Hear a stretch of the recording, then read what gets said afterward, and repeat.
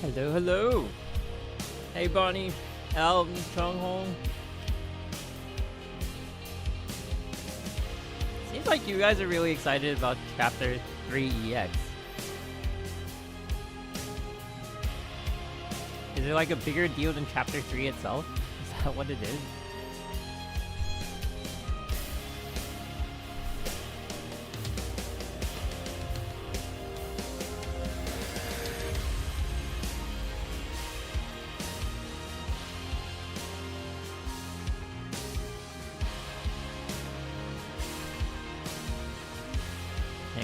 Just adjust the camera.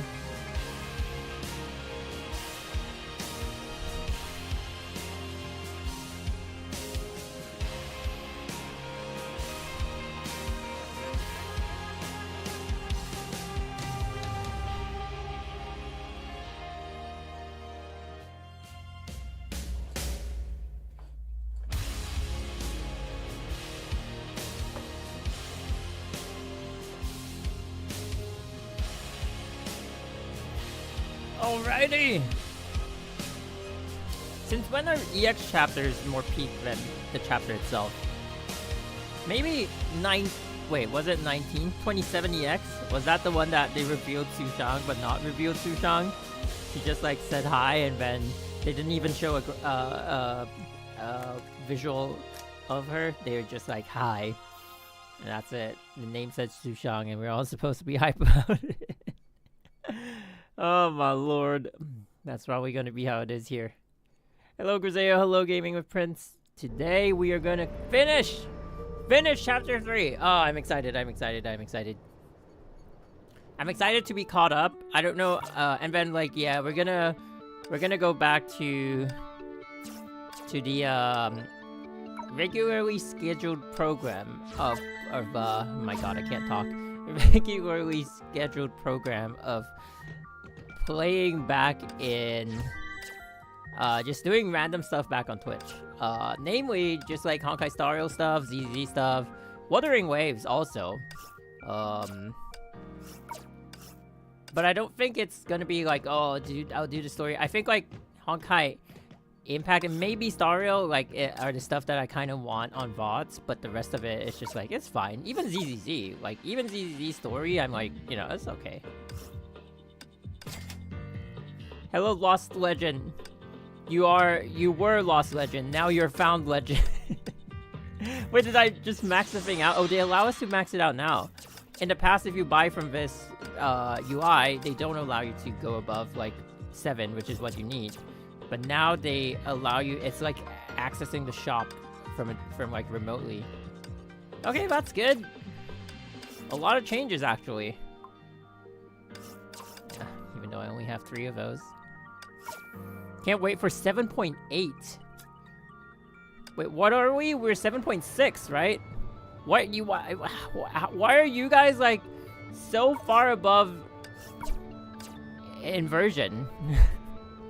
What about 7.7? Why are you waiting for 7.8?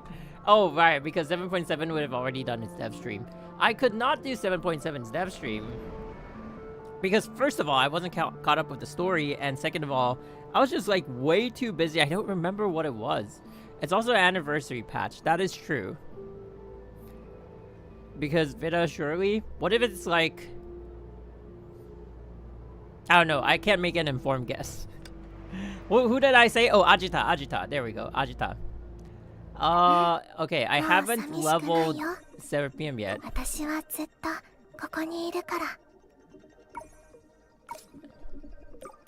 Ooh, they take way more than a normal Valkyrie. Yo.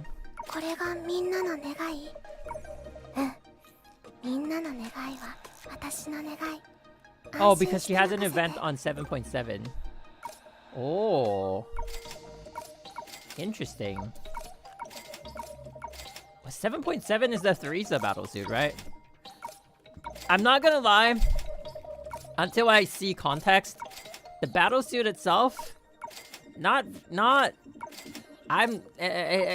not like a kind of, like, okay, if we saw like Garuda Fuha, we'd be like, holy crap, like, I want that, right? And I think like there's a number of battlesuits that when you see them, you'll be like, yeah, right? Like out of context, you'd be like, yeah, I want that, right? Like, I kind of want to choose those that weren't already teased before, but Argent Knight, if I see her, I probably want her, but like she was teased in the story and then we got her. Garuda also was teased early on in the story, so I don't think those count, but...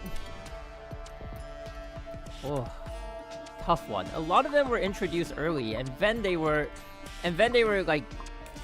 And then we reached their patch, so... I do think like some of the Hayashas were out of context, right? Like maybe the Hayasha reason where it kind of was like I don't have any context, but I saw this battlesuit first and it looked cool. I do think the current imagine sudden Himeko battlesuit. See, I read that comment when I was gonna say Theresa battlesuit. That's why I was like the current Theresa battlesuit doesn't invoke any of that. So I'm gonna need more context before I'll be like excited about it or not. I don't even know what it is supposed to be. Is it like a physical, fire, ice? I think I heard it's a quantum one, and that's all I know about it. Overworked Theresa, first introduced in current 7.6 event. Oh, I haven't played it yet. I'm not caught up with events yet. I'm not even caught up with ZZZ's event. My main game currently, gameplay-wise, Lightning Quantum. Okay, thank you for that. Lightning. I guess.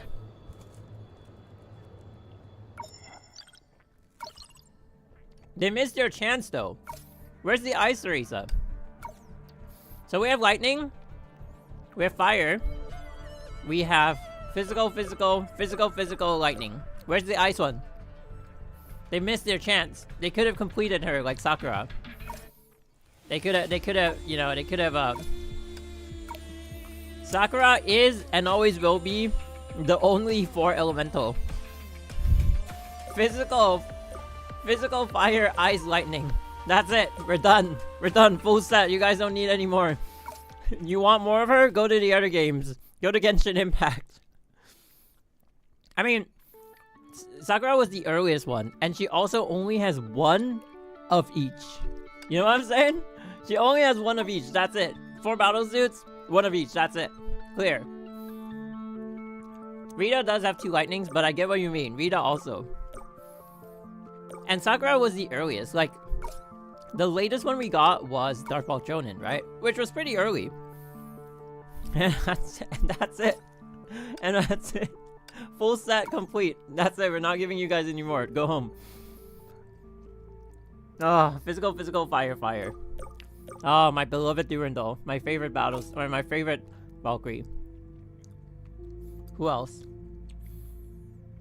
Yeah, I mean, some of them have assigned elements, so they can't give them anything else. Like, Mei can only go physical and lightning. Kiana is pretty much fire and physical. Yeah, damn. Physical. Physical. Everything is physical. APHO doo-doo one? Oh, I would so kill to play APHO 3 and have like Durandal. Rita. Okay, not that I dislike Rita, but Rita's like okay. If we get Rita or not, if we have an APHO 3, the people that I want to see in it are Durandal, Fuhua, and Theresa. Anyone else, it's like, it's great and it's a bonus if we get them, but I'm fine. Right? Like, and like, honorable mention, Zaylee. That's it. And maybe like one, what's that? Like a new character introduced. You know, like a Carol kind of deal, but like a APHO 3 unique character. And that's it. Yeah, that's pretty much what I want to see. Maybe I kind of want to see like Helia, to be honest. Helia and APHO. But she'd probably be like a kid. Wait, no. Wait, we're in pre-APHO. Oh, wait a minute. Ooh. Yeah. Yeah, we're in pre-APHO, so okay. Yeah, Helia would be kind of young. She might still be training. Cocolia? I am interested to see what happened to Cocolia. It's been years. It's been years since they arrested her in the deep, and that's it. In the prison we go. Bye to Narnia. maybe the Cocolia in Honkai Star Rail is the actual Cocolia. Maybe it's actually our Cocolia. They gave her a second chance, and she wasted it. She wanted more power again. Vodka Girls, it's not that they're forgotten. For Vodka Girls, I want to see more of them now. I think they had a good thing going with the combination of the initial like Molotov Cherry and Blueberry Blitz. You know, like they were the first like basic attack can involve each other, and like combo attack can be, I mean the charge attack can be like together, right? And then they have like a combined ulti. And then I was hoping they would release like a S-rank Blueberry, S-rank Lilia and like an A-rank Rosalia, or like a double S-rank release where one of them is like the event one. And then we get like a double S-rank duo, which would kind of lead us somewhere. But they never worked on that. And that's kind of disappointing. So I think like their mechanic would feel nice in the actual game, more so than like APHO. I think for APHO, I want them to explore stuff like aerial combat and like, you know, maybe like a bit of a new look at the character. And for those, like Durandal is definitely on top of the list. I do kind of want to see Theresa, but I feel like we got a glimpse of her at the start of chapter 3. I don't know, that battlesuit didn't look great to me. Maybe some people liked it, but like I didn't really like it. So maybe Theresa's off the list. Maybe it's Durandal, Fuhua, and Zaylee, and then Rita is a close honorable mention. Yeah, that's pretty much who I want to see. It'd be funny if Griseo popped up though. I was hyped about seeing Theresa, but since they revealed her in the start of part 2, oh my god. In the start of part 2, I'm like, I don't know how I feel about it anymore. Do you vote in the duels web event? I only did one. That's it. Okay. So now we have to look for the EX chapter. Was it this one? This one, right? She may not be able to control the shadows anymore, yet she can still dominate. Bitterness. Bitterness for... oh, this one. Bubbles in the water. Okay. Head to direction... Yes, no, yes, yes. It doesn't take many words to sum up one's life. Warren suffered and died with many unfulfilled wishes. Wait! Wait, why are we here? I thought the last time, before we started chapter 3, when I accidentally hit the EX quest, didn't it bring us to Velma's mansion, I think? But now we're here. Interesting. This is chapter 3 EX. Okay. Hello, we toast. Damn, son. Oh, where's your hand? Oh, Satch. Oh, there we go. I can't believe they made like a... You know, that's dedication. That's dedication. They made a 3D model for a character who would never really appear. Just like stand there. That's it. And that's all of the toast that we'll ever get. Bro is tall though. Okay. No an egg.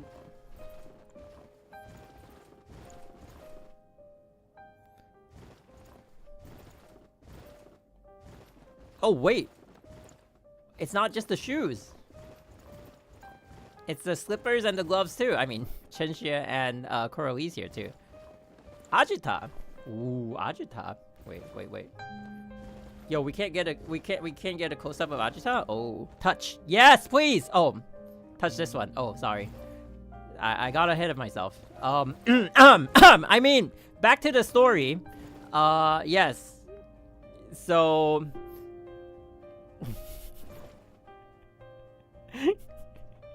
I got a little bit too excited with the Honkai Impact stuff. You know, sometimes it's anyway, yeah. So we touch the light thing and see what goes on. Okay. 7術の逸話を知りたいって？じゃあよく聞いて。話によると、100年前の老朽では異常現象が頻発していた。暗影が太陽を覆って罪が世に降り立った。Right, I'm gonna increase the volume for me. It's a little soft. 噂では厄災の名は金雲。空に根を張り、火を飲み込んだために諸悪の影が横行した。 So that's the shadow that we fought. 老朽の人々は抗おうとしたけど、Bro, why is Bro so huge? 蝕む悪には勝てなかった。一瞬で老朽は厄災に見舞われ、嘆きの地と化す。なんとその時、ある義士が立ち上がった。 Okay. This looks like a Star Wars trailer, not gonna lie. Yeah. 7術と呼ばれた。彼らは人々を支配するもの。What's the name of the other Xianzhou? Xianzhou Luofu and Xianzhou... Oh, I can't remember. But then, like, get another one of the names and then say this is one of their generals. And people will eat it up. People will believe you guys, for sure.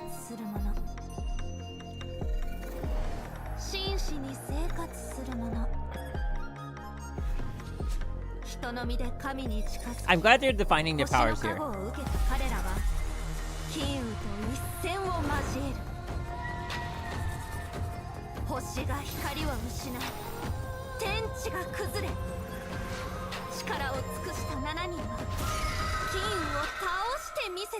So they're...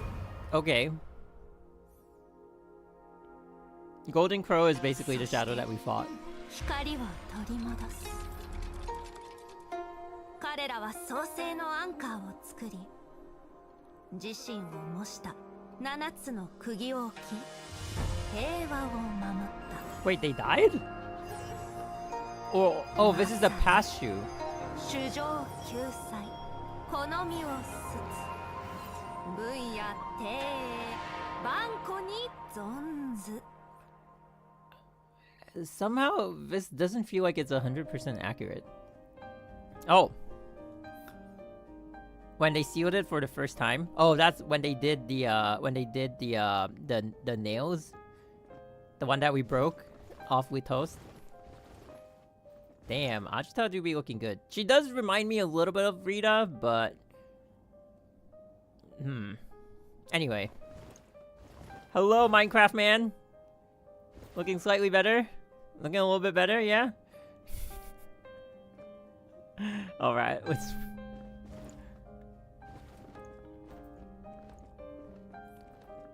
Oh, it's the endless abyss. Wait, what? There's actual map? Chat, we're unlocking secrets. Secret Sage. Chapter 4 EX. Where are we going? Oh, how far can we go? Holy Christ. Chapter 5 EX. You didn't touch it. I know. Chapter 7 EX. Is it? It's infinite? No, it's not. Okay. Never mind. Chapter 35 EX. Just straight to the point. If they have really written the story that far, if part 2 has already like 35 chapters, and they threw us in, we'd be so lost. There'd be like 100 new characters that we know nothing about, and we'd be like, who the heck is this? Coralie can show up and we wouldn't even recognize her. She probably had like 4 battle suits by then. And we'd be like, who is this dude? Oh my god. And 10 Vita battle suits. Oh my god. Oh yeah, I've heard about the chapter 4 thing. Even before I played chapter 3. I guess it's not really a spoiler. It doesn't really tell us anything. Part 3. じゃあすすめちゃんは老朽で一番の仙人になりたいの。少女今回も逃げろ。 Oh yeah, did she die though? It looks like she kind of did like yeah, she did like a suicide move, right? She was holding onto the shadow and like they died together. If she didn't die, then she's gonna be the next protagonist.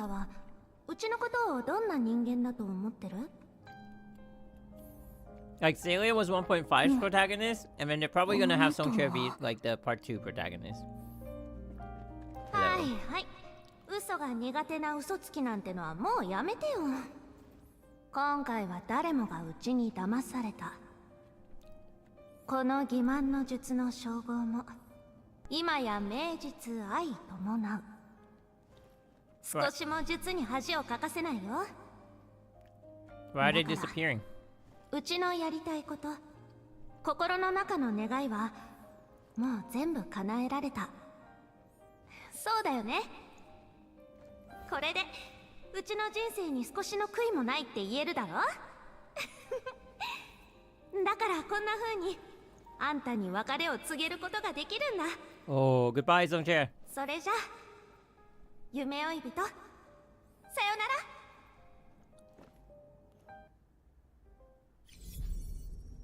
少女くん、待って。Uh-oh. Oh, we're back here. Wait. Let me get a screenshot of this. I might have lost it when my PC last died. It was my wallpaper. やっぱり夢だったんだ。Wait, what? こんな時間まで寝てたなんて。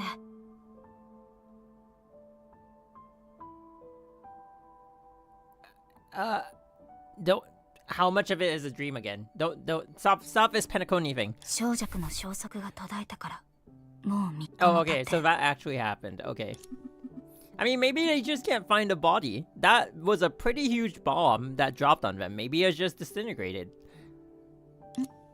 親切姉さんからのメッセージだ。せっかくの休みなのに邪魔をしちゃったらごめんね。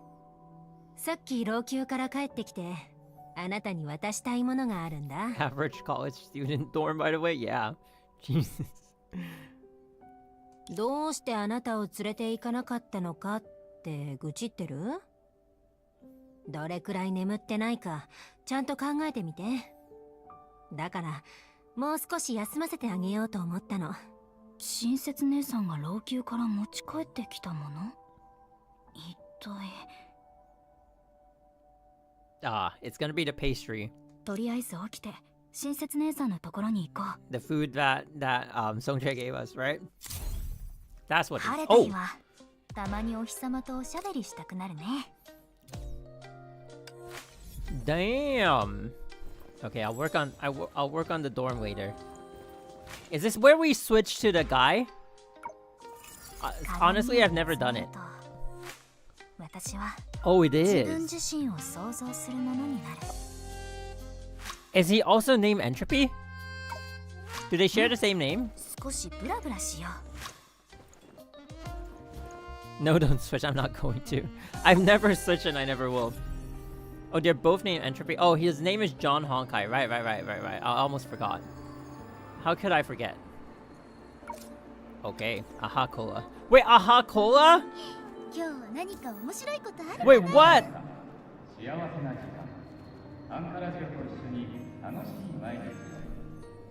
Two on the nose? Wait, where do we see those again? Okay, well, we'll check that out later.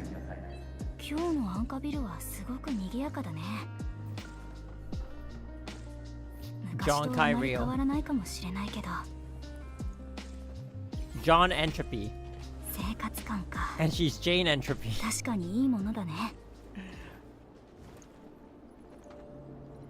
There we go, we've cracked the code. ちゃんと眠れた？ご飯は？お腹空いてる？腹ごしらえにとりあえずチョコでも食べとく？ Along with the group's concerned gaze came the girl's warm voice. 大丈夫だよ、セナ。まだお腹は空いてないから。食べなくても大丈夫。どうせこの後、盛大な宴が私たちを待ってるから。少し元気になったみたいだね。よかった。Oh, is Chunxia going to be playable one day? 安心して。Is she going to be an actual op? 昼直前まで寝てたし、ちゃんと休めたよ。ところで、老朽から何かを持ってきたんだよね。相変わらずせっかちなんだから。その通り。老朽のある人から、これをあなたに渡してほしいって頼まれたんだ。Looks like it's from Selma. これは、Oh. セルマからの宴の招待状？You're 彼 lagging 女自身 behind. の言 Welcome 葉 back. を借りると小弱を忘れないように今までにないくらいに盛大なパーティーを開くんだって。親切姉さん、本当に小弱の消息がつかめないの？ If I were there and I saw that ball just descend on them, I just think she was vaporized. Like, done and dusted. 術のやり方やデータ研究所の捜索方法で何度も試したけど得られる結論は一つだけだった。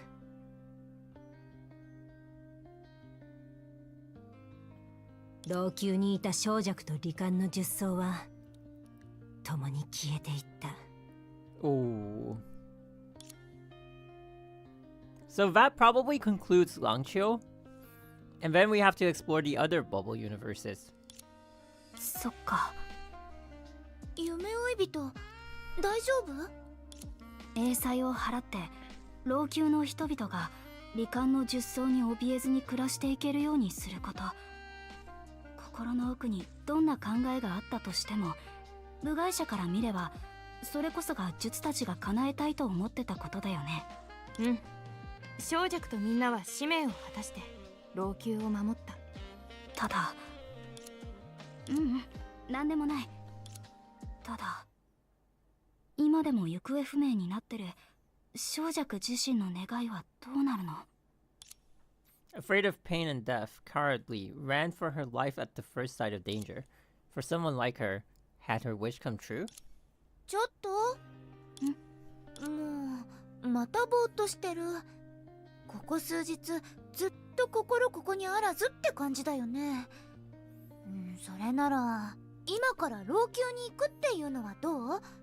ヘリアとコラリーはもう準備できてるよ。小弱が心から愛して救った世界を一緒に見てみようよ。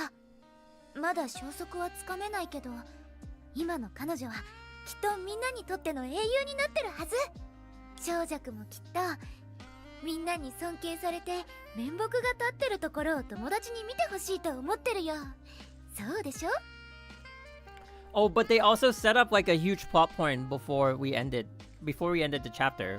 I mean, like Act 3, which is the fact that Ajita was in search of the continent, as she calls it. I mean, I think it's just it might just be the imaginary tree, but it might be something else. The redhead did her best to imagine, while fixing her eyes on her unusually quiet friend. セナちゃんの言う通りだよ。こっちはまだ老朽支援の仕事が残ってるし、みんなはすぐに出発した方がいいと思う。セナちゃん、コラリー、ヘリア、夢追い人のことをよろしくね。親切姉さん、私。了解。行こう。遅刻するのはいいことじゃない。そうそう。行こう、夢追い人。The voices of your friends, more eager than usual, cut the hesitant words short. 言って。彼女が愛した生活感にもう一度触れてみないと、あなたの心にある疑問は解けないよ。I keep saying it, but Chunche's character model is just like huge. Like, I mean, just the overall size of like the character. She smiled softly and refused to answer more questions. Your friends at your side leaned forward and waved at you. That or the other characters are all like really slim young girls, and that's why, in comparison to like the big One-chan, they look really small. わかった。Or maybe it's her coat. I don't know. She's a titan among humans. I feel like she's one of the bigger character models that we've seen so far. もっと賑やかになってるべきって思ってる。今はまだ災害が収まって。Whoa! See, I always do that. I just cut their. Oh. ここの景色がこんなに綺麗だったなんて初めて気づいたよ。どうして今まで感じなかったんだろう。But also, like, one thing that kind of bothers me is that like those fragmented parts. Yeah, these guys who wanted to jump to like induce fear. The fragmented parts, they still look like data, like corrupted data, but then I thought it was an influence from the shadows. But now that the shadows are gone, why are they still here? That's weird, right? Like, it might be like because the Sea of Data is like their version of the Sea of Quanta, and that's how the corruption looks. But that is just like a weird. It still feels weird to me. I've been waiting for that to be resolved. 心境が違うからに決まってる。昔の俺は回収で取引できるようにここから飛び降りろとお前を脅してた。But if you're always pretending, will that really produce any kind of fear? You just be like, yeah, he's like fake jumping. So like, are you really? Unless there's always that uncertainty of like, maybe this time, maybe this time, maybe next time. 本音を言うと不安そうにしてるお前を見てどうしてこんな生活を送らないといけないのかってずっと考えてた。恐怖で生計を立てるなんて安心して暮らせるはずないからな。その悔しさと申し訳なさを口にすることはできなかった。でも今この時お前にすまないと伝えたかったんだ。まだ間に合うといいんだけどな。 It's alright, you're friendly. そ She'll んなこ accept と it. 言わないで。兄さんは私たちが生きていけるようにそうしたんでしょ。あ、それより兄さん、これからはどうすればいいの？回収がなくなって影もなくなったから、これからは自分たちの力で暮らしていくしかないんだよね。They don't even know each other? That's crazy. なんだかワクワクしてるみたいだな。So they've been doing this for like years to gather fear, and they don't even know each other's name? 英才が再び襲ってくる心配はないし、無理やり恐怖の中で生きることもない。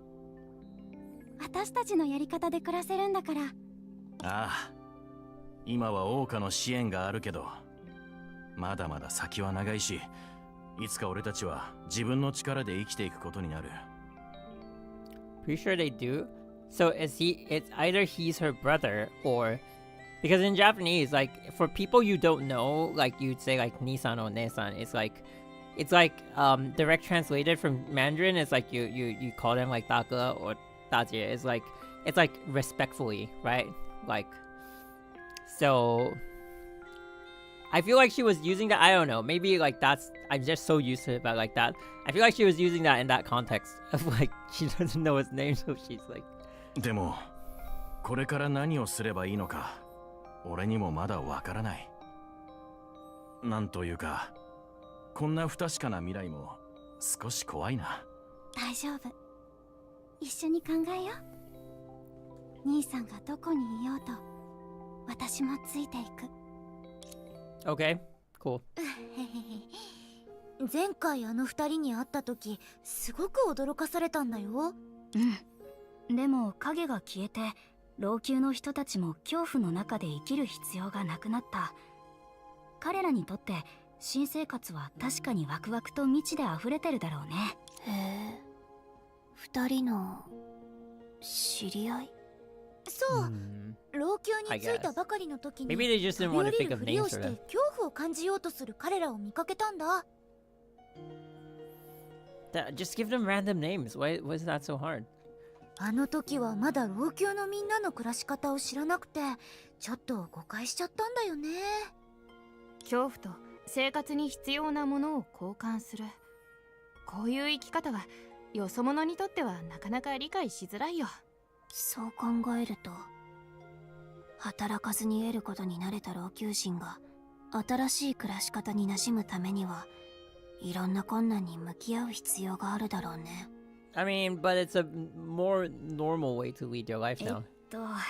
働かずに得るっていうのは少し大げさかな。それに桜花からの援助があればきっとみんなは適応期を乗り越えて最終的に自給自足を実現できると信じてる。確かに影と取引するために無理やり恐怖心を抱かなきゃいけない生活より自給自足の方が安心できるし、未来に期待が持てる。それはバカだけの考えだって言いたいところだけど、老朽にも似たような考えを持ってる人がいたよね。あのマンゴレおじさんの話でしょ。そういえば今日もこの近くにいるかもしれないね。 Wait, who told me that this is gonna take just half an hour? I feel like I'm gonna take way longer. But also, yeah, these things. Why are they still here? It's like it's like Langqiu is still getting eaten up by the sea of data. 3 hours at best. 小尺先生の異邦人のお友達。違う。この呼び方は長いってセナお姉さんが言ってた。Senna's right here. いいよ。 Oh. その呼び方結構気に入ってるから。でも今はもう老朽と桜花は再びつながってるから夢追い人は異邦人じゃないよ。週末のアンカーで行き来できるようになったのにマンゴレさんは桜花に行ってみたいとか考えないの？しばらくエミリーたちとここにいるつもりだからまだ桜花に行く予定は It な took い me な。 only 45 minutes? Bro! それに I もう bet you 老朽 skip に all 回 of this. 収はないから栽培の技術を学びたい人も増えていくはずだ。誰かがその知識を広める必要がある。ここでそれができるのは俺だけだ。あなたの頑固さが新しい老朽で欠かせない財産になるとは思わなかった。コラリなんでもない。ちょっと感心しただけ。ああ頑固か。ぴったりな言葉だな。前に俺のことをそう言ってたやつ Oh, yeah, I do that は with- 本人も with 頑 some 固者 games. だった。I do that with Wuthering Waves, actually. I play through Wuthering Waves stories so fast, but I still get all the context. It's just sometimes ain't got time for all of it, you know? Oh my god. Oh, right. Mangor was like, he refused to use the Fear Gathering, right? He was like, I'm gonna stay outside the city and go farm for myself. Now he's like the most useful guy ever. 罹患の十層の上に立ち、人々のために災いを払う。きっと死ぬほど怖かったはずなのに。 Okay, if it's not a main character, I'll just skip the lines. I'm sorry. 術としての使命を最後の最後まで貫いてみせた。てっきりてっきり彼女のことを評価してないと思ったのか？言ったはずだぞ。俺が嫌いなのは彼女と影の関係だ。それに最後は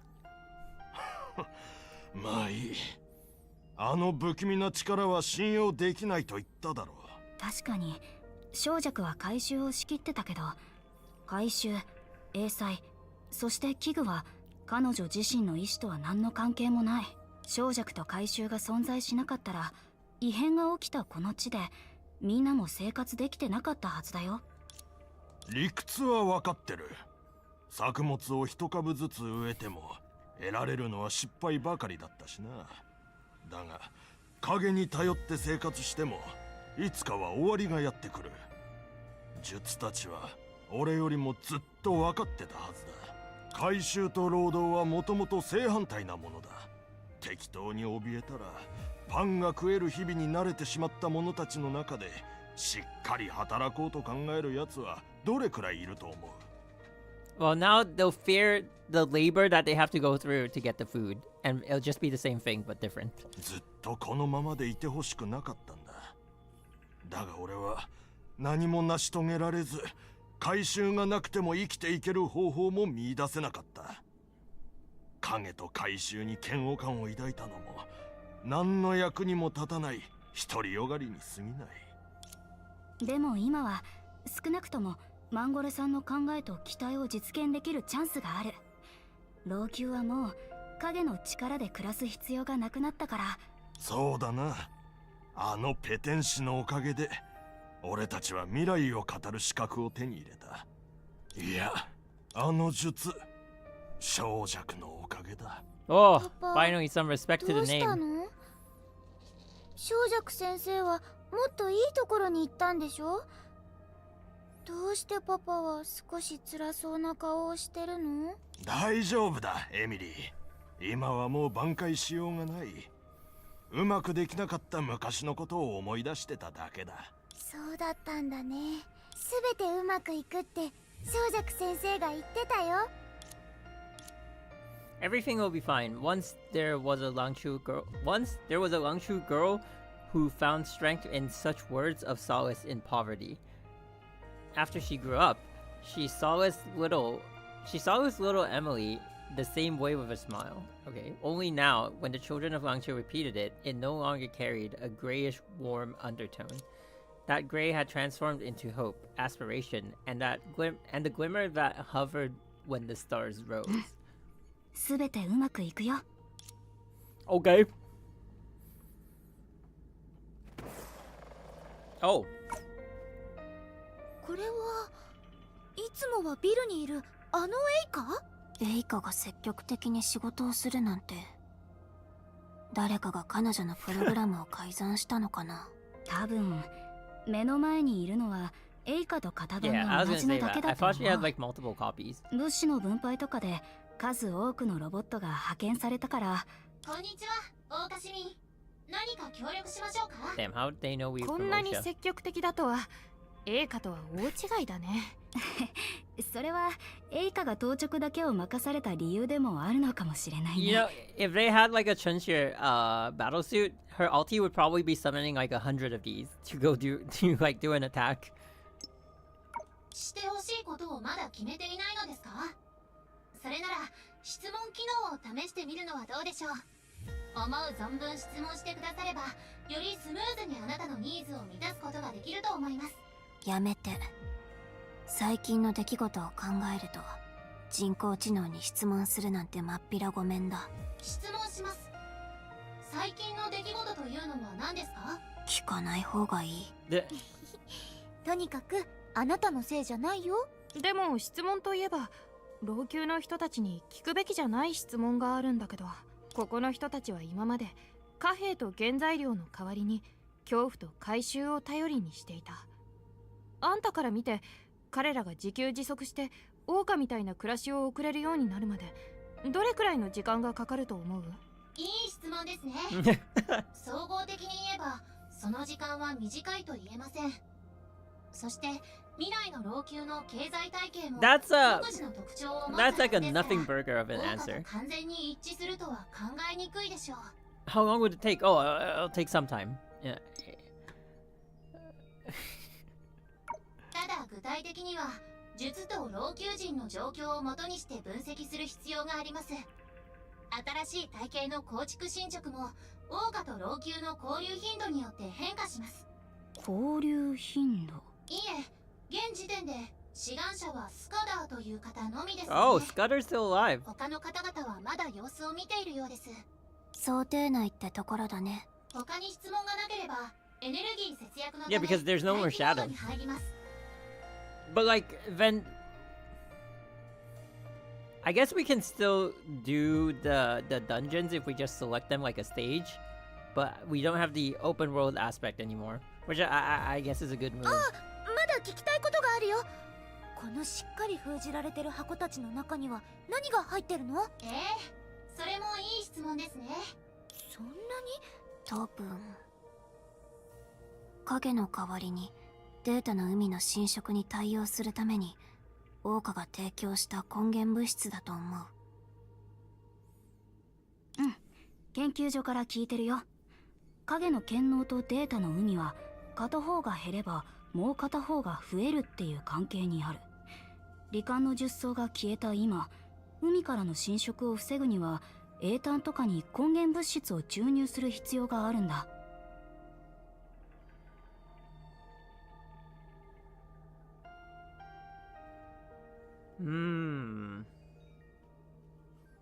正確な回答です。老朽人の受け入れ難易度を下げるために私たちは根源物質を投入する過程を新型回収と呼びましたが、効果は抜群でした。昔は回収を取り仕切ってた人間のことをあんなに嫌ってたのに今は回収で新しい生き方を理解することになる They've なんて、ね。 lived that way for like over 100 years. They gotta get time. They gotta need some time to get used. Oh my god, they're gonna need some time to get used to the new way of life. この表現に他のアドバイスがあるのですか？ぜひお聞かせください。何でも。かしこまりました。エネルギー節約のため待機モードに入ります。Okay.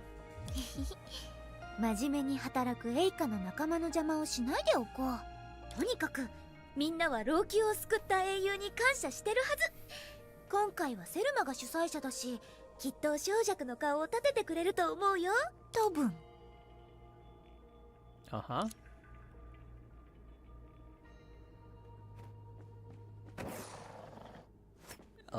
Okay. There we go.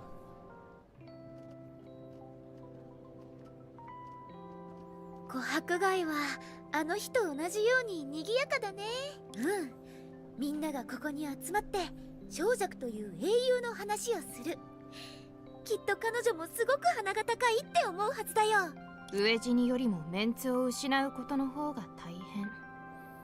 彼女のポリシーに対してはノーコメントだけど、でもみんなに覚えててもらいたいっていう小弱の願いが叶ったのを見るとやっぱり嬉しいよね。行こう。彼女のご近所さんたちが英雄のことをどう語るか見てみよう。もしかしたら小弱の伝説に重要な内容を付け加えられるかも。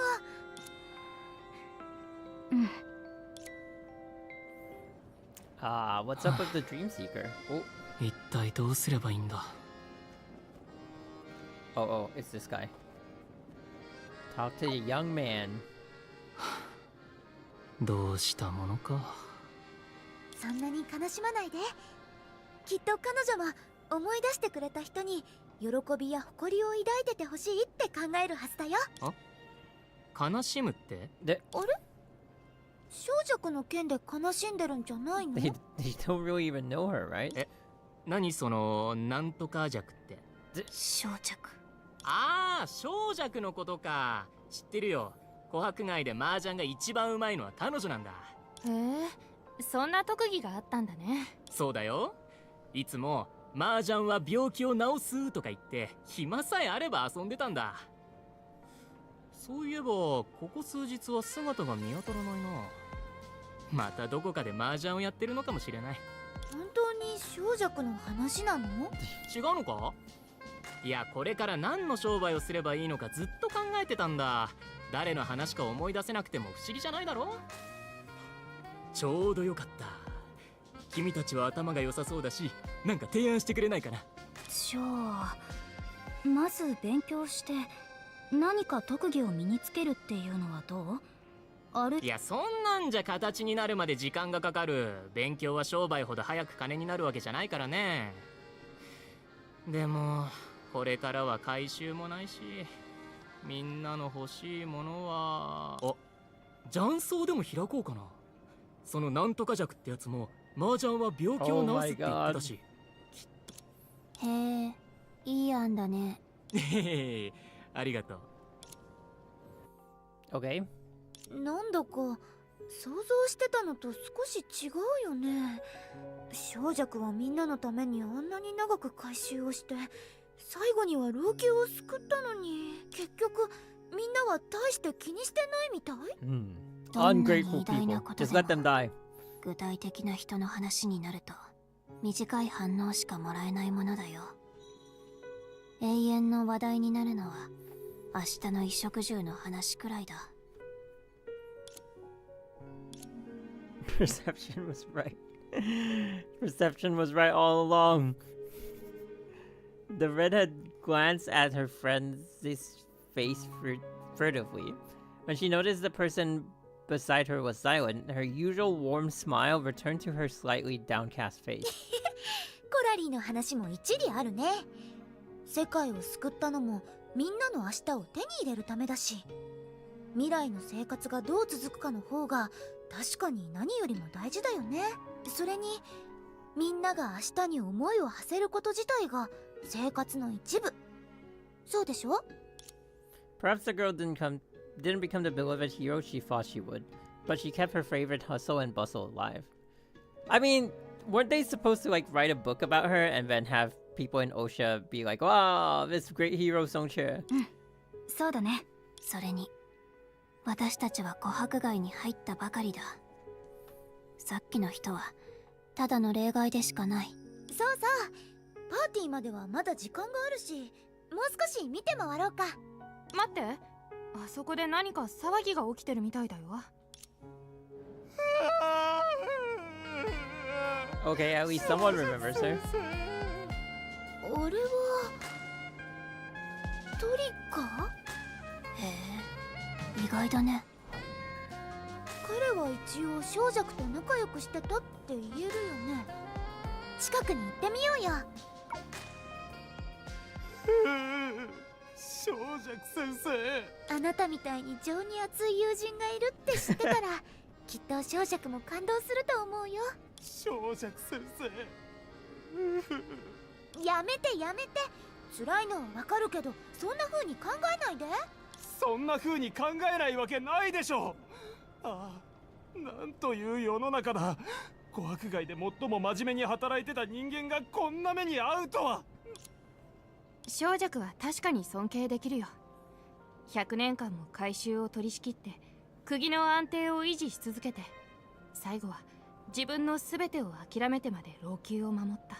そんな彼女のために心から嘆き悲しんでくれる人がいる限り世も末じゃないと思う。そうそう、罹患の術草はもう老朽から消えて、みんなも新しい生活を始めてる。きっと未来でたくさんの機会があなたを待ってるはずだよ。もうからかわないでくださいよ。影が消えた今、老朽に私の機会なんてあるわけがないでしょう。私は長年皆さんの回収に力を尽くしてきた。なのに今の彼らは桜花から来たガラクタを囲んで私を忘れてしまってる。回収が消えたせいで自分が失業したことに文句を言ってるんだね。教えてください。どうして運命はこんなにも不公平なんですか？ Just pick up a new skill. その理屈で言うと、あなたの後ろにあるのは桜花のガラクタが送ってきた物資だよね。他人の善意を否定はしませんし、同じ見た目のロボットたちのことも気にしていません。ただ人はいずれ自力で食べていかなければならないから、ずっと救援を頼ってはいけませんね。ですから私は失業で泣いているわけではなく、老朽の未来のために泣いて落ち込んでいるんです。 Okay. そう。それであなたはどうやって自力で食べていくつもり？それは、そう、私の生活はあなたたちにかかっています。私たち？あなたが小弱先生のご友人であることは一目で分かりました。ここ数年私も小弱先生の回収に花を添えてきましたし。それで何をしてほしいの？おや、やはり頭の切れる方ですね。 I hope they don't have too many of these conversations. Like, I feel like it could be a little shorter because they just want to give us a gist of like how it feels after Songshe has disappeared, but like it kind of feels like it's going a little bit long. 皆さんはセルマさんの宴に参加するために来た。そうだけど。彼女の客人として私のた the め last に NPC, okay. 少し口を聞いてもらえませんか。あ、ついでに案内しておきますね。宴の会場はすぐ先です。あなたの才能があれば別に昔の仕事を続けても生活に困らないでしょ。待ってください。それはどういう意味ですか。収入なしじゃ生きていけませんよ。一人の命を救うことは低栄七釘を立てることに勝るんです。コラリーはこう言いたいんだ。仕事を失ったことに焦る必要はない。あんたの素晴らしい演技と切り替えの速さならきっと演劇の世界で名を馳せられるってね。確かに桜花で役者の仕事をするなら少なくとも生活に支障はないはず。いえいえ。しかし演劇ですか。へえ、一瞬で顔を変えた。その切り替えの速さ、やっぱり才能があるね。行こう。Alright, let's move! あれは Oh, セラフォー Seraphim. ム？あら、思ったよりも早いわね。Well, good to know everyone's doing well. セルマの体はまだ完全に回復してないの？ How can you tell? What are we looking at that tells us that it's not recovered? なーに？そんな哀れみ Oh, な like 目 her で face 見て can't. くる I mean, her hand can't move. 落ちぶれた貴族が見られるとでも思ったの？ Belly.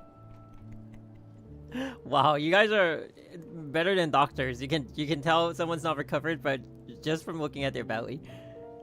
I guess it's because her right hand can't move. Oh yeah, her arm is limp. Yeah. そんなつもりはないよ。老朽から影が消えたとしても、 Damn. 私にとっては違う楽しみが増えただけ。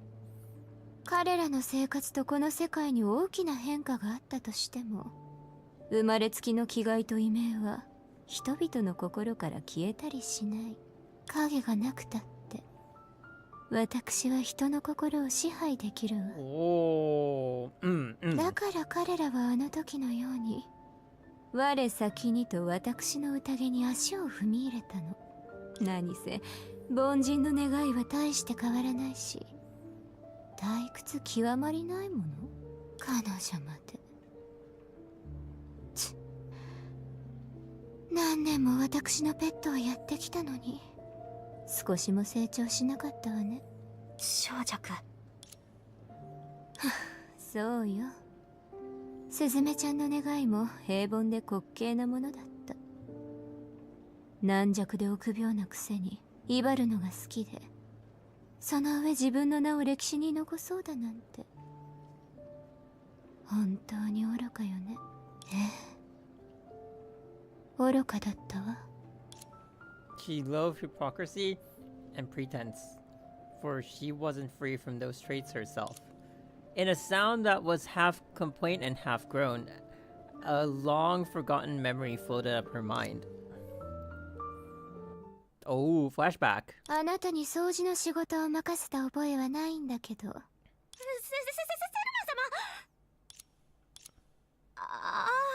様。Oh. うちはセルマ様のことをもっと知って力になりたいって思ってるんだ。 I feel like I've seen this somewhere, like this screenshot or maybe wallpaper, but I was wondering like where it came from. けなげね。じゃあ私の何を知りたいか Lucky 話して sofa. みて。うちはまだお屋敷に来て数日しか経ってないけど、もうセルマ様の人柄を完全に理解したよ。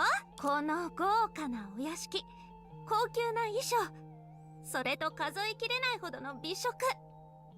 セルマ様の異名はまさに貴族そのものなんだ。それがあなたの理解した貴族なの？うちは小さい頃から起点が効いてね。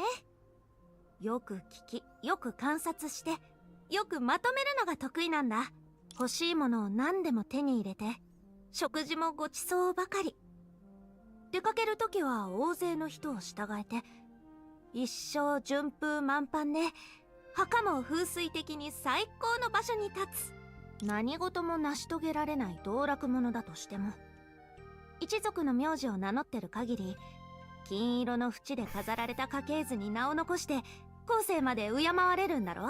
She's selling that to an actual, like, noble. もちろんセルマ様は貴族の中の頂点にいる存在で、道楽貴族とは大違いだ。セルマ様はとっくに自分の功績と異名を轟かせて、老朽の誰もが知ってる存在になってるからね。そんなに有名になりたいの？うちの浅はかな見解はもちろんセルマ様とは比べられないよ。でも名利というのは有名になって利が生まれるってことだろ。堂々と街を歩けるだけじゃなく、今までうちをないがしろにしてきた奴らも我先にとうちを囲んで信仰を語るわけだろ。考えるだけで面白い。面白い。実に面白いわ。それなら有名になるためにアドバイスをしてあげましょう。ありがとうセルマ様。ぜひ聞かせて。 She's gonna tell her to give up on her dreams. 今の老朽ではあなたのようなものが虚名を手に入れるには2つの道しかない。琥珀街のあの人のように極端な悪人になるか、あるいは極端な善人になるかよ。この世の悪になる？そんなのうちの度胸じゃ無理だよ。それにうちはやっぱり名声が欲しいんだ。あら？じゃあスズメちゃんは老朽で一番の善人になりたいの？セルマ様、うちは欲張りで他に特技もない。そもそも善人に向いてないよ。自覚があるのね。そうなるとあなたは言うことを聞くペットとして主の代わりに威張って。言うことを聞くペットは別に。言うことを聞くペットは別に主の代わりに威張れるとは言えないだろ。だからうちはセルマ様についていって平和な一生を過ごせればいいや。This is probably before they became shoes. 平和な一生を過ごせる。スズメちゃん、私と一緒に琥珀街から戻ってきたのに、まだそういう非現実的な幻想を抱いてるの？あの日は危なかったけど、セルマ様の神の域に達する才能のおかげで危機を乗り越えられただろ。危険な状況に身を置いても貴族たる者は常に気品を保つべきものよ。前半はセルマ様から聞いたことがあるけど、持ってるものを全て返すって、セルマ様どういう意味？琥珀街で白家からのお詫びをもらったんじゃないの？まさかまた彼に返したんじゃ。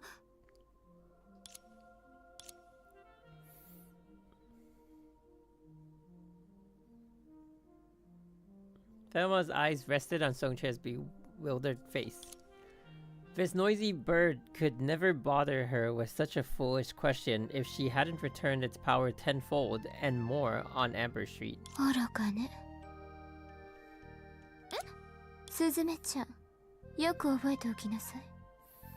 私がもらったもの、集めた従者は誰かに返す理屈なんてないの。で、わかったよ。うちはセルマ様の言うことを何でも聞くから。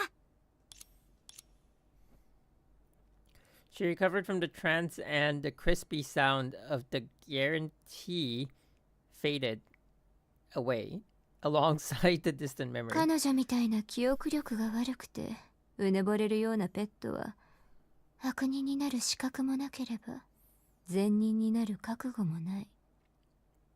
なのに偽りの名声ばかり欲しがる。だから彼女は私が与えた自由を無駄にして。もし小弱がそう決断しなかったら老朽は影の檻になってしまってたよ。あら、あなたは誰の代わりにそんなことを言ってるの？ That's true. あなたの言う代価なんて気にしないし、あんなうつろな大義なんてなおさらよ。心のままに動くのは貴族たるものの楽しみでしょ。セルマにとって小弱は大義よりもずっと大事な人なんだね。もし彼女が知ったらきっと感動すると思うよ。そんな気持ちの悪いこと言わないでちょうだい。ちょっとした気まぐれで私のペットに選択のチャンスを与えただけよ。平凡でちっぽけな彼女は地面の落ち葉と何の変わりもないわ。その気になれば誰だって踏みつぶせる。彼女だからどうしても他人の言いなりになることが運命だったなら、どうして私の言うことを聞かなかったのかしら。Her voice is very ASMR-y. セルマ、もういいわ。彼女は私にとって特別な存在でもないし、所詮言うことを聞かないペットだもの。彼女よりおとなしくて物分かりのいいペットなんていくらでもいるわ。ただ、セルマお姉ちゃんは心から小弱お姉ちゃんのことを誇りに思ってる。The tender voice came from behind the crowd. Serapion closed the book and looked at Thelma with her earnest eyes. I also, one thing though, I thought the Seven Shus were like really famous. I guess not popular. I guess popular as well, but like famous and revered. But they don't seem to be gaining like any kind of attention when walking down the street. セラピウムはみんなの考えをよく理解してるね。今の私はもうセルマお姉ちゃんと結合できないけど、たくさんのことを経験したから、よりみんなのことが分かった気がする。だから今の私はみんなの物語をページに書き記したい。願い？うん。遠い遠い昔、小弱お姉ちゃんと約束したの。わあ、セーラ、こんなにたくさんの本を読んだなんてすごいね。Okay. うん。本を読むことは今いる人たちや今はいない人たちと会話してるみたい。文字からその人たちの本当の考えが理解できるの。小弱お姉ちゃんも気に入った本があったら読んでいいよ。え、読書？いや、勘弁してよ。セラが読んじゃいけない本を除くと、うちは文字を見ただけで頭が痛くなるんだ。You know, looking at Serapion's library, it kind of gives me a little bit of like PTSD because when we were playing that part of the story, my PC crashed like 6 times. Oh my god. Flashbacks. 小弱お姉ちゃん、私が読んじゃいけない本って？適当に言ったことだから気にしないで。でも、セラがこんなに多くの本を読んだってことは、きっと書くのも得意なんだよね。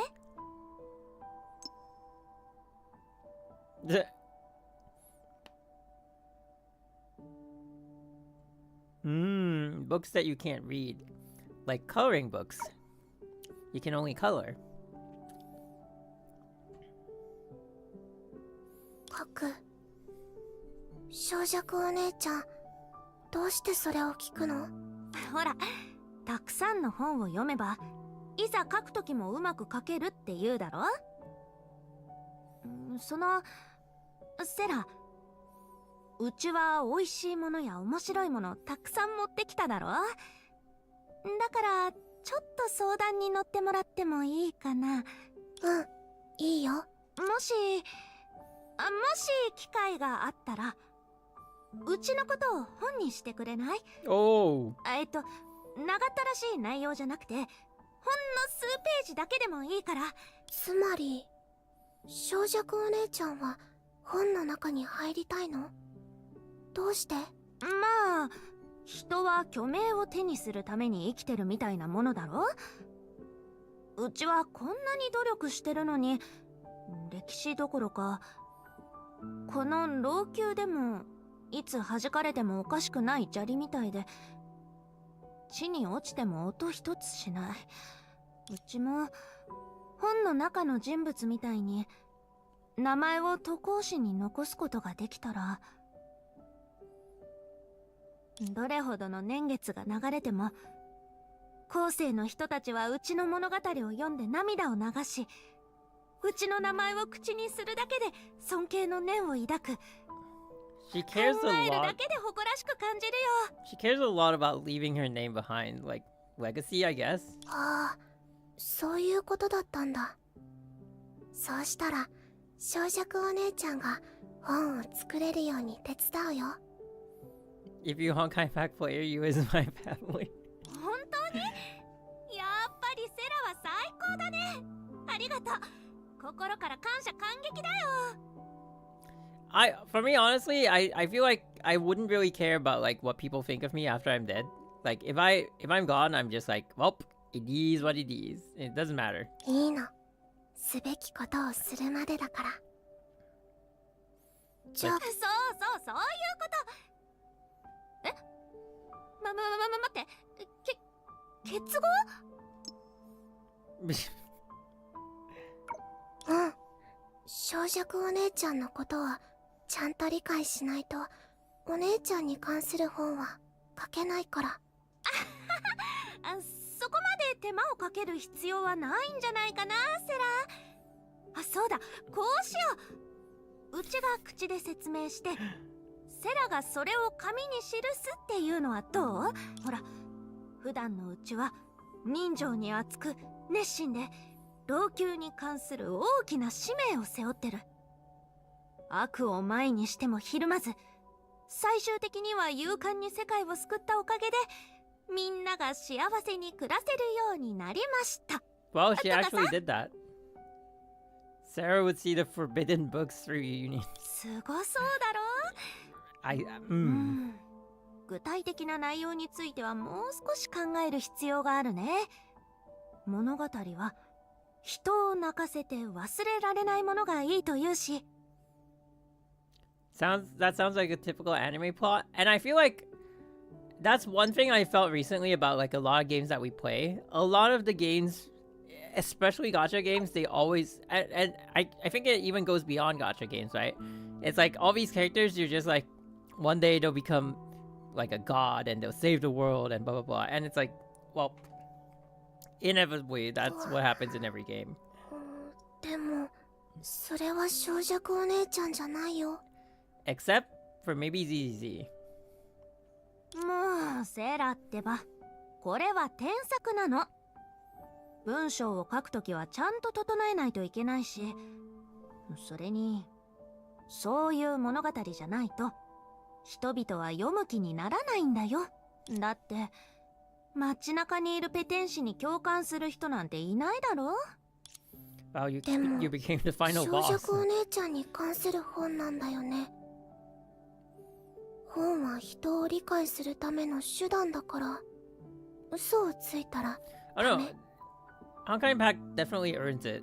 And I think like one of the things that Honkai did well with the characters, especially like Kiana, was that on some level, it always kept us guessing like what's gonna come next, right? It's like, I think some games, they just start you off with that expectation, and sure, they can have twists like in between and stuff like that, but they already place certain mechanics in the game that make you feel like, well, there's nowhere to go but become like a god again, you know, like.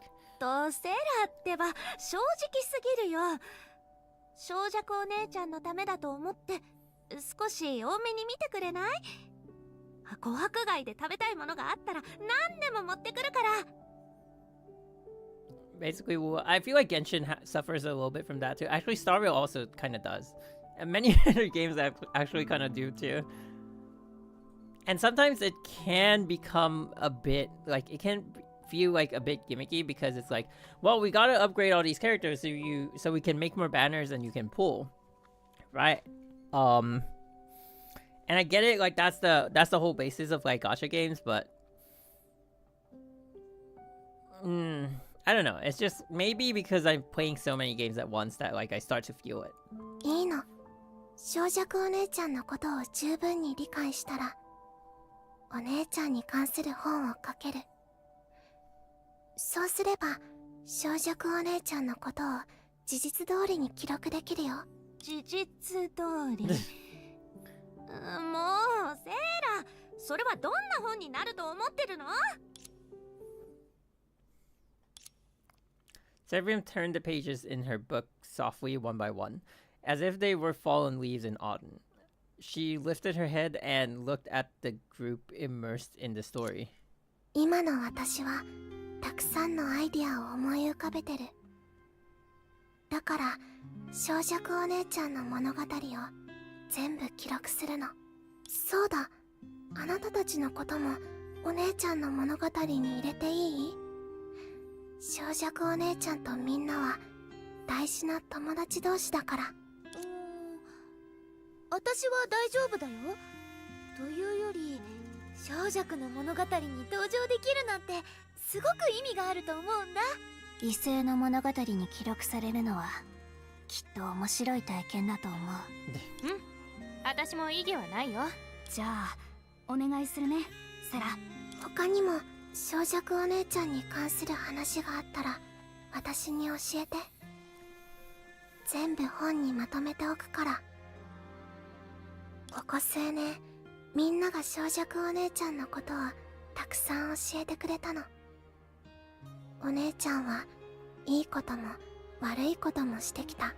小弱お姉ちゃんが隣に座ったあの午後に戻ってその願いを叶えてあげられるよね。 Sorrow couldn't be found on Sarah's face. Instead, a warm smile from the recollection of good memories was there. その辺にしましょう。スズメちゃんのことを記録する作業はきっとすぐには終わらないはずよ。それもそうだね。セーラ、もう半日もここで書いてたわけだし、私と一緒にバンケットルームに戻って少し休みましょう。大丈夫だよ、セルマお姉ちゃん。まだ疲れてないから。私が疲れてるの。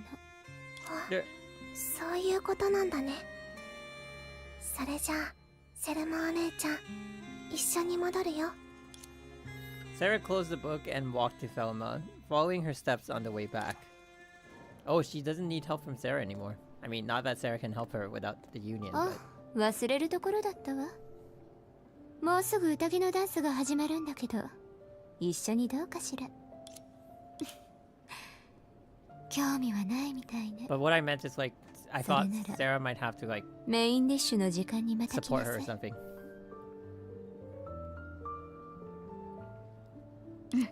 ありがとう、セルマ。別に時間潰しが退屈なら白球の元を訪ねてみたらどうかしら。彼と一緒にいたってつまらないでしょうけど。白おじさんはこの先にいるの。セルマお姉ちゃんがバンケットルームの近くにいてほしくないって。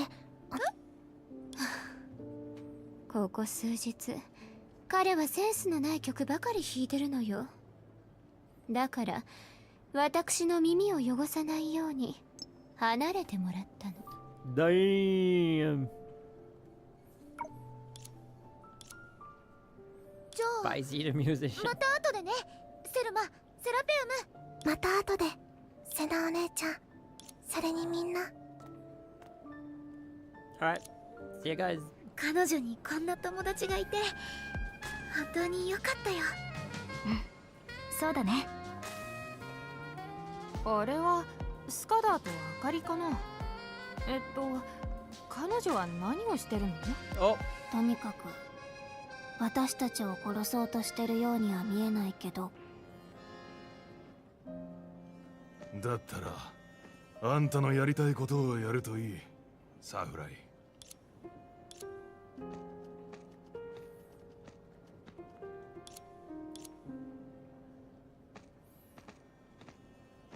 あかり、あなたは何を？うん。ちょっと友人のことを忍ぼうと思ってただけ。It's the gold lantern? Yeah. ほら、Lantern's still my favorite. 彼女の大好物だ。No body, no count. We don't know until we find a body. That's the rule of Honkai Impact. As always, the frigid woman was fully immersed in her own thoughts and couldn't afford to care about what others were thinking. Therefore, it didn't occur to her that what she was doing might seem odd in the eyes of others. その飴で小弱のことを忍ぼうとしてるの？うん。見たままだろ。Songchair's memorial pic is her squatting. Yeah, it's also too high up in the... anyway. ケーキもあんたの手作り？いい感じだね。手頃な値段の店が見つからなかったから、自分で材料を集めて作ったんだ。意外と何でもできるんだね。借金を多く作ってしまった人間は何でもできるようにしないと。でもこんなに多くの飴を並べてるってことは、きっとそれなりの値段を支払ったんでしょう。配られた物資で少しは交換できたし、仕事の代金も前渡しでもらえた。でも今の老朽の物資は限られてるから、これだけしか手に入らなかった。What the... これだけだなんて謙虚すぎるよ。彼女のために何かをしたいんだ。見ての通り、これだけじゃ足りない。Lantern is a true friend. 小弱は名器の揚げ菓子が好きだったよ。でも甘いものなら何でも好きだと思う。うん。かつての彼女も繊細なお菓子なんて買えなかった。名器の揚げ菓子は甘くて満腹感を得られるし、露店の商人が売った硬い飴も一つで半日も持つ。When it came to Songchair, Lantern seemed to be unusually talkative. セルマなら安っぽいと思うかもしれない。私たちのような人間にとって、あれは確かに生活の中で一番贅沢な甘さだ。But didn't she try to kill us in Chapter 2? Along with Songchair. でも、幸い、飴は私たちの生活の中で唯一の甘さじゃない。あかり姉さん、何を持ってきたと思う？ Whoa, those bandages are working hard. ほら、師匠はうちに薬代を渡して、あかり姉さんのための薬を持って行ってほしいって言ったんだよ。私は大丈夫。奴らとの戦いなら私も必ず行くと白球に伝えておいて。Level 80? What? あかり姉さん。もういい。自分で伝えてくる。もう、あかり姉さん。喧嘩においてあんたに勝てる人はいないけど、生身の体は知覚のない道具じゃないよ。ここは師匠の忠告を聞いて、ちゃんと休んで療養しようよ。どいて。彼のところに行く。やめて。うちは伝言を預かっただけだよ。傷口から血が出てるし、師匠に見られたらまたうちが叱られちゃう。あかり姉さん、もううちを困らせないで。傷口から血が出るのは正常な反応だろう。私はもう大丈夫だから止めないで。私は何かをしなければならないんだ。待ってよ。あかり、違う、あかり姉さん、そう焦らないで。そうだ、これはあげる。何？ Oh, candy. And that's why she likes candy. 何をしてる？あかり姉さん、この飴は美味しいだろ？あの時うちがあんたに譲ったのはこういう飴だよ。それで私が白球のところに行くことと何の関係があるんだ？あかり姉さん、最後まで聞いてよ。師匠がくれた薬代のお釣りでこの飴を買ったんだ。以前飴には多くの効果があるっていう話にうなずいてくれただろ。飴を食べて療養すれば体も早く治るはず。そうだ、一つ言い忘れたんだけど飴は痛みを忘れさせてくれるんだよ。飴で痛みを忘れる？小弱、二度も騙されないよ。騙すなんてめっそうもない。うちの人柄で保証する。うちは一度もあかり姉さんを騙してないって。あんたの人柄も私が白球のところに行くことと何の関係もない。じゃあまずはあかり姉さんの疑問に答えても遅くはないだろ。子供の頃のうちは孤児院でいじめられたらいくら体が痛くても飴さえもらえばすぐに泣き止むことができたんだ。だからこの棒付き飴を買ってあげたってわけ。そうすればあかり姉さんだって早く治るし、なるべく早く罹患の10層との戦いの最前線に戻れるだろ。あかり姉さん、うちがお釣りを全部飴に使ったことに免じて師匠のところに行かないでね。お釣り？白球はいくら渡したの？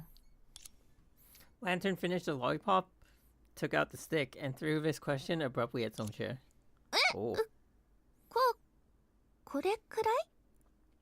Damn, they made a character model for this one? That's crazy. Taken by surprise, Songche signaled a number in a great panic. それだけか。道理で1本しか買えなかったんだね。あんたの性格なら自分のために取っておくはずだし。I think it's her そう boss そう、 form. Oh. 1本だけだよ。あかり姉さんは怪我人だし、うちよりも必要としてるはずだって思ったから。どうやら白球の家は英才のせいでかなり落ちぶれてしまったみたいだね。だから彼はこんなにも焦って罹患の術層に対抗してるわけだ。は？うん。彼も急いでいるなら私を止める心配はしなくても良さそうだ。お金に困ってるのに今日も私の代わりに薬代を出してくれた。もし私が本当に彼の前に現れたらきっと今以上に焦るはず。おお。はあ、考えるだけでめんどくさい。まあ小弱、薬代は数日後。今度あんたの師匠に返すから。返さなくてもいいんだって。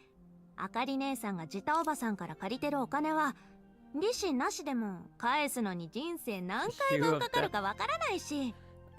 Not gonna lie though, like as much as I like Lantern, there was one thing that I was kind of hoping that she would be, and that was like that she'd be more of like a dagger user than a gun user. Like the thing like when you use the astral op and then when she does like the throwing of the daggers on, I was hoping like her kit would be more of that. Not to say that the guns aren't great, but like I feel like I prefer daggers. 借金を返すのは当たり前のこと。どれほどの借金があったとしても少なくとも全部返す努力をするべきだ。はあ、あかり姉さんはいつもそう言い張ってて必死だから。 And the dagger gets 結 featured a 局お lot. 金 That's がなく true. て体もボロボロ。一体何のためにそうしてるの？やっぱり。 Don't worry, she's immortal. She'll never die. 何かをしなければならないから？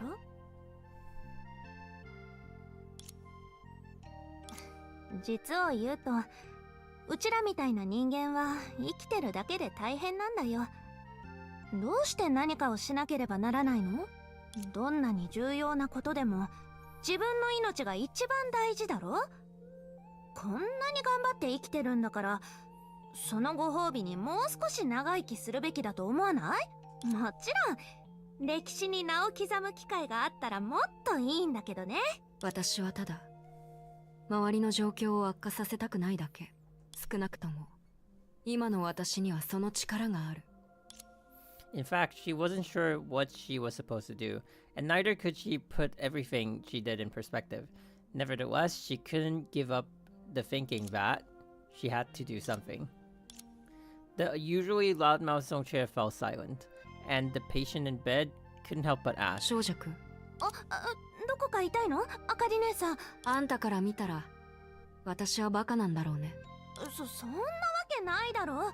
実はね、うちが稼ぎ出した頃も大きな商売をして世界を変えようと思ってたんだ。でもあちこち壁にぶつかって何をしてもダメだった。幸い師匠に弟子入りして今はなんとか暮らしていけてる。この平和じゃない世界で少し名の知れた人物になれただけでうちはもう満足してるよ。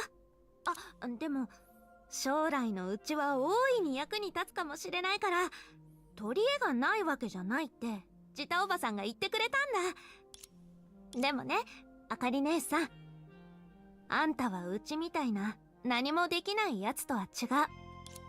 なんて言えばいいかな。例えば前回あかり姉さんが影から救ったあの子、彼女の家族にとってあかり姉さんの行動は彼らの世界を変えてくれた。ずっと何かをしたいという信念を持って行動すれば、あかり姉さんみたいに強い人は世界を少し違うものにすることができる。そうだよね。だからあかり姉さん、あんたの願いはきっと叶うとうちはそう信じてるよ。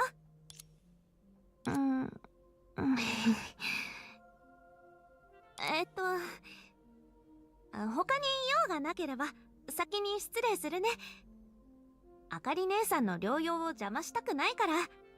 そうだ、飴を買ったことは師匠に言わないでね。無駄遣いするなってまた文句を言われるし。I wonder if they should have shown us all these scenes like before the final fight, because like in the fight it's only like during the fight that we saw how much the Shus care for her. But like, I think it was a nice touch, but also like if we knew all of this before, it might have had more impact than after. Like showing it after is like they're trying to make you miss her, but like showing it before would have shown the strength of their unity. Songche emphasized the point with a serious face before she stood up to leave.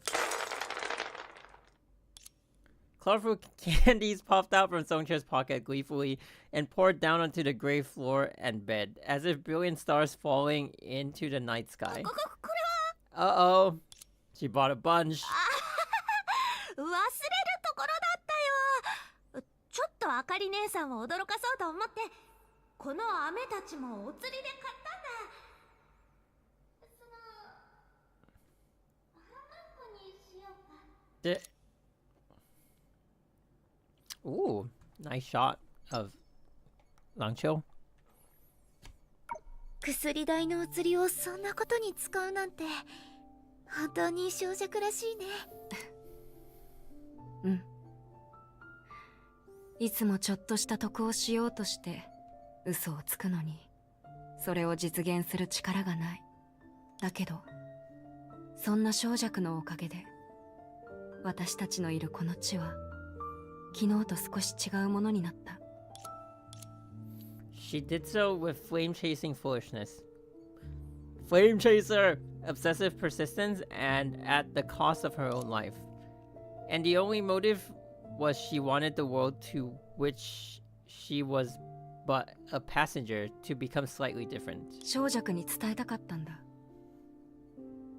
あの時と同じように私の心情に間違いはないって教えてくれてありがとうって。Lantern was Kevin all along. Hello, Volvelis.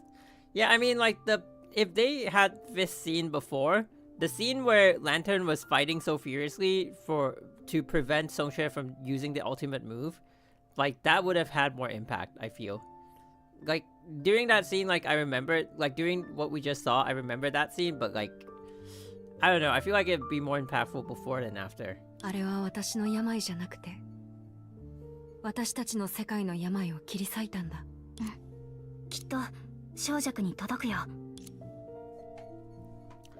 Her eyes fell on the candy pile again. Surrounded by candies, Songchue was smiling brightly and joyfully. そう死後の供養は生きてる人間に見せるための名誉でしかない。つまり自己満足なんだ。私は多くの命の死を見てきた。人々の死は消える灯火のようなもの。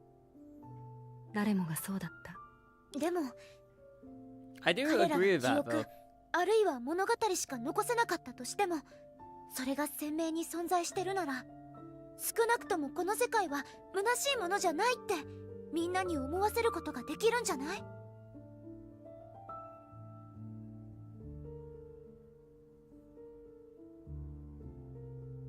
それに彼らの魂がこの世界で私たちを見守ってるってことにもなる。 I do そうか think もしれな that い。 like ceremonies like after a person passes are more for the people alive than for the people who passed. But it is what it is. It's still good to have. あかり、少なくとも小弱はこの飴を気に入ってると思う。それは間違いない。この前の戦いで小弱は最後の最後で私を突き飛ばして何も残さなかった。あいつ痛いのが苦手だからこの量で足りるかな。後でもう少し借りてこよう。 Damn. アジタの借金を返すまでにはまだ時間があるから。アジト、貸主はもういないのにまだそれを気にしてるの？ Also, what happened to Ajita? いいんだ。もともと利子をつけてその墓に埋めようと思ってたし、私もすべきことをしなければならない。 Her eyes were fixated on the candy stack with a look that was both sorrowful and determined. ただこれで借金がまた増えてしまうかもしれない。 So they left her body in the Sea of Data? 老朽であなたに I'm お not sure if 金 we'll を貸 see す it. 人は別に返されることを期待してないと思うけど。そう言わないであげて、コラリー。傷つくでしょ。とにかくこんなにも好きな飴があるって小弱が知ったらきっと喜ぶと思うよ。 She's も actually しかしたら searching for the 今 continent. は私たちの後ろで美味しそうに食べてるかもしれないね。 Oh, おかしい。本当に飴を食べてる音が聞こえた気がするんだけど。 it's doing egg. 確かにそうかも。やっぱり小弱も私たちに会いたかったんだね。そんなの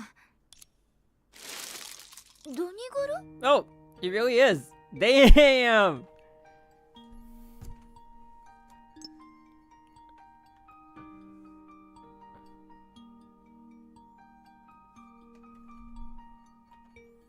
Oop.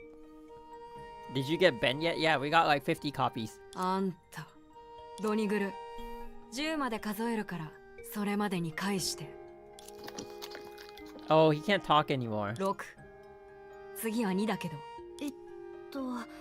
今のドニグルは普通の犬だし、人間の言葉も数字もわからないと思うよ。そうじゃなければ奴の性格だととっくに尻尾を振って謝ってるはず。1。 Oh, she's counting down in Japanese, but in English she's counting up.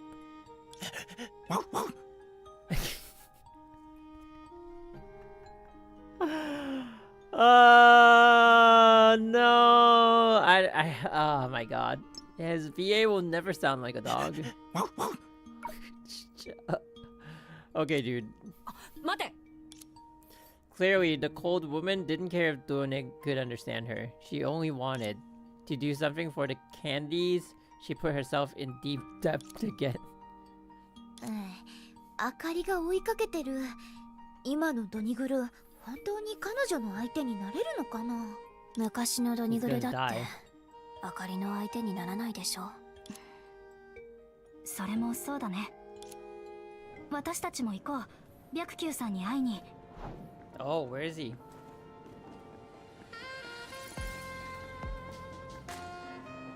Yo, oh? Okay.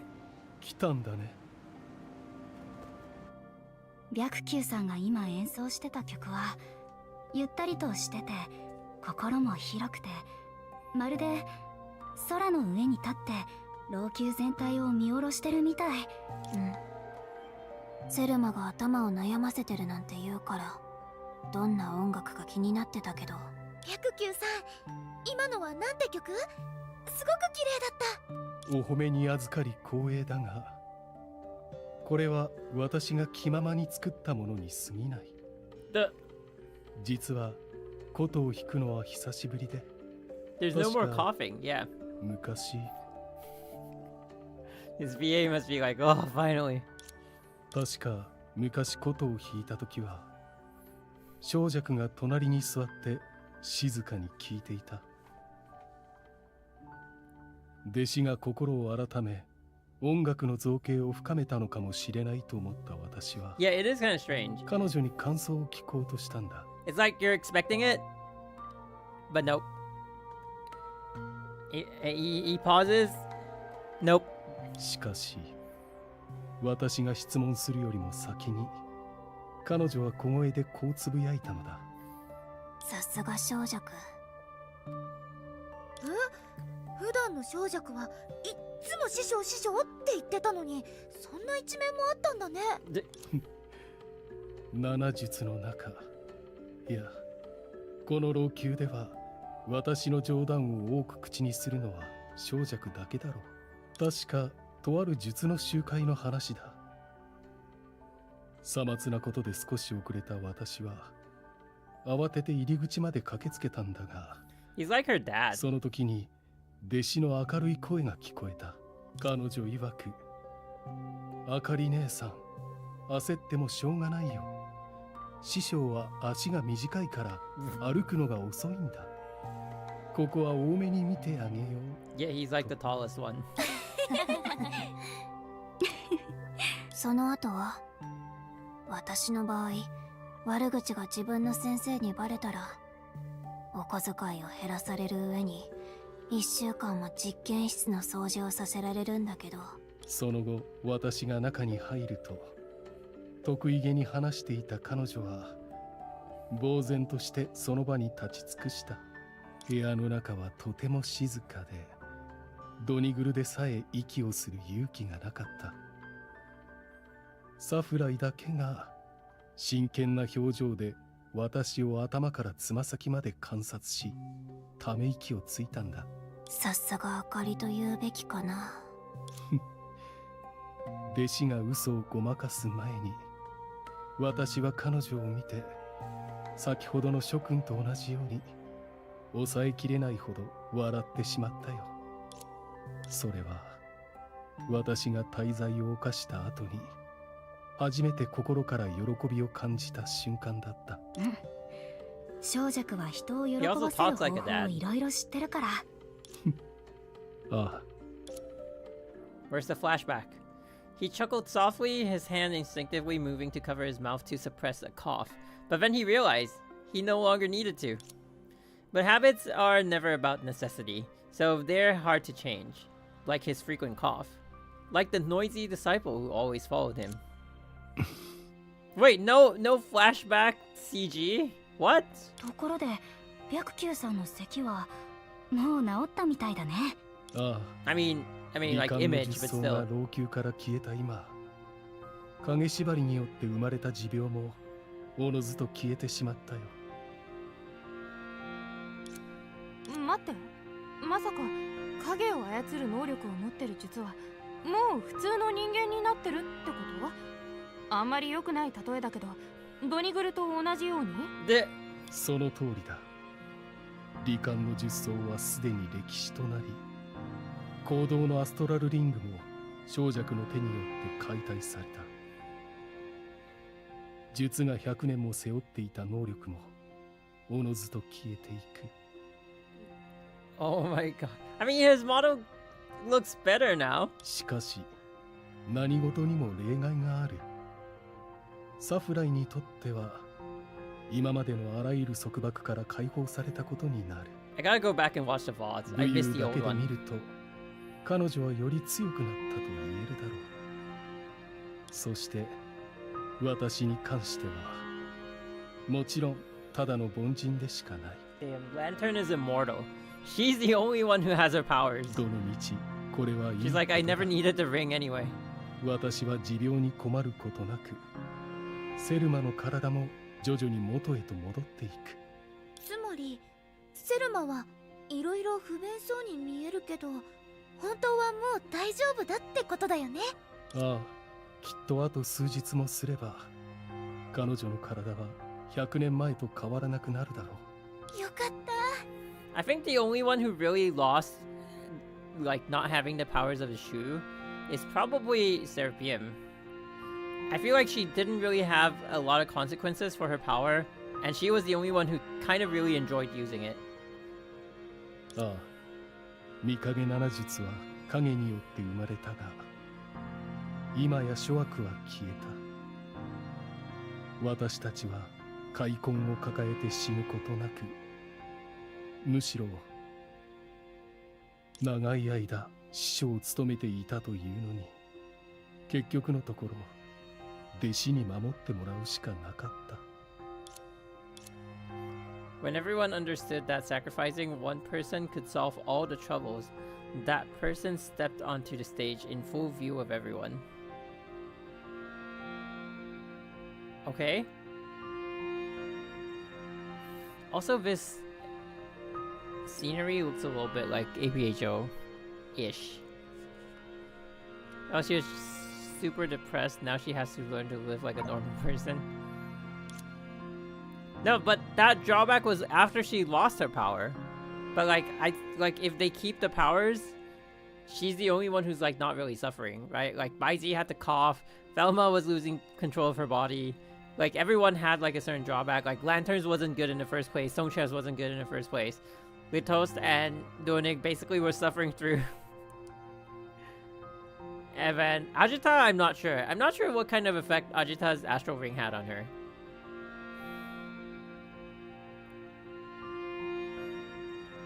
In everyone's eyes, she sang and danced, as if by showing the things she cared about most in the most indifferent way, it would become less significant. 我が弟子、小弱は何をするにも根気がなかった。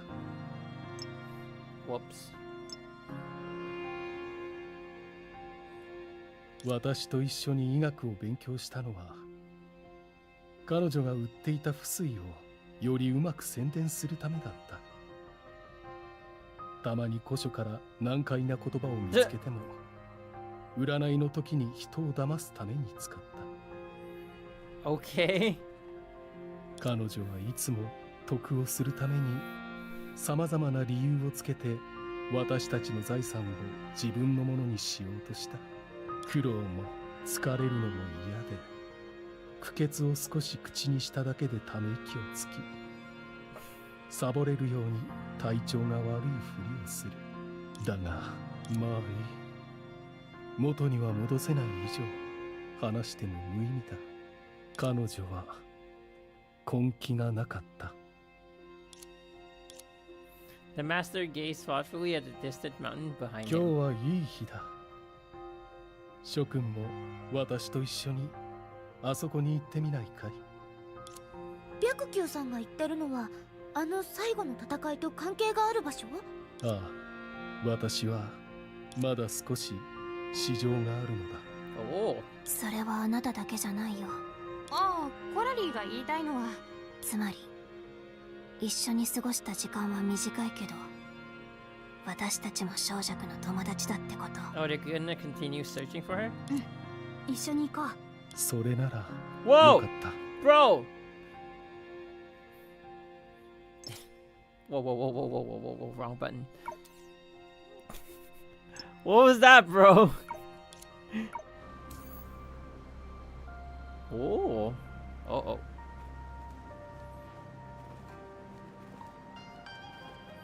New playable character.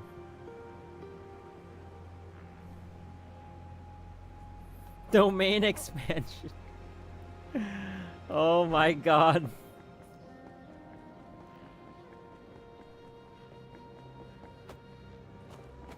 Why is it leading me this way? Okay, anyway.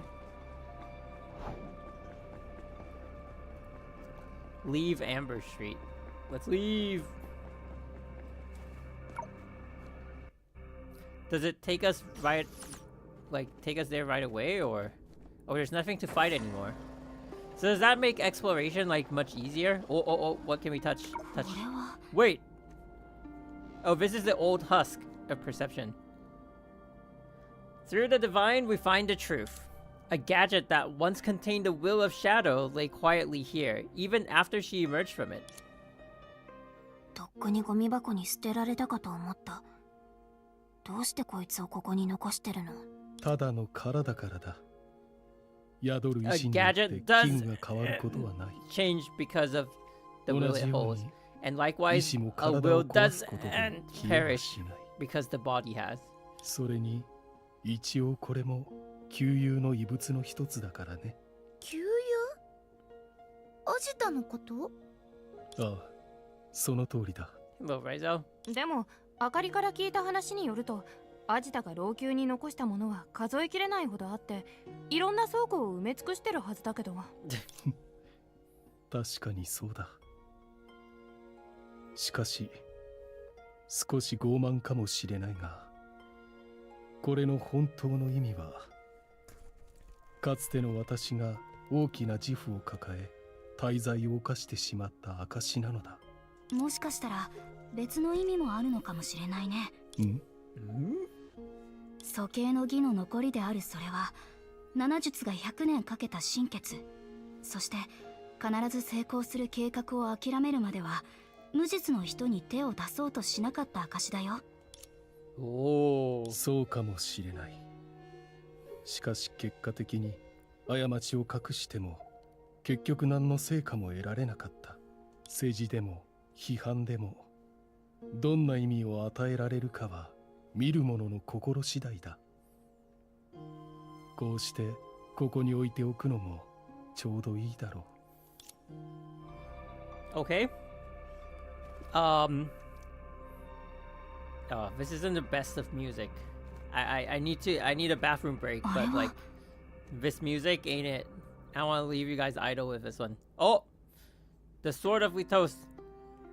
Whoever pulls this sword out shall rule the whole of England, or so some say.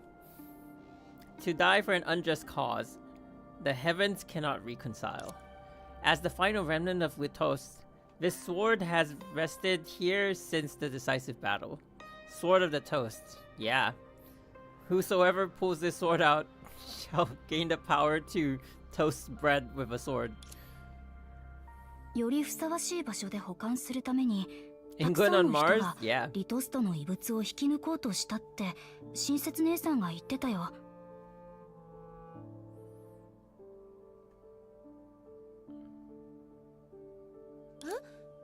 じゃあどうしてまだここに残ってるの？ It's waiting for King Arthur. 老朽にも桜花にも引き抜ける人間や機械が存在しなかったからだよ。Yep. 王を選ぶ剣か何かかな。You're waiting for the person to go over to the sword and shout, "Eikatsu Kariba!" おかしい。リカーの術装が消えて、ドニグルも普通の犬になったのに、リトストが残した遺品はむしろ消えにくくなったの？ That's true. Yeah. Wait, that's actually true though. Like, isn't it rooted by the power of the shadows? If that's the case, like, there's no more power of shadows to, like, did Lutos also have some hidden power, like Lantern, that they didn't know about? まさか、リカンの術装が消えても、エイタンと深い関わりを持つリトストは、何らかの形で存在し続けるってこと？それは考えすぎ。ここ数日の測定結果によると、水質でも、リトストの遺品は消えてないどころか、Okay. Alright. Quick bathroom break. I'll be back in like 2. You guys go too! Oh!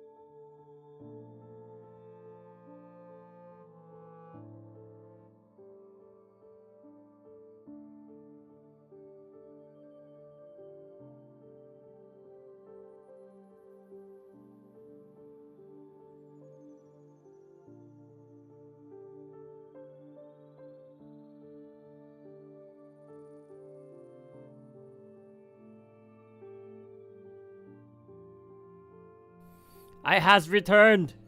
All right, we're back. We're back. All back? Okay, let's move. リトストは何かを待ってるのかな。かつてのリトストは小弱が運命の檻から逃げられるように道を出現させた。 Oh, he was the one who kind of like told Songche, you're not like us. And we thought he was mean. But he also cared for her. Damn, she's like the daughter of the Shus. しかしその時の彼女は何かの理由で離れる機会を手放した。結局今は彼女が去ったことによって私たちの願いが叶ったと言える。君の残りわずかな痕跡を数日もこの世に残しておいたのは君たちによって変わった故郷を見届けて欲しかったからだ。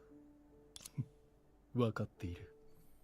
君の性格ならきっと私のやり方に賛同しないだろう。 Not gonna lie though, with how much you guys were hyped up about Chapter 3 EX, I thought we'd be cooking a lot more, but maybe not yet.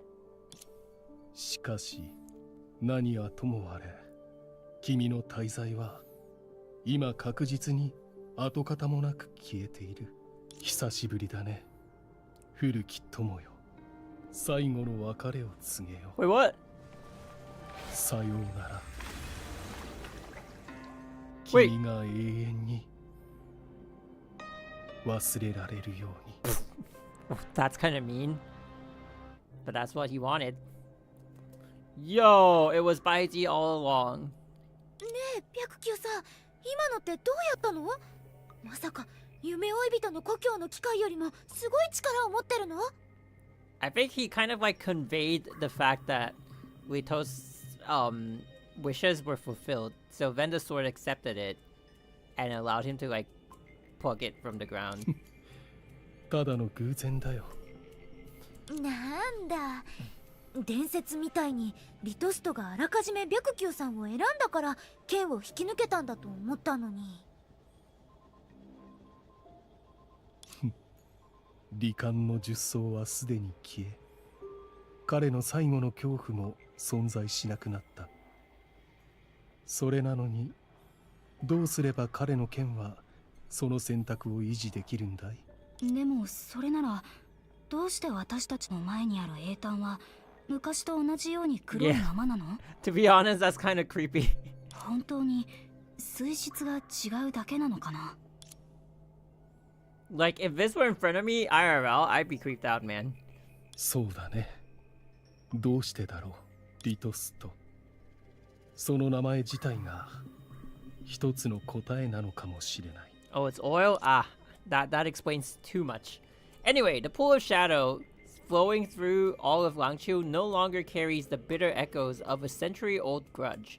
Around the sword at the bottom, there is only a serene darkness. That does not explain anything, but okay. Oh, we're going in? Bro. I get it, of course. The darkness softly echoed a girl's emotions. 人が死んだらもう何も残らない。 Wait, is this Songche? 魂が消えて大事な人たちとは永遠に別れる。来世もあまり望めないだろ。だからこそ怖いんだ。ただもし小弱を老朽の大英雄にする機会が本当に存在してるのならやってみなきゃもったいないだろ。 In the gap between life and death, the girl performed her final deception on herself with the same sincere heart. As fragile as a bubble, destined to burst the moment it surfaces, the gap between it and the sky where miracles reside is beyond simple imagination and prayer. The girl thought so, and everyone else had to think so. But what if this, too, was a deception brought about by chance? And so unaware people stepped... Holy Jesus Christ. This place once... And so, unaware people stepped onto the falsehood island once more. This place, once used by Baizi to bind and seal the amorphous space, has now become a memorial pavilion honoring Songshir. Oh, okay. 白球さん、この地に戻るたびについ考えにふけってしまうんだ。気にする必要はない。 Okay. あれ、白球さん、あそこのものは前からここにあったの？ Oh. 昨日ここで琴を弾いたときはこの旗はなかったはずだが。Oh. つまりあなたがここを離れた後、誰かが置いたか。今まで誰もがその存在を無視してたかのどちらかだね。いろんな角度から見ると後者の可能性はすごく低いと思うよ。巨岩の島は救助任務のスタート地点だから、とっくに隅々まで調べ尽くしてる。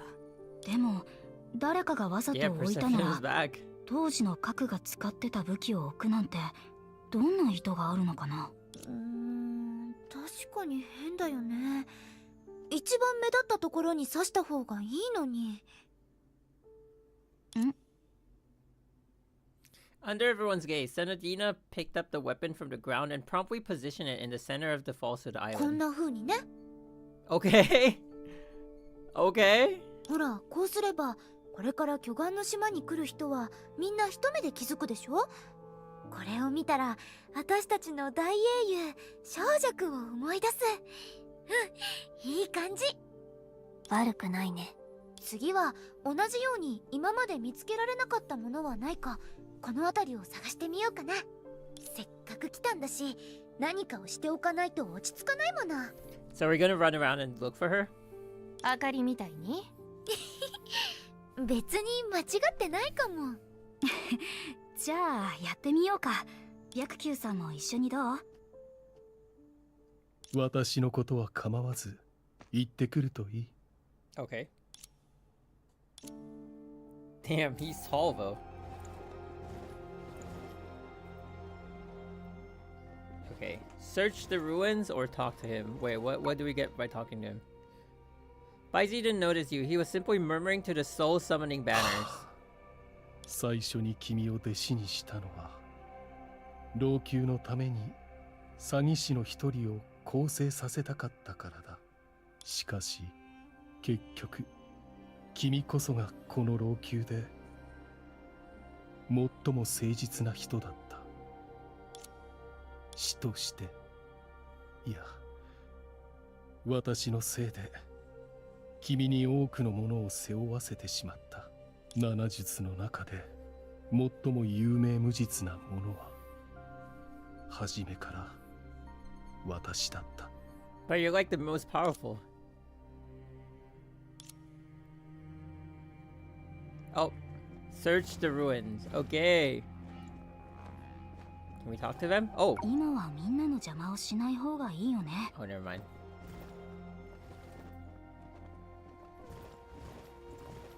Aha. I'm the only one searching. Oh. この辺りを探してみよ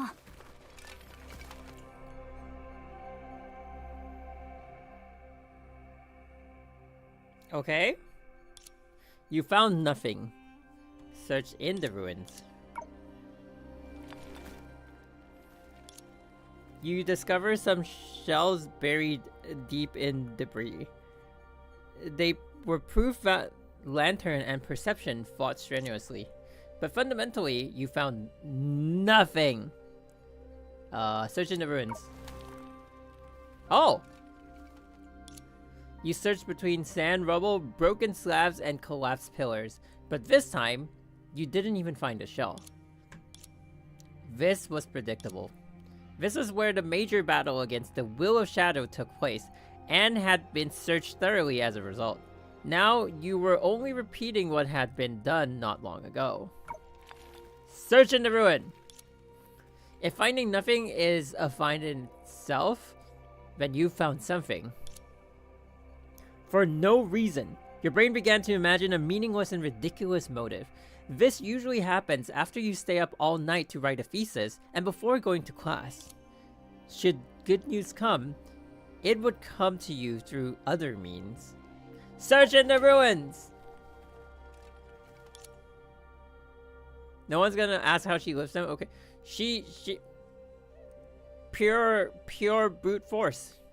She was the most powerful character all along. What do you expect to find at this point?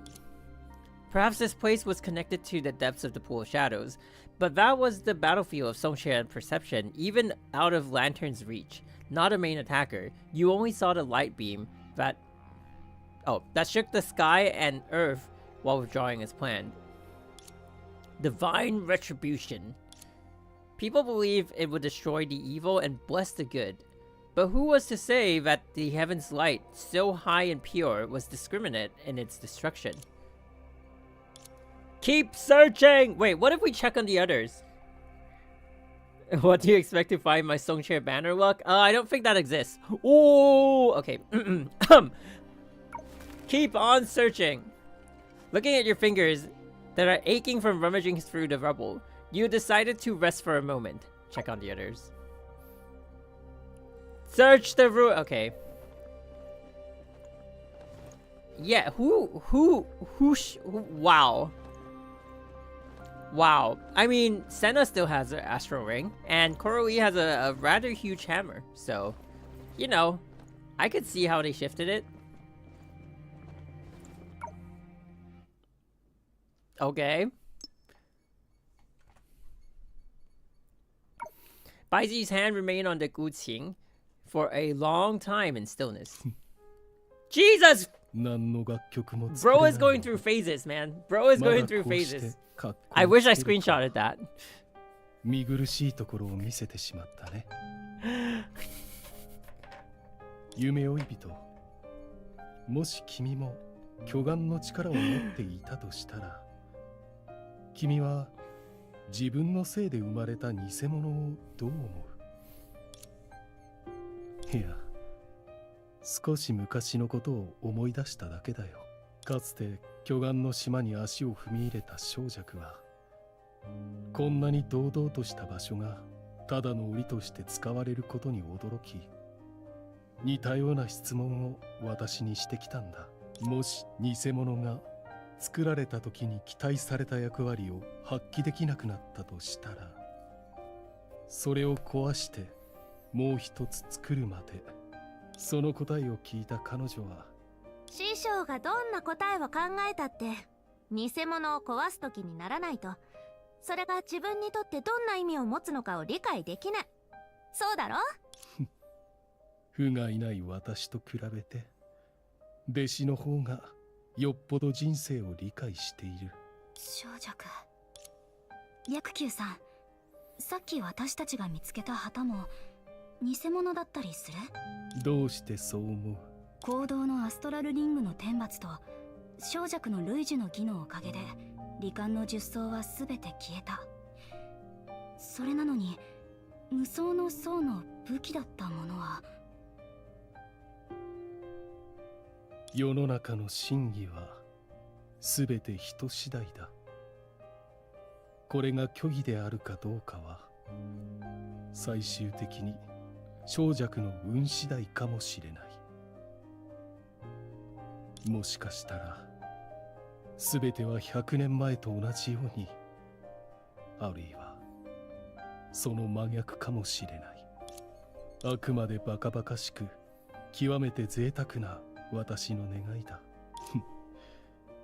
この時に打ち明けたら、What is bro keeping from us? 天意に逆らうことになるかもしれない。I expect Baizi's model to explode at any moment. He's been giving us a lot of entertainment. That's for sure. Baizi placed his hand back on the Guqing. He stared at the soul summoning banners in front of him, still unable to find a suitable tune. Oh, you'll find it. Alright, let's move on to Senadina. Dina. For some reason, the usually sharp girl didn't respond to your call. She was bowing her head, apparently scratching something hard on a large stone slab. Oh, she's scratching her scratch card from the newsstand in Zenless Zone. これは Okay.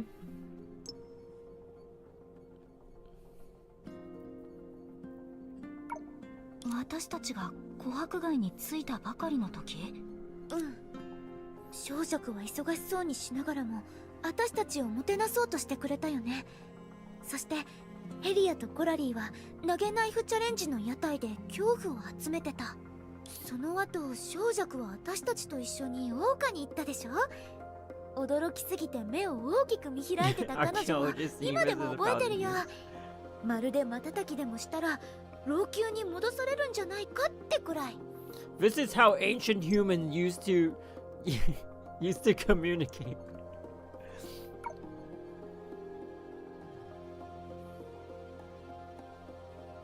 So also, like, chronologically in the story, this was only 4 days ago.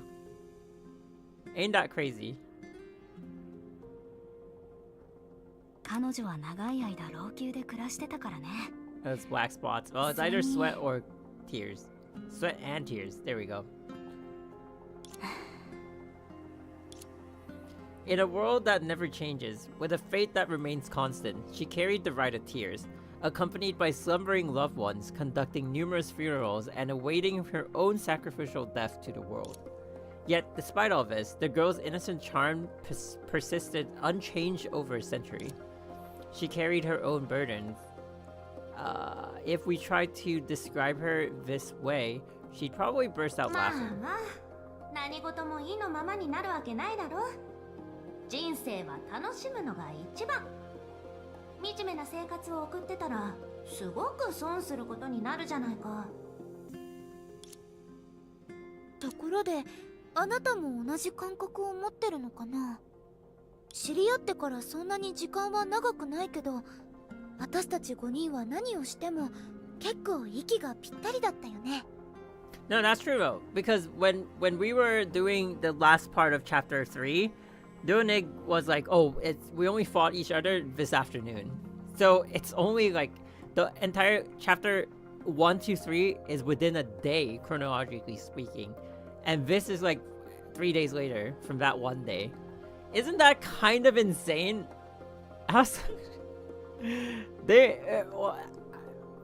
Crazy, bro. なのにどうして私たちは集合写真を撮ろうと思わなかったんだろう。写真はどこでも撮れるし、いつ撮っても遅くない。だから次でも大丈夫だって思ったのかな。Even if we don't want to admit it, those things that should have happened, like taking a group photo, now exist only in imagination and dreams. 小弱は私の4人目の友達なの。友達同士ならちゃんとした写真がないとダメでしょ。もう少し時間をくれる？必ずみんなを本物通りに描くから。本物以上に綺麗に描くから。うん、それじゃあお願いね、セナ。Alright. Ooh, look at that. Wow. 本機は目標地点に到着しました。まもなく2回目の捜索を開始します。Oh, she's sending out her bots. ヘリア、ちゃんと見てて。わかった。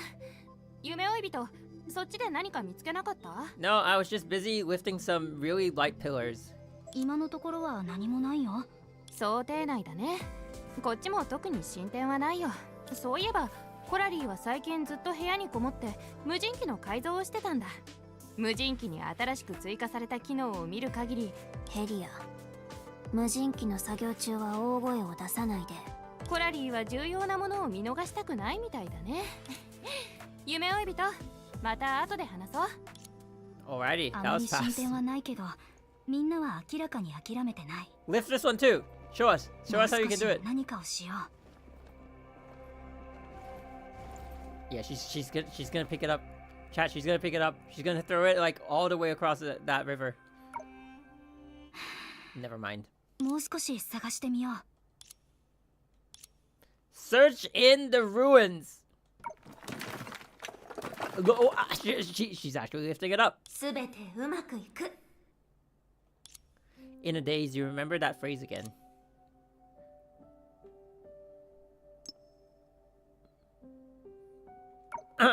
It was Songcheer's catchphrase, a magical lie.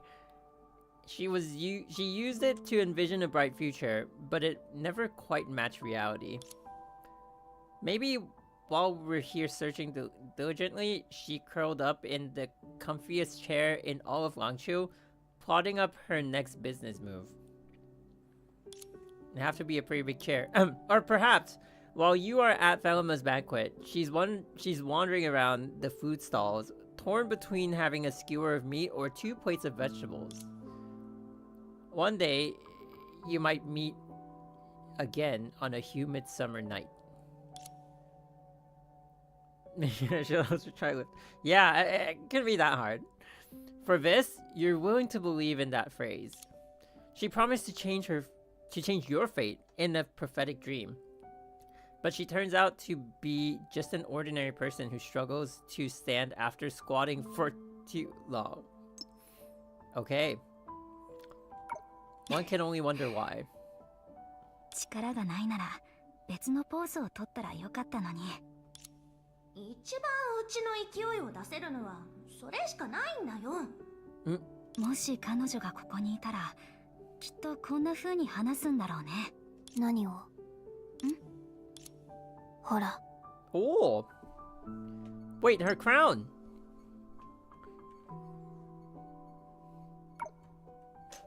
砂利がたくさん詰まってるから綺麗にするのに少し時間がかかった。とにかく気にしないで。 How sad. We don't. I mean, like, if they find her body. Okay, look. If they find her body and then the next cutscene is like her lifeless body, like on the floor, that would be pretty sad. But like, no body, no death. だからこれは彼女のものでしょ。物語を語る者としてうちが保証するよ。彼女はもう自分の答えを見つけてるって。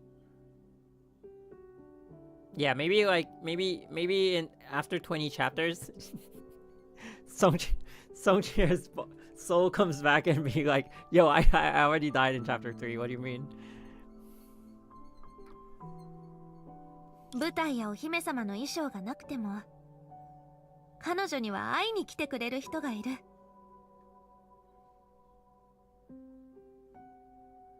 だから感動とそれを記念するためにその少女がうちにお願いをしたんだ。選別としてお姫様の衣装に釣り合う王冠を友人に送ってあげてってね。 Wait, but how did they know this? Didn't this only appear in the dream? 彼女は受け取ってくれるかな。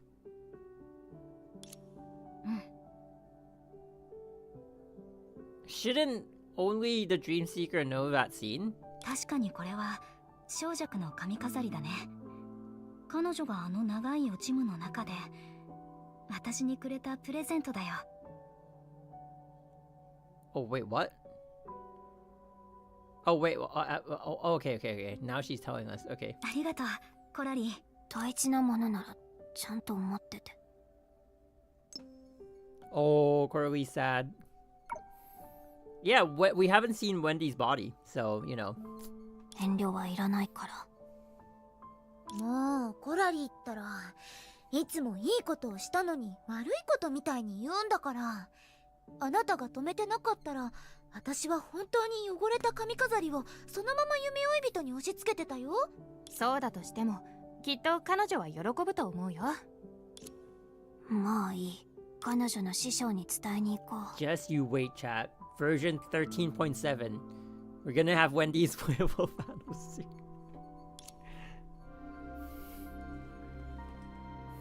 Oh, now we're going back to Baiji, okay. Told Baiji what just happened. まさか弟子の送れなかった贈り物が巡り巡って君のもとに来るとは。天意というのはやはり面白い。諸君は知らないかもしれないが、我が弟子はかつて人の臨終に対する感想を私に語った。あんなに死ぬのが怖いのにそんな話もするの。きっかけはもちろん私が意図的にそう導いたからだったが、死を恐れる者は命の貴重さを一番感じられるというが、変なことを気にしてたのかな。彼女曰く、魂だけの存在になった時に毎日供え物を食べられなかったらどうしよう。もちろん一番怖いのはやはり未練があることだと言っていた。うん、確かにそれは小弱らしいね。Oh! Is it one of the drones? This time something for real. 変だね。何の音だろう。はあ、 It's one of the drones. 一体何の騒ぎ。 Oh, 音は確かあっちからみたいだね。待って、あれは。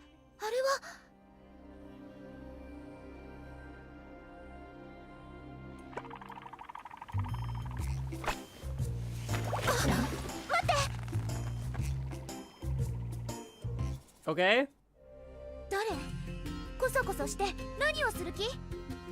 See, うちは服を取りに来ただけだよ。 see, it's 別 Song に Chair. 何もしてない。一体誰？どうして小弱と同じ話し方をしてるの？セーナ、手を離して。うちは。Where did she spawn from?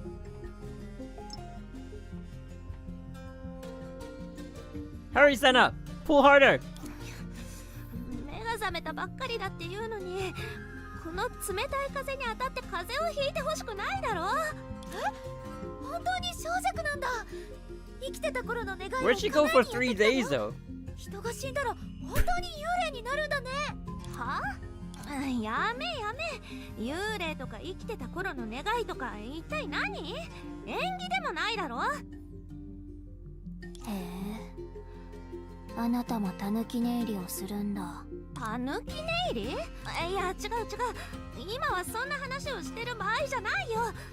さっきの身震いでうちは凍死しそうになってるんだから、まずは服を着させて。 On the third day. 身震い。もうずっと見つめられてると出られなくなるだろ。早く後ろを向いて。さあ。 Okay. Do nothing! そんなおふざけ全然面白くないよ。 Okay. ありがとう。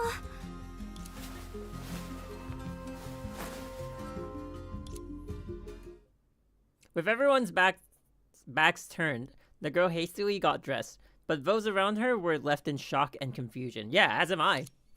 How could Songchae return from the dead? If she wasn't actually dead, then why did the search efforts and the recent search turn up no clues? Various questions raced through everyone's minds, and eventually, they all focused on the girl standing in front of the ruins, now dressed in her best attire. Senna didn't try hard enough. I mean...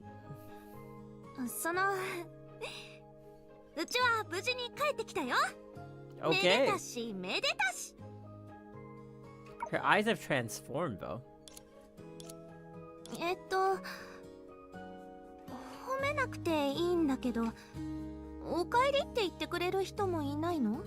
待って、まさか、うち、やっぱり何かをやらかした？ With a hint of desperation, she glanced at her master. すまない。私は少し混乱していて、何を話せばいいかわからないんだ。あ、それならよかった。いいかどうかは私たちが判断する。少女くん、一つ質問に答えてもらえないかな。もちろん。コラリ、何をするつもり？ They're confirming her identity. バカ。どうして生き返ったのが少女だってわかる？彼女は小弱だと思うけどね。核だったら服を着ることより私たちを排除することを100倍重要視するはずだよ。Oh. そうじゃなかったら私たちはとっくに後ろを向いた時にやられてるでしょ。甘い。もし弱ってる彼女が小弱のふりをしていたらどうする？That's true though. うちの前で話せないことでもあるの？次の話なら大丈夫。小弱、この3択問題に答えて。 Wait, isn't she an A rank Valkyrie? ヘリアはどのくらいのバルキリー？ B 級？ C 級？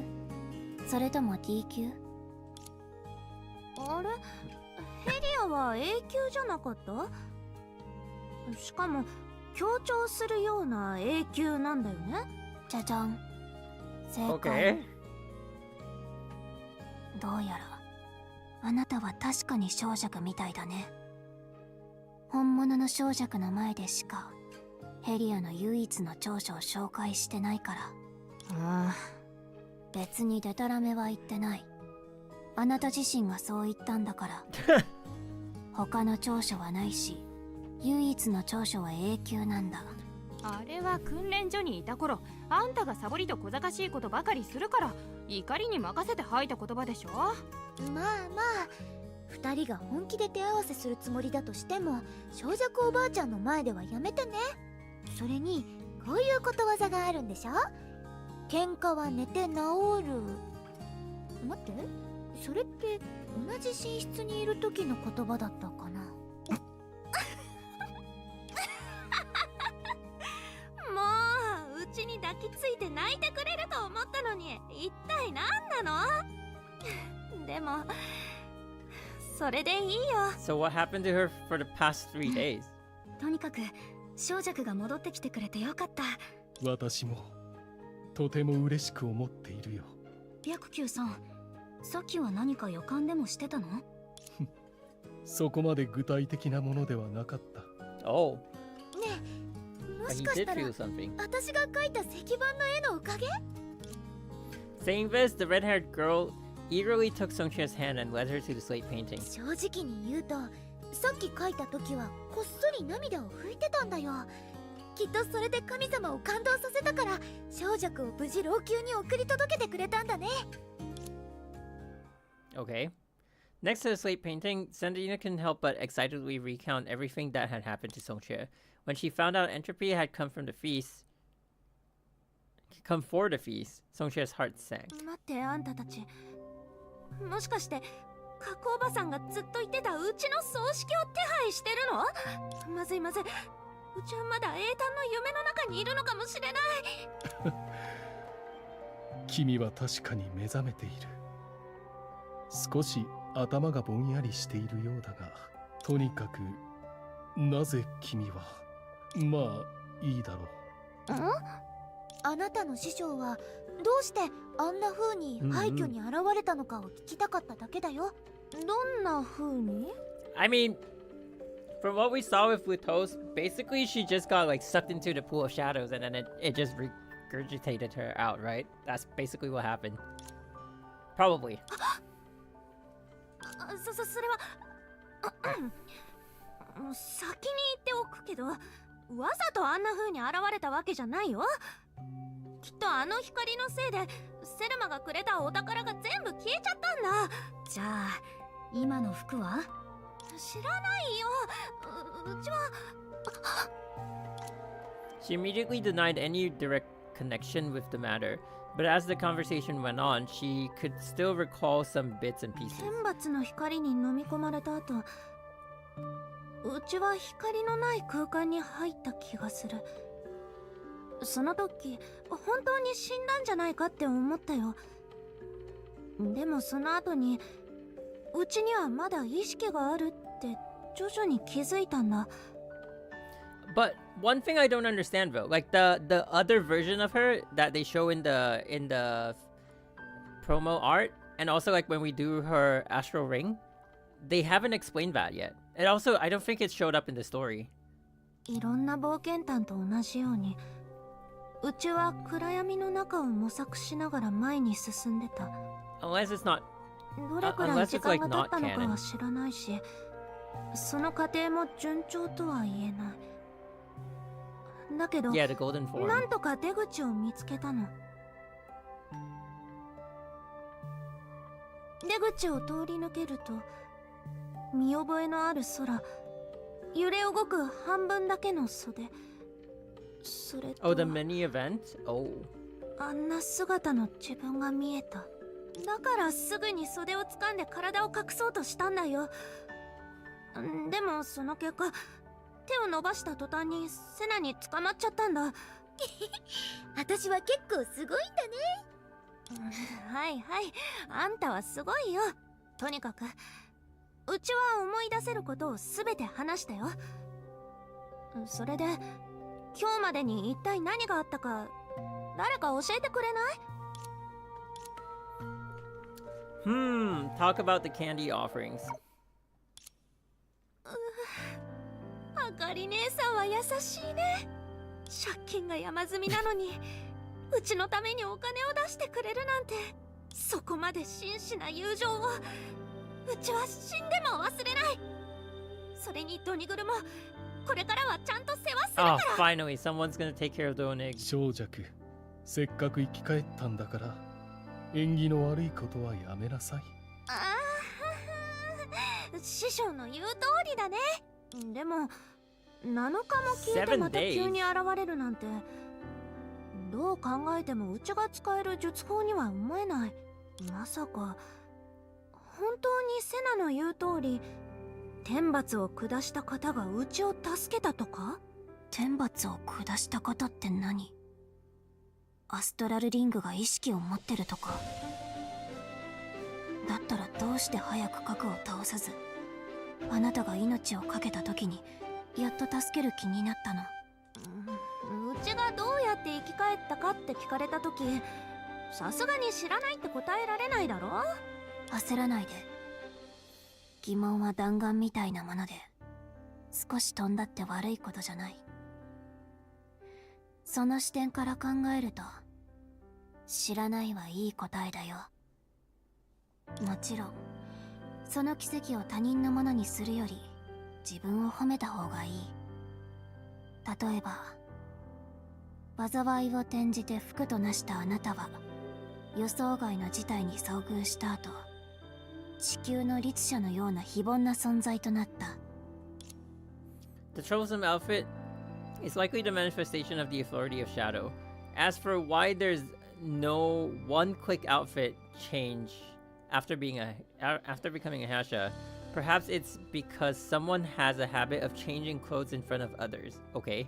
Curly glanced at Songchie and held back the rest of her sentence. だから書なのかというのも、あなたが新しい体を構築するのに必要な期 Wait, so 間。 she's a Hasha now? そしてあなたに関するものが次々と現れたのは、あなたの体が出来上がる前兆だった。 Oh, so that's why the banner and everything spawned.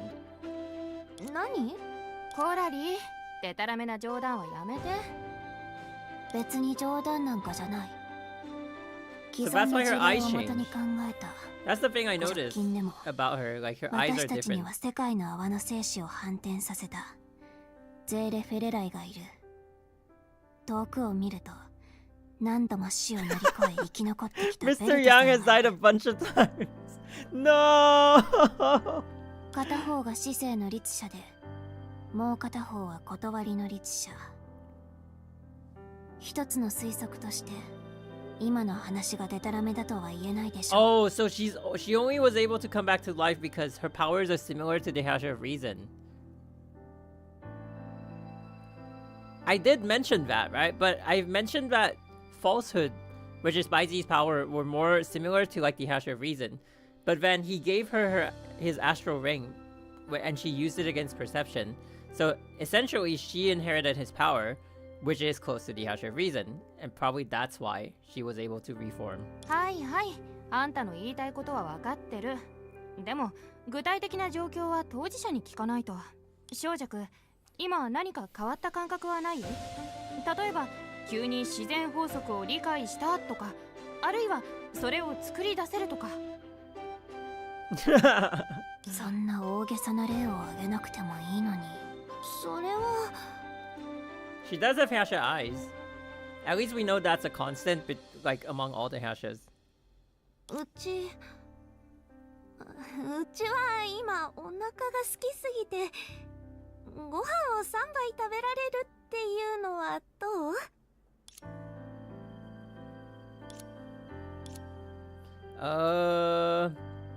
Talk about Baizi's short legs. ちょっといきなり何の話をするんだよ。師匠、あれは本当に何気ない話だったから誤解しないで。もう過ぎたことだし気にしてはいないよ。いや、師匠が自らその話をしたならきっと師匠に何らかの影響を与えてるはず。そうだ、怒りを晴らすためにうちを叱ってみたらどう？ No, I don't think she has a Hasha hair, though. Even Zaylee had that. You know, but Walt never had that. まあいい。本当に気にしていないから。白球、時間があるときは桜花で競技系のゲームを体験してみた方がいい。競技系のゲームに何か特別なところでもあるのか？別に特別なところはないけど、汚い言葉の勉強になる。今度怒るときに言葉が見つからなくて何も言えないっていう場面を避けられる。Walt's hair got the white strand. What about the first Walt? Walt Joyce. What did... That Walt didn't have anything. Where's my wedding dress? Please no. Talk about current situation in Langqiu. 道理でみんなは旗を掲げたり火を立てたりしてたわけだ。うちは自分の書なのかまで眠ってたんだね。はあ、老朽は広くないけど魂も体も消えた人を探すのは至難の業。今まで本当にお疲れ様。仲間なんだし、そんな水臭いことを言わないで。もし私が急に姿を消しても小弱は私の書なのかまで探してくれるでしょ。 But I wonder if her powers are gonna work like outside of Langqiu.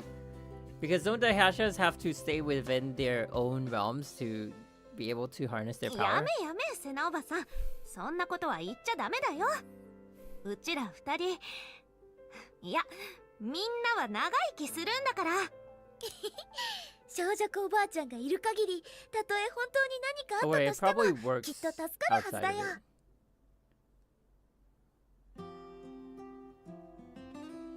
もうマスコットと呼んだ方が早い。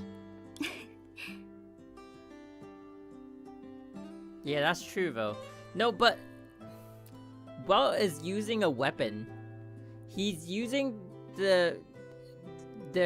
he's using the Star of Eden that he created from the powers of the Hash of Reason. But it's still like utilizing a weapon, no? I don't know. ところでふと気づいたんだけど、角おばさんが天罰によって払われて老朽の終末のアンカーも正常に戻ったなら、老朽人と桜花人はこれから毎日会えるんじゃないの？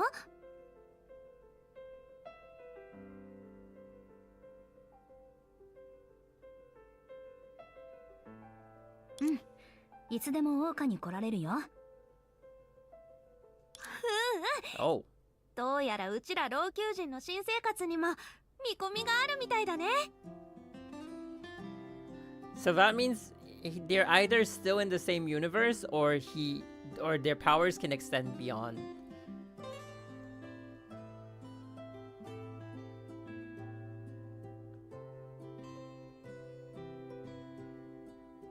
Hmm. 現状を見るとまだ長い適応期間が必要だと思う。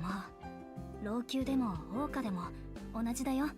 でも個人的な視点から考えると欺瞞の術として研究所にマンションを申請するくらいは難しくないと思う。手続きが遅かったら親切姉さんやユーン先生が手伝ってくれるはず。頼れるつてがあるのはいいね。忘れないで、私たちにもそういう仲間がいる。ただ、そう落ち込まないで。もしかしたらすぐに状況が変わるかもしれないよ。それもあなたの嗅覚なの？えへん、私の鼻は鋭いんだから。わかった。そうなると願ってる。でも何も変わらなかったら、次に食堂に行くときは私の食べたくない野菜を食べてもらうから。それはご褒美なんじゃないの？私好き嫌いしないいい子だもんな。Maybe after episode 3 we can get a collab. Probably. Okay, I don't have anything else to share. そうだ、いろいろ話したけど、セルマとセラたちはどうしてるの？セルマはパーティーの準備をしてる。セラペオムはいつも通りセルマのそばにいるよ。もうそれなら早く教えてよ。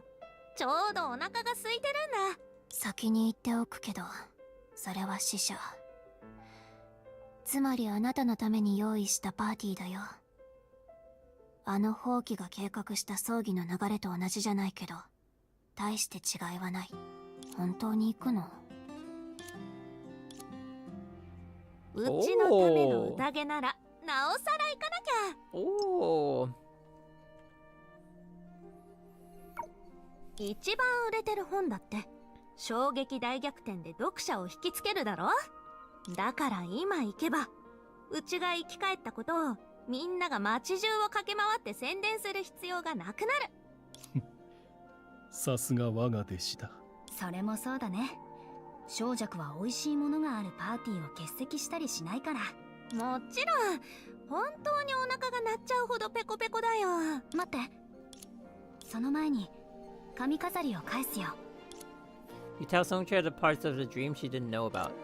つまり夢の中のうちがあんたにこれをあげたけど、ここにいるうちはあんたにあげるとは限らないって、そう思ってるんだよね。 That's kind of true. うん、あれとこれとは違う。結構こだわりがあるんだね。もちろんその気持ちを理解できないわけじゃないよ。なんといっても長い夢だったし、あんた以外の人にとっては実際に起こってないことだけど、あんたにとってはすごく大切な過去。その喜びと悲しみは夢という言葉だけでまとめられるものじゃない。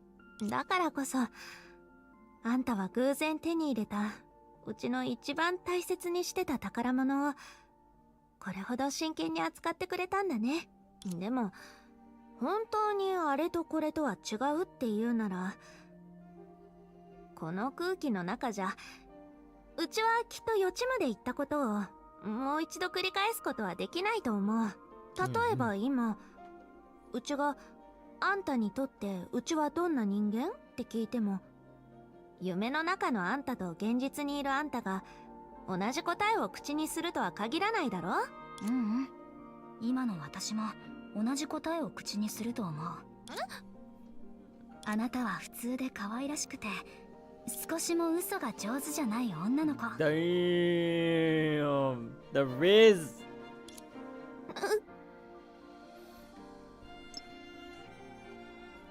Now that she's a Hasha, we need to be risen her up, you know? あんた、みんながいる前で何を言ってるの？でも、私も同じことを思ってるよ。コラリーとヘリアもそうだよね。どうして私に聞くの？わかりやすい事実でしょ。コラリー、こういう時はもっと素直になった方がいいんだよ。はいはい、もういいから。師匠の前だって言うのに、もう少しうちの顔を立ててよ。そしてこの髪飾りについては人にあげた贈り物を返してもらってもね。夢追い人が同じ答えを出せるなら、うちだって同じことをしても問題はないだろ。夢の中でもそうじゃなくてもちゃんともらっておけばいいの。もちろん定期的にお手入れすることを忘れないように。うん。おさあ、まずは食事だよ。行こう行こう。お。スクリーンショット。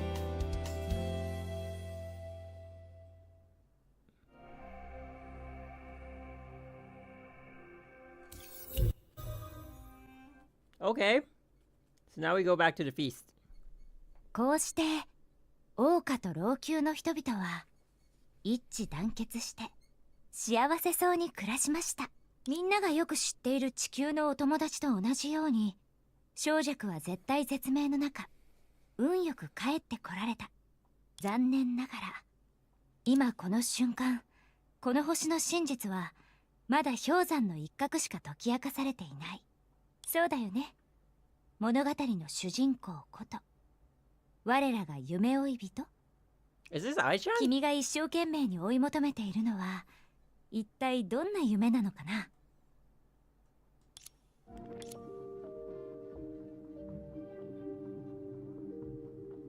Oh. Right. I forgot I's voice is more... I don't know why. I think it's the green words.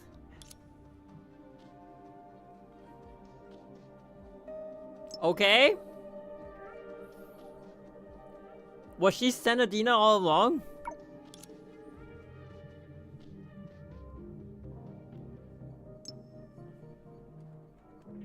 Okay. Who are you? Where am I? そう焦らないで。もう一度自己紹介した方がいい？僕はビタ。歯が唇を優しく噛むビニ。舌が優しく歯に当たるタだよ。友人、そしてガイドとして君のそばにいよう。Why is she learning from Hiyako Shinji from Bleach? スケベのへにおののこいのこのこ。ビタ。Oh wait, I'm female dream 何か seeker. 思い出したのかな。どうやら君はもうすぐ他の質問の答えを見つけられそうだね。Wait, I'm taking a lot of screenshots. I feel like it's gonna be useful. It's just too bad I can't discreetly take screenshots like before. I gotta set up my OneDrive. Anyway.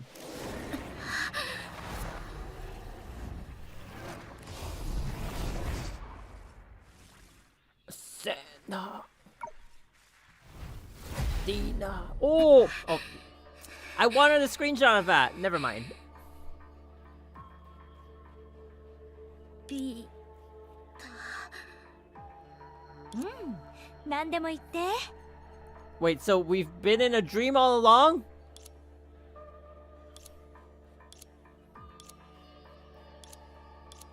Wait, oh, never mind. I can see the dots. Wait, how many times have we had this conversation? 思い出したのかな。僕の友よ。This is just a collaboration? おや、 You're not my 急 friend. に冷たくなって悲しいよ。でも、今回の君はあまりにも早く記憶を取り戻したみたいだね。Wait, so is this like Loki season 2? Anyone watch Loki season 2? 前回桜花と老朽が壊された時は君にループの真実を思い出させるのに3日3晩もかかったよ。でもそれもそうだね。今回の君は素晴らしい実績を達成してたくさんの経験値を手に入れた。レベルアップしたと言っても過言じゃないかな。なんだかご機嫌斜めだね。今回君とその仲間たちは老朽と桜花の災いを Wait, she's doing the same thing she did in the last chapter. 君は何度も何度もこの物語を書き直してやっと期待していたハッピーエンドを迎えたんだよ。すごいことさ。そんな仕事ができるいい子はちょっとしたご褒美をもらうべきだよね。 Mission accomplished, and that means we're not partners anymore. おやおや、そこまで緊張しなくてもいいのに。こんなにも長い間ここで一緒にいたのにまだ僕のことを知らないの？よく知ってるから。本当のあなたを知らなすぎるからだよ、ビタ。 Her new model looks good though. Or rather, it's maybe like the old model, but I feel like it's a new model. ひどいことを言うね。ほら、 Feels like a ZZ 毎回僕 character. が君を I 助 mean, けて in terms あ of げ like てただ texture. ろ。でも覚えてる限りじゃ何回かのループが始まった時にあなたに襲われた時があったけど。それも物語の展開を早めるためだったんだよ。おや、思い出したの？うん。あなたに関する記憶をいくつかね。ちなみにそのほとんどは楽しい記憶じゃない。 But when did they meet though? And also, like, didn't Dreamseeker have a dance with Senadina here? そう真面目に考えないで。この膨大な枠組みの中で君はシステムに閉じ込められた電子生命体なんだから。ちなみに僕は君のシステム操作員だ。 So she's only data? ほら、心配しないで。僕は君を見捨てたりしない。君がこのシステムの状況をはっきりと理解するまで、僕は友人とガイド、そして専属のシステム操作員としてずっと君のそばにいる。このシステムがどういうものか、自分がなぜその中に存在しているのか、それをはっきりとさせたい気持ちは分かっているよ。大丈夫、僕がそばについているから。君のデータ、あるいは記憶はいつか完全に復活する。 So this is like an open world, like the Sakura Samsara, but this is like the Mars Samsara.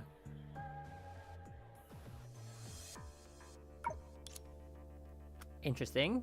今ここであなたと話してる私は同じ物語を数えきれないほど経験してる。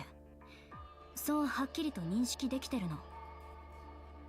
でも新しいループを始めるたびにその記憶は曖昧になる。私は本来の目的を思い出せず、規定のロジックに従って行動するようになる。まるで舞台上の役者みたいに。それも仕方ないよ。人は夢を見ている時に自分が夢の中にいることに気づけない。もし物語の主人公が最初から全体を見通せる慧眼を持っていたら、何もかもがめちゃくちゃになる。もちろん電子生命体である君がデータを吸収して成長し続けたら、いつかはできるようになるかもしれないけどね。現実と夢。 And that's why my PC was breaking apart. Yeah, it couldn't run the simulations. さっきビタに聞かれたけど、私は一体どんな夢を追い求めてるんだろう。でも今の僕たちがいるこの場所も現実ではなく、どちらかというと現実と夢の狭間って感じかな。君が落ち着いたのなら次はもっと面白いことをしよう。僕が言ったご褒美のことを覚えている？君が物語をクリアした後にシステムは自動的に新たな権限を解放してくれたんだ。本物の世界に触れるのはこれが初めてになるんだよね。 Whoa, we're going to the real world? 僕もワクワクしてきたよ。 We're waking up from the Matrix. You're the one, Entropy. 善は急げ。早速出発しよう。待って、まだ質問は終わってない。まあまあ焦らないで。時間はまだたくさんある。質問があるなら外で君を待っている人たちに聞いてみるといいよ。彼女たちは君以上に今の状況を気にしているから。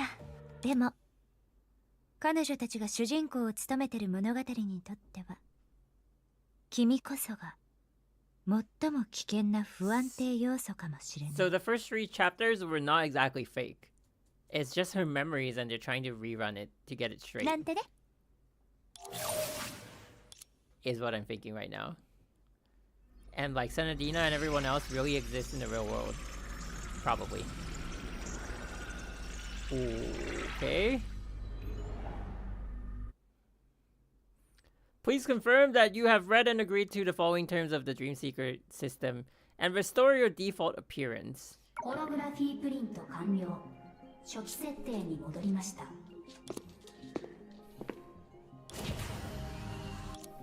Okay. Whoa!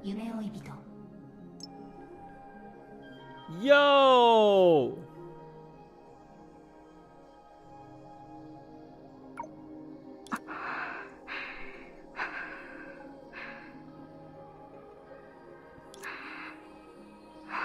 Open porthole. What the heck?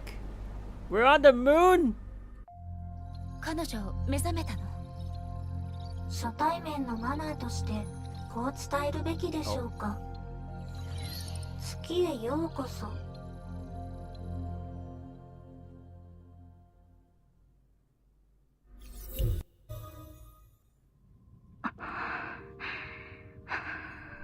Okay.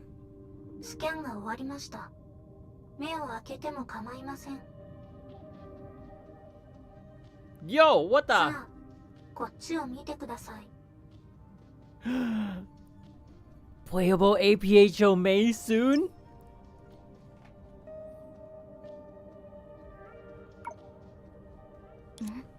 必要なプロセスですから、まずは最も基本的な質問から始めましょう。あなたの名前は？ Jane Honkai. ええ、前の記録と一致してるわね。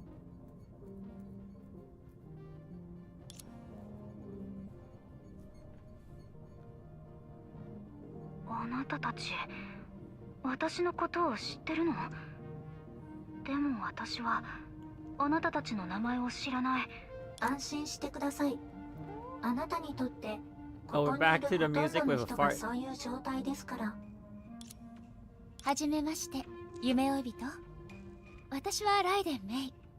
こちらはプロメテウス17号といって、この基地の専属スタッフの一人なの。はじめまして。少し違和感があるかもしれないけど、私たちから見るとあなたは初対面なのにとても馴染みのある相手なのよ。 Okay. 何せあなたが今まで経験してきた冒険はあなたのいる端末のデータ記録機に保存されてるから。 What the? 私たちはすでにそのすべての記録を読み取ってるの。端末？ええ。初めて火星に着陸した時から火星の軌道にあったあなたを乗せた端末装置をムーンベースに持ってくるまで結構時間がかかったのよ。何しろ火星の本当の姿が超巨大な量子コンピューターだったなんて What? 誰も思いつかないでしょ。私たちが火星で見つけた唯一の手がかりは量子コンピューターにつながっている端末とその中にいるあなただけ。あなたの同意もなく勝手に連れてきたことについては謝るわ。 So Mars is like dead. Oh, that's kind of sad. 私は自分のことも量子コンピューターのことも何も思い出せない。覚えてるのは何度も同じ物語を繰り返したことだけ。それはまるで終わらない夢みたいで。通りであなたのプロジェクトデータのファイル名が夢追い人 Yeah, だ I った saw の the です timeline. ね。タイミングの悪いジョークを言ってしまいましたか？すみません。ビタの影響を受けているのかもしれません。ビタ？そうだ、ビタはどこにいるの？彼女はあなたより数分早く目覚めましたが、旧友に会いに行くと言ってあっという間に姿を消しました。彼女のことをよく知ってるの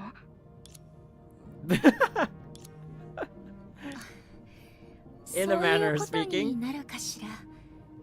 ただ彼女のせいで仲間が何人も痛い目に遭ってるから、彼女本人を信じられるかどうかについては何も言えないわ。残念ながらビタと誠実という二文字には何の関係もありません。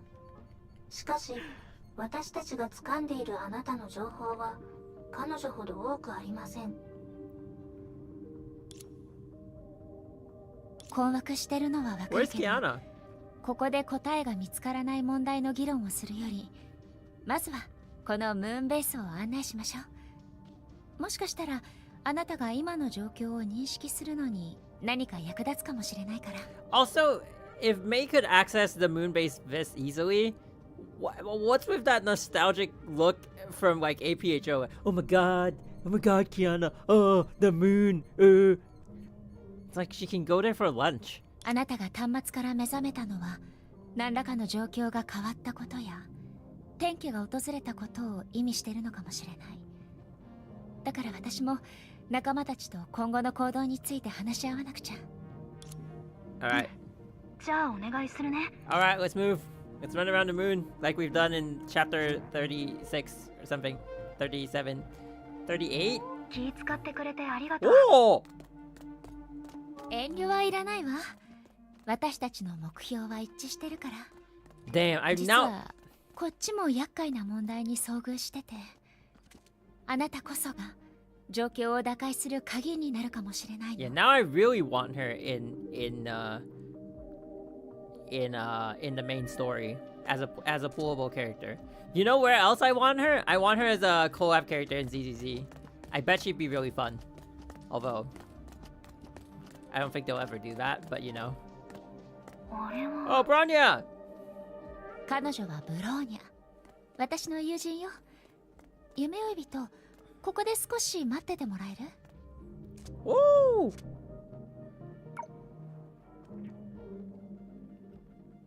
どうだった？ブローニャちゃん。あのバカはまだぐっすりと眠ってて、 Well, she's here. 目覚める気配がありません。変ね。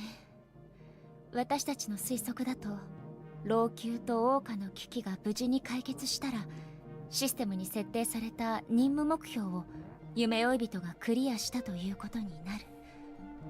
なのにどうしてキアナちゃんはまだ眠ってるの？学園長の話によると、老朽と桜花の危機に他の解決策があった可能性があります。ゲームのクリア方法は一つだけじゃありません。バグやツールを利用することで素早くクリアすることもできます。She's talking about speedrunners? 普通のプロセスには思えないけど、どうして当事者みたいな話し方をしてるの？バカキアナがわざとバグを利用して私の作ったベータ版をクリアしたせいでサーバーエラーが発生したことを口にしただけです。仕事に戻ったブローニャちゃんがエラーを直すのに3日も徹夜した時のことよね。キアナが目覚めたらもう一度アップデート版をプレイするように見張ってやります。いいわね。そうしたらキアナちゃんがバグを利用するたびにお菓子を取り上げましょう。ちゃんとクリアしたらご褒美に豪華な食事を用意するの。本当にバカですね。メイ姉さん、まさかキアナは物理の宿題と私のプログラムをクラッシュさせた罰から逃げるためにわざと中層ウサギのように自動休眠に入ったというわけじゃありませんよね。確かにキアナちゃんはいつも心配をかけさせる人だけど、さすがにそこまではしないはずよ。あまり心配しないで。今のところ地球と月は安定してるし、今日だって新たな進展があったでしょ。別にあのバカの心配なんてしてません。あら？ゲームがもうすぐリリースされるのに、たくさんの仕事を放り投げてまでここに駆けつけた人は誰かしらね、ブローニャちゃん。知りません。ですが、すぐに休みを切り上げて急いでここに駆けつけた教師のことなら知ってますよ。そうですよね、メイ姉さん。ブローニャちゃんたら。ブローニャちゃん、私はね、キアナちゃんはきっとすぐに目覚めるって信じてるわ。ええ。Her friends all looked at each other and smiled. Their eyes weren't just full of mutual understanding, but the deepest faith that they had in それ Kiana. でメイ姉さんの後ろにいるの So は Kiana's sleeping? 端末の中から来たお客さんですか？ええ、そろそろみんなに紹介しようと思ってたところだったの。 Hello, Dream Seeker. My 夢 name 追い is 人。 Bronya. こちらがさっき話したブローニャよ。こんにちは、夢追い人。はじめまして。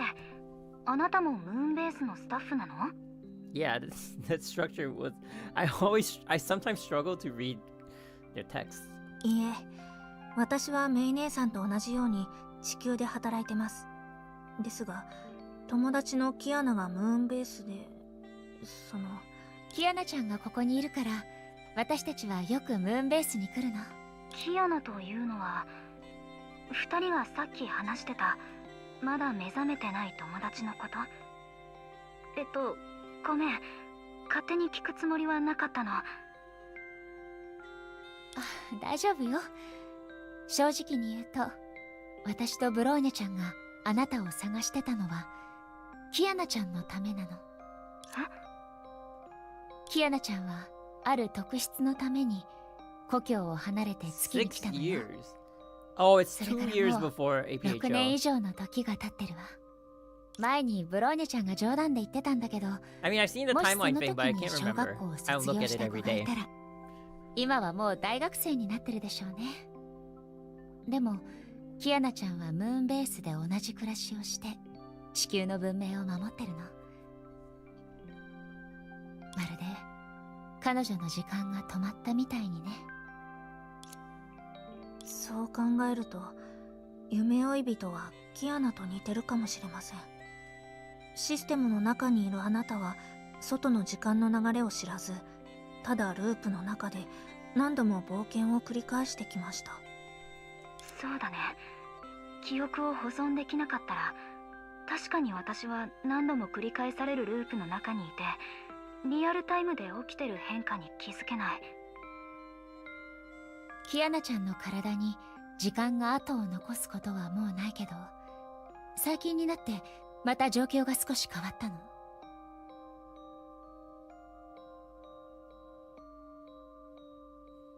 So timeline-wise, you're expecting the part 2 story going to take place in 2 years like part 1? What? Huh?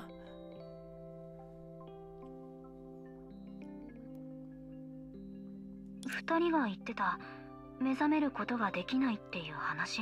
Oh, like you're saying, you mean part 2's timeline is supposed to be the entire 2 years from part 2 to APHO?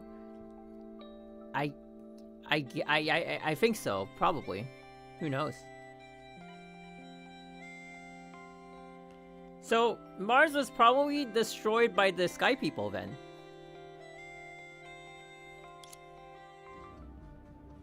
Is that the mystery that we're gonna find out? Probably. Who knows? 目覚めたくないほどにいい夢を見てるのかもしれません。とにかく、もともと起きて働いてるはずのバカは今でも眠ったままなんです。前にも似たような状況があったわ。でも今回のキアナちゃんが眠ってる時間は私たちの予想をはるかに上回ってるの。終焉の律者である彼女は様々な問題に余裕で対応できるはず。でも友人として私たちはやっぱり彼女が眠ってる理由を知りたい。どうすれば外部から彼女を助けられるかを知りたいの。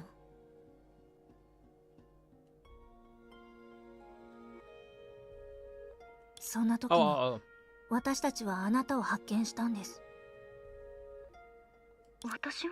Sorry, not registering. キアナちゃんが眠りに入った時にクラインとプロメテウスが火星からのおかしな干渉信号を捕捉したのよ。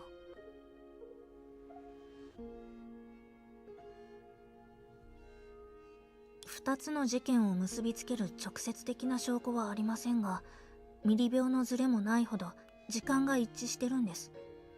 あまりにも奇妙でさすがに無視できません。あなたの端末につながってた火星の量子コンピューターにどんな意図があるのかはさておき、それはキアナちゃんが眠り続けてる原因かもしれないの。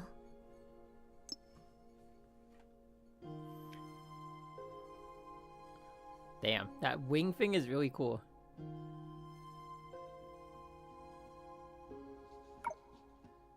因果関係は証明できませんが、私たちが掴んだごくわずかな手がかりは同じものにつながってます。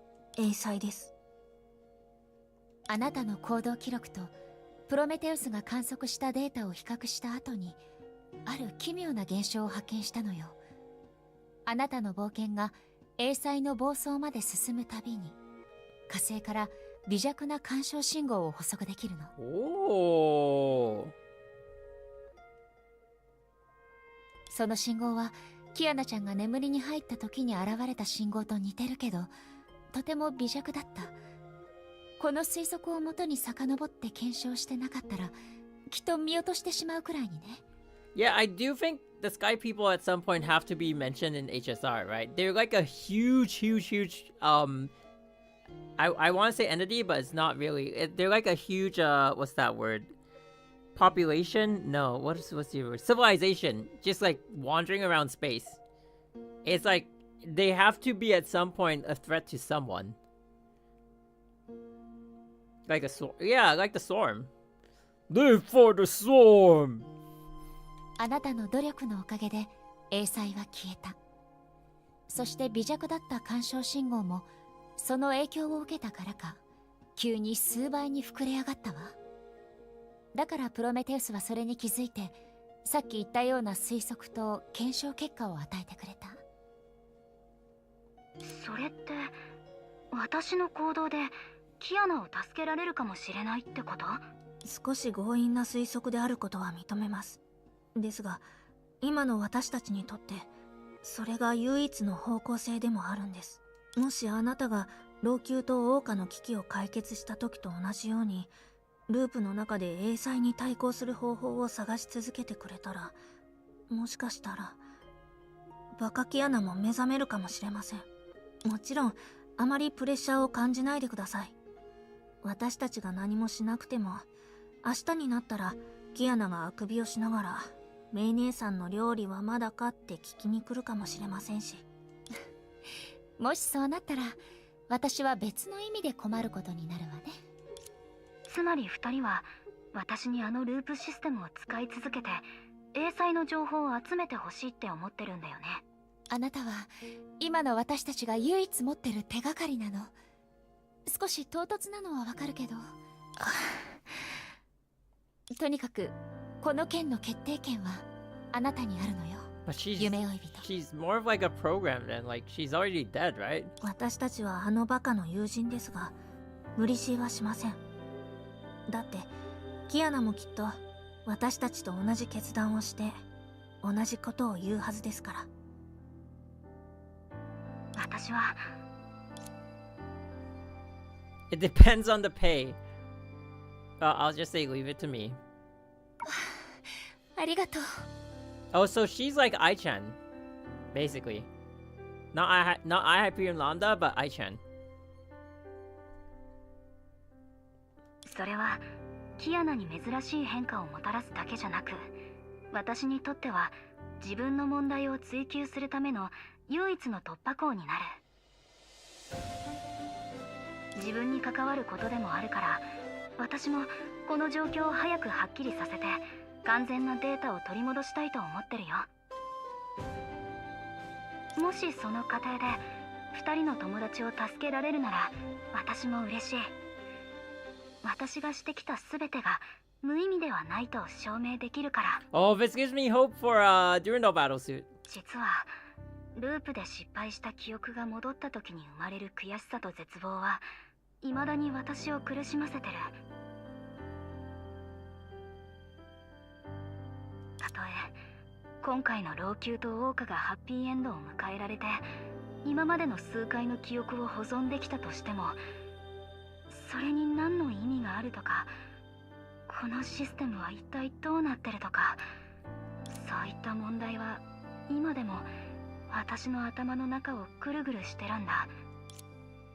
でももし私の経験が現実世界に何らかの変化というよりキアナの状況を少しでも改善できるなら、それは何よりだよ。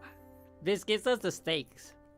This gives us a reason to play the story. And it's not like, oh, it's just an observing point. Like, why would we want to continue and why would it count as main story? だからメイ、 This is like really meta. 私はできる限り私自身の疑問を解いて2人がキアナの状況を分析できるように何度もチャレンジするつもりだよ。ありがとう。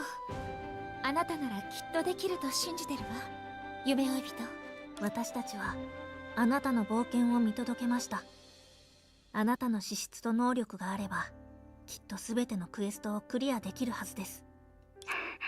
もちろん。あ、そうだ。はい。今度会うとき、もしまた会えたら、その時はキアナの話をもっと教えてくれる？問題ないわ。それじゃあ夢追い人、次は他の人たちのところに案内するわね。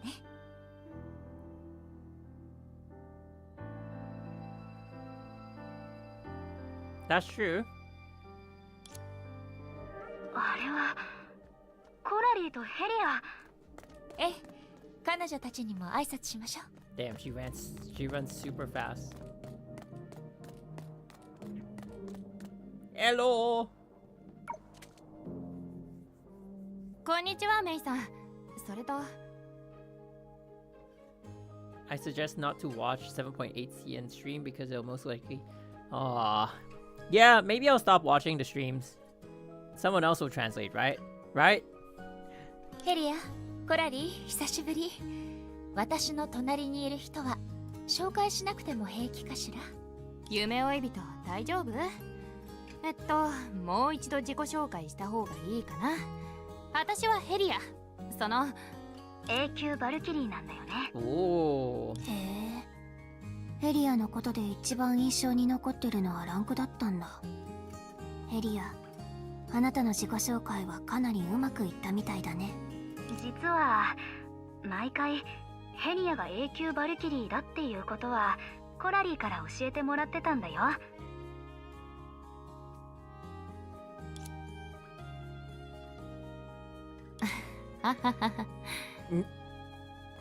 システムに入るたびに私たちの記憶を消さないでってアインシュタインにちゃんと話しておくべきだった。つまり2人は本当に存在してるの？システム内の NPC じゃなくて？うわ、それは今までのループであなたが口にした一番失礼な言葉だよ。Damn. ヘリアとコラリーもデータになって私といつも一緒にループしてくれてたの？ええ、火星であなたを発見したのは2人で端末に触れた後になぜか一緒にシステムに入ってしまったのよ。アインシュタイン博士とクラインが調べた後、あなたをサポートできるように現状維持を決めたわ。彼女が毎回わざわざ私たちの記憶を消さないようにしてくれてたら事態はもっと早く進んでたのかもしれないけど。夢追い人も私たちのことを覚えてないんだから、そうしないと不公平だよ。ビタも言ってたでしょ。夢追い人こそがループシステムの中心で余計な情報を与えすぎると予想外のエラーが生じるかもって。へえ、本当にあの女の話を信じたの？明らかにいい人には見えないし、私たちは騙してるかもしれないのに。少なくとも行動だけを見れば彼女はずっと私たちを助けてくれてた。今回の努力だって無駄じゃなかったでしょ。そうね、みんなの努力は無駄じゃなかったし、夢追い人も目覚めることができた。この事実は本物よ。 But wouldn't their presence still be like interfering with what's going on? Shouldn't they just observe from the outside? Hmm. それにあなたたちが英才を解決するために努力して結んだ友情も嘘じゃない。そうでしょ？そうだね。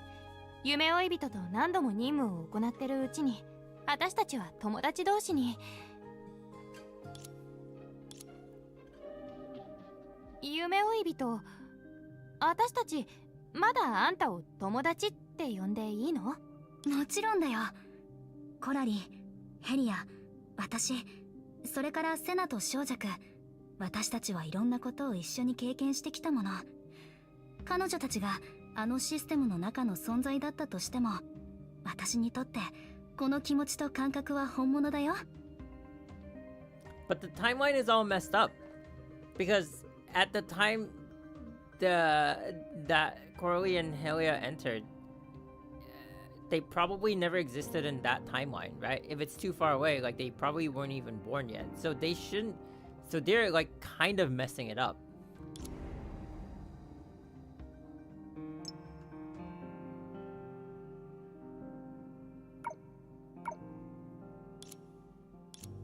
どうかしたの？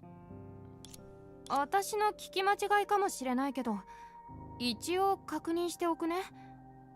セナって誰？ Whoa!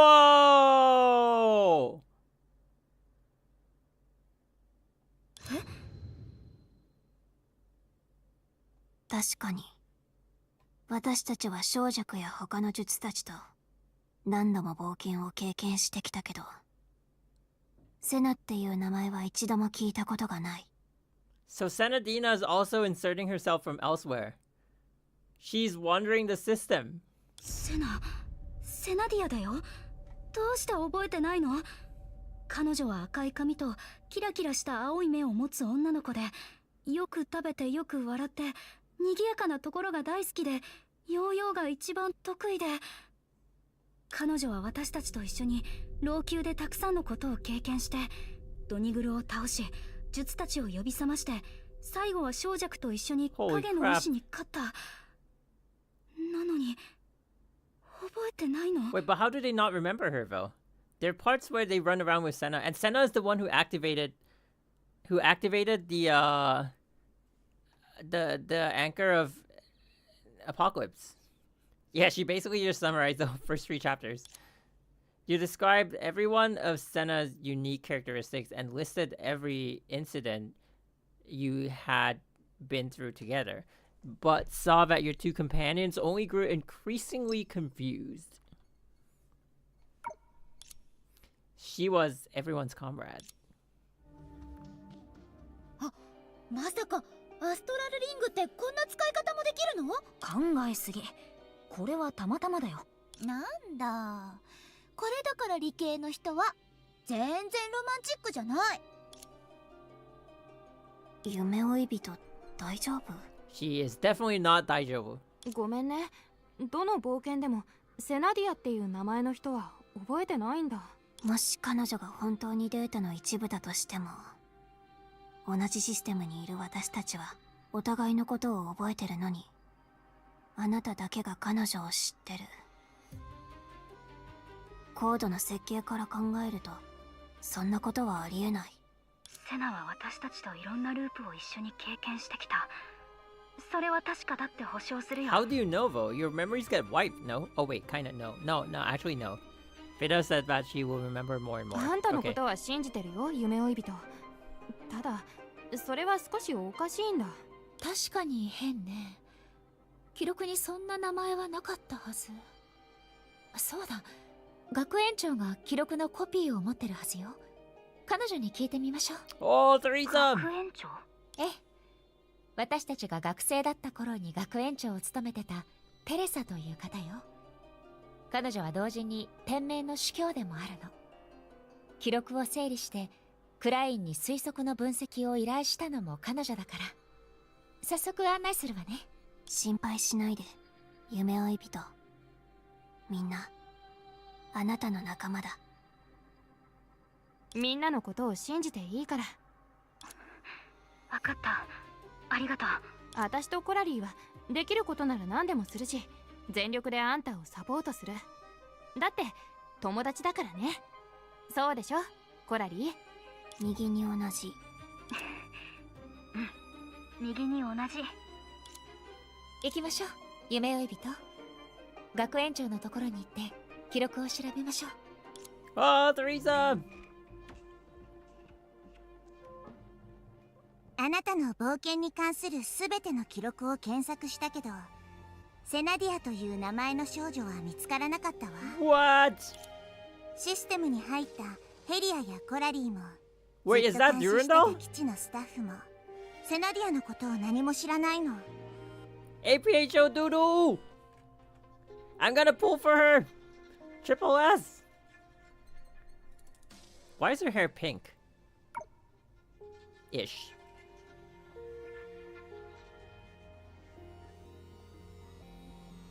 でも私はセナのことを、セナがいるループのことをちゃんと覚えてる。彼女はいつも笑いながら私を励ましてくれて、一緒に戦って一緒に前へと進んでた。彼女はあそこにいたはずなのに。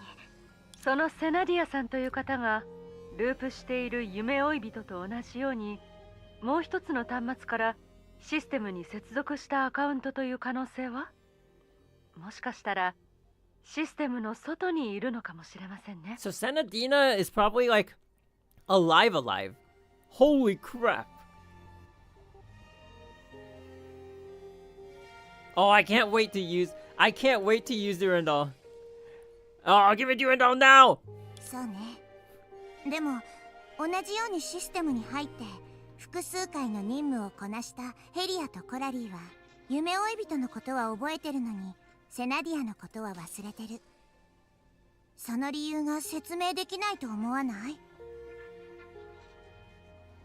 もしくは彼女がシステム内の管理者という可能性は？存在自体が機密情報だからループが終わるたびに自身に関する他人の記憶と全ての記録を削除しているとか。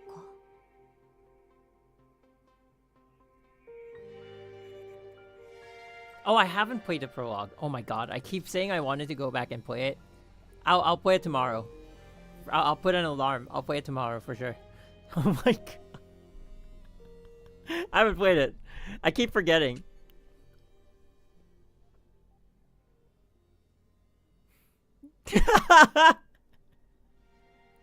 I really haven't played it. There's some context you're missing? Oh my god.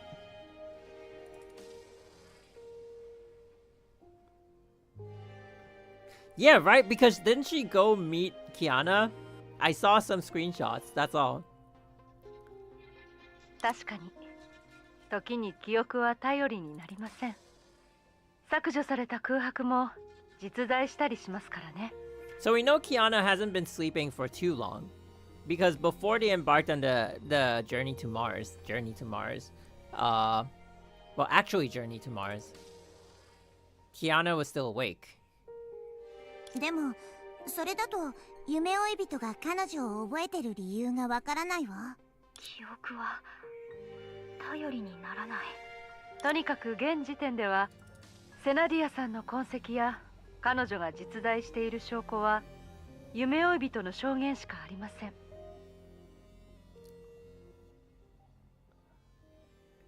Damn. Durandal's design, I'm just like taking it in. 理論だけで考えると一人の記憶を操ることは大勢の人の記憶を操ることより実行しやすいと言えます。でも焦らないで夢追い人。私たちはあなたの話を疑ってるわけじゃないの。 Maybe she just hide her hair. 記憶を操られるってことに関して私たちは大変な目にあったから少しトラウマがあるのよ。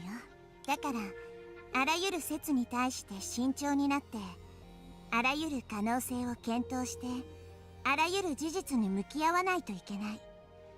たとえ真実よりも偽りの方がずっと幸せだとしてもね。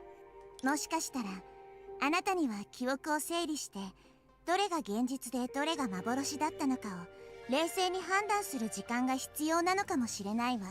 私はあれは夢じゃない。ちゃんと分かってる。私たちが一緒に経験したことは夢なんかじゃない。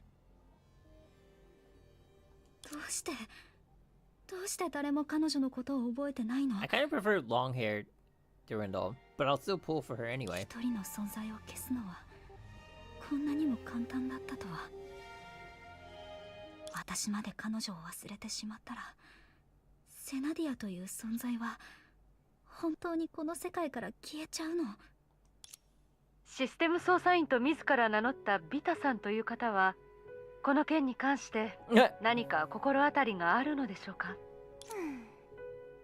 シニカルで思わせぶりな態度を取るくせにあえて口に出さないタイプは一番苦手なのよ。英才に対して落ち着いている様子を見る限り彼女はかなり前からこのシステムに接触している可能性があるわね。英才の本質を知ってるってこともあり得る。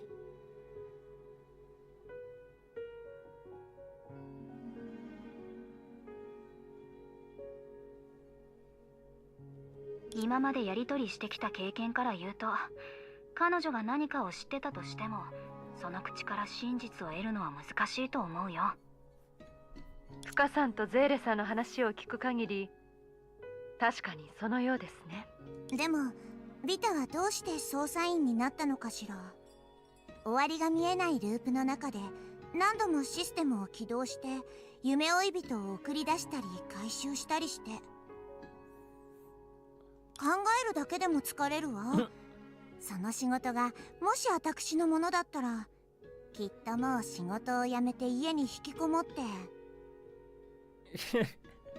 冷蔵庫でひんやりしたゴーヤになって、ついでに隣のソーダを飲んで、もう二度と書類の確認をしなくて済むってね。学園長大丈夫ですか？テレサ司教？あ、ごめんなさい。ちょっとぼーっとしてたみたいね。前回の事故による悪い影響かもしれないわ。どこまで話したかしら。あ、そうだ。ビタが直接協力してくれないなら、キアナを目覚めさせるにはやっぱりループシステムという方法しかないわね。ごめんね、夢追い人。あなたが混乱してるのにそんな話をして。大丈夫、気持ちは理解できるから。キアナという人はきっとみんなにとってすごく大事な仲間なんだね。Oh no, not at all. She's only like the goddess of Earth. あなたたちの仲間を助けるためにも、私自身の疑問を解くためにも、方法は一つだけ。ループの中で英才の手がかりをより多く見つけられたら、このシステムをより詳しく理解できて、私自身のデータの空白を埋められるかもしれない。それにもう一度ループに入ったら、もしかしたら。私たちはあなたのループの記録を全部読んだから、あなたにとってそれがどれほど難しいことかはわかるわ。無難なことが言えるのも全部あなたが全力を尽くした証よね。私たちは違う星から来て、存在の形もそれぞれ違うけど、あなたは自由な意志を持ってる電子生命体。私たちと平等な個体で尊重し合える仲間でもあるの。だから最終的に選択する権利はあなた自身にあるのよ。もう決めたんだ。システムを起動させよう。So we're going back in? 私は一体何者なんだろう。Oh, back into the Matrix. システムに You're 閉じ the 込 one, めら Neo. れたデータ。冷たいコードとして無言の機械の中で生きている。何度も失敗して出てはまた入る。そしてまた失敗して退出して同じ過ちを繰り返す。たとえハッピーエンドを迎えられなくても、私にはやり直すチャンスがある。ここで命を落としても、目を開ければまた新しい一日がやってくる。苦痛、犠牲、失敗を恐れる必要はない。なぜなら全ては偽りのシステムだから。でも私が生まれたばかりのつぼみに心を打たれたり、どんよりした雨の日々を憂えたり、仲間と一緒に悲しみと喜びを分かち合えたりできるなら、どうして私の記憶、感情、友達は真実と言えないんだろう。こんな私も胸を張って誰かを助けることができる。なのにどうして私は真実と言えないんだろう。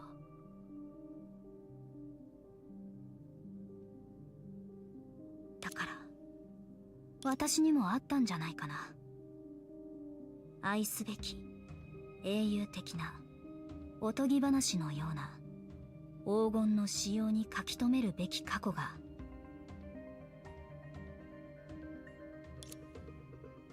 そろそろ出発しよう。Oh, we're back.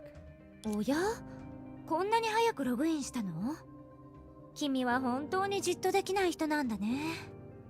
もう少しムーンベースで休みを満喫したらどう？僕はあそこの景色が結構好きなんだ。That's not a word spoiler, so I'm not gonna.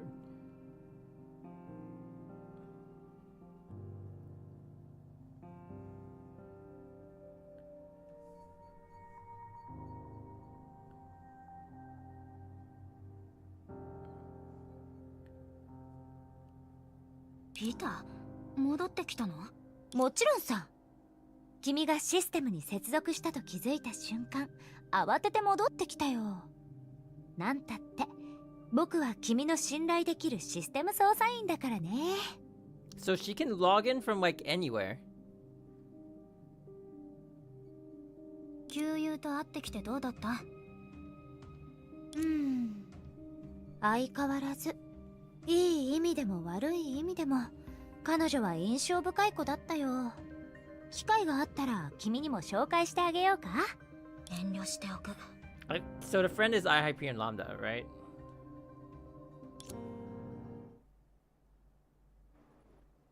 Whoa! Wait, I remember this scene.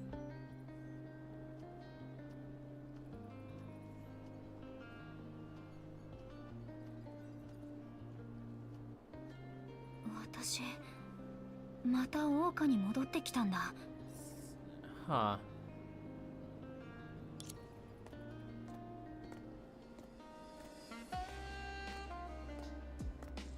待って、今回 Veda's 私は今までの記憶を持ってるの？どうやら君は順調に成長してるみたいだね。どうかな、馴染みのある顔を見て懐かしいと思わない？ピーター、あなたは今回ループに介入できるようになったの？どうやら前回の成功は君の記憶の一部を回復させただけでなく、僕にも新しい権限を解放してくれたみたいだ。こうして時々現れて君のそばにいてあげられる。嬉しい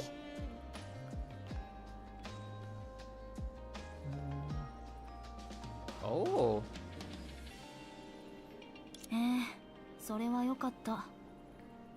僕も同感だよ。ピーター。はいはい。どうしたの？一つ聞きたいことがあるの。何度も聞いたかもしれないけど、本当の答えは一度も得られてない。どうして私のことを助けてくれるの？おや、またその質問とは。君は本当に意地っ張りなんだね。じゃあ今の君には何か他の推測でもあるのかな？ Damn, they really refined her model though. あなたは私を助けてるわけ She じゃない。 looks better than the part 2そうだよね。 characters. あなたの本当の目的はこのシステムに関わる別の人たち。例えば Oh, there's something in the system she wants to unlock. キアナとか。君たちみたいな人間は自分を正義の味方だと言っていつも他人のことを悪く思うんだよね。僕は悪い女だけど、たまには改心していいことをしたくなったらダメなの？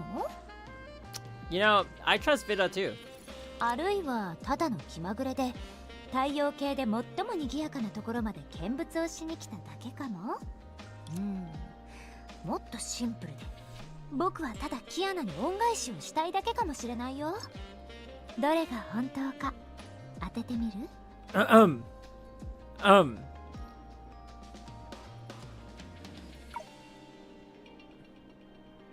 ？If not for a couple of reasons on each of their sides, they probably would be even closer. I think there's just like 2 reasons for each one of them to anyway. やっぱりちゃんと答えるつもりはないんだね。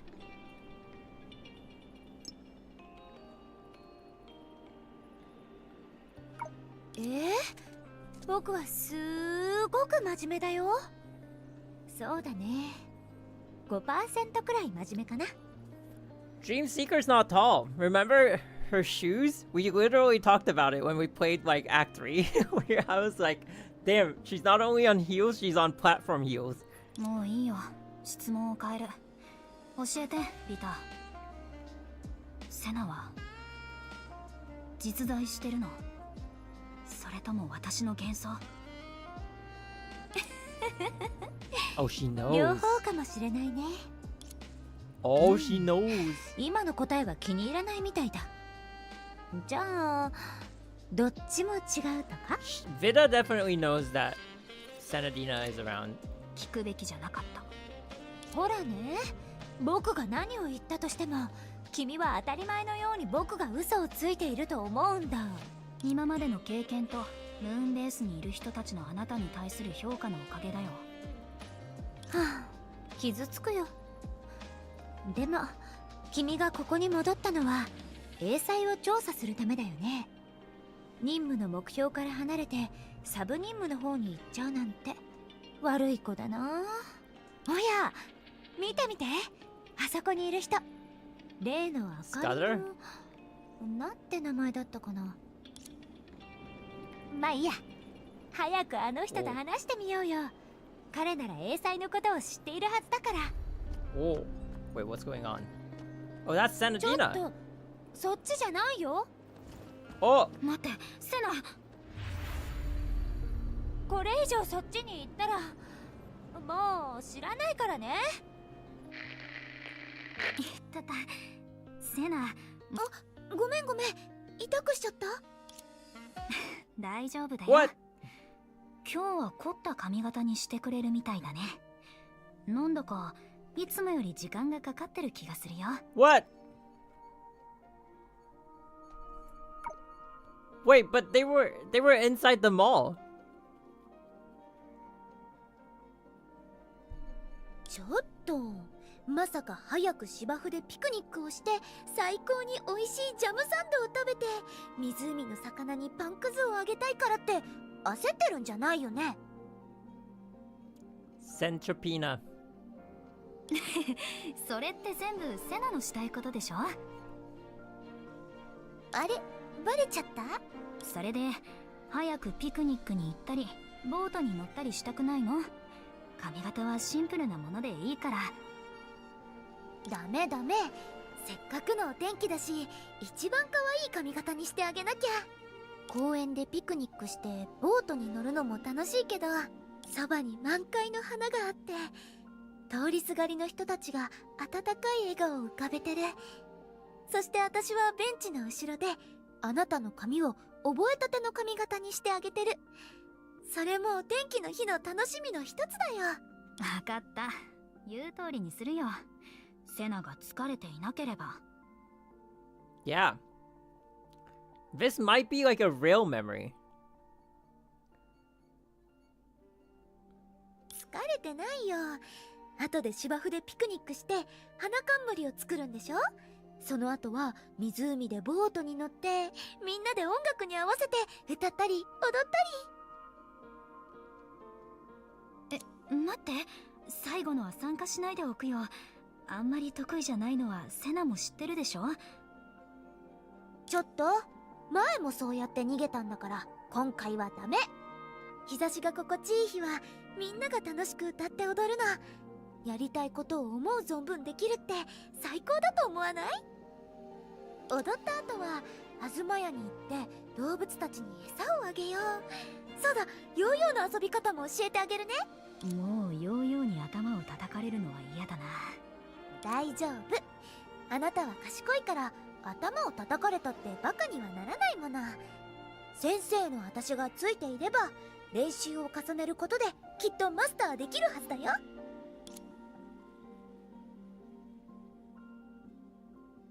そんなに予定を詰め込んで今日中に終わらせられるかな？おー、確かにちょっと詰め込みすぎかも。どうしよう、あなたと一緒にいるとやりたいことがどんどん出てきちゃう。しかもどれも面白そうなの。 So they're like Mei and Kiana. 私もだよ。大丈夫、今日できなかったら明日またやろう。私たちはずっと一緒だし、まだまだ時間はたくさんあるんだから。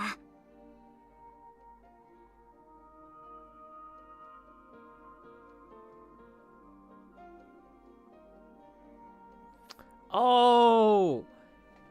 Senadina is definitely logging in from somewhere else. Because wasn't she born in the Sea of Data?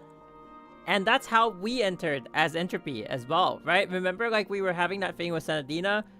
And then we entered from, like, the dorm thing. And then we sort of, like, abruptly entered the whole situation. And then that's how Senna entered as well. So she logged in from somewhere else, and that's why she doesn't have memory of, like, the past from then, because she logged in.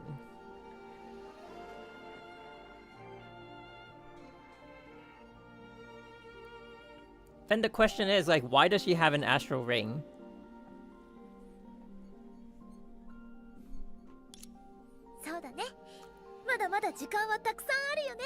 It's probably like each astral ring represents one Hasha. Maybe the astral ring itself is a Hasha core. So, but it works differently from the cores, right? Because they're able to share their power. Like Senna was able to share her astral ring power with the party. And that would explain why she can naturally overclock the astral ring. So I'm guessing like everyone who owns one, so Baiji is one, and he split it with the Seven Shus. And then Senadina is probably another one. And there's possibly like many other people, like, or maybe a handful of other people. Yeah. Oh, then there's another 10 of them, because it's the Zodiac astral rings, right? So they haven't even revealed which one Baiji even had. I mean, Baiji's probably like the dragon astral ring from the way he's, or maybe he's like the tiger or something, I don't know. So Senadina has one, and then there's 10 other people who have astral rings. Isn't that crazy?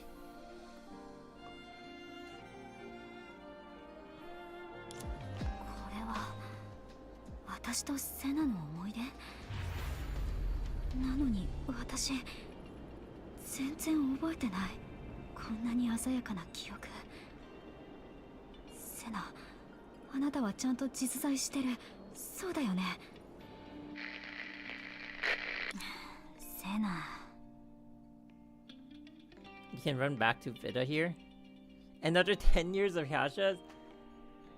Wait, doesn't that coincide? Aren't there 12 Hashas?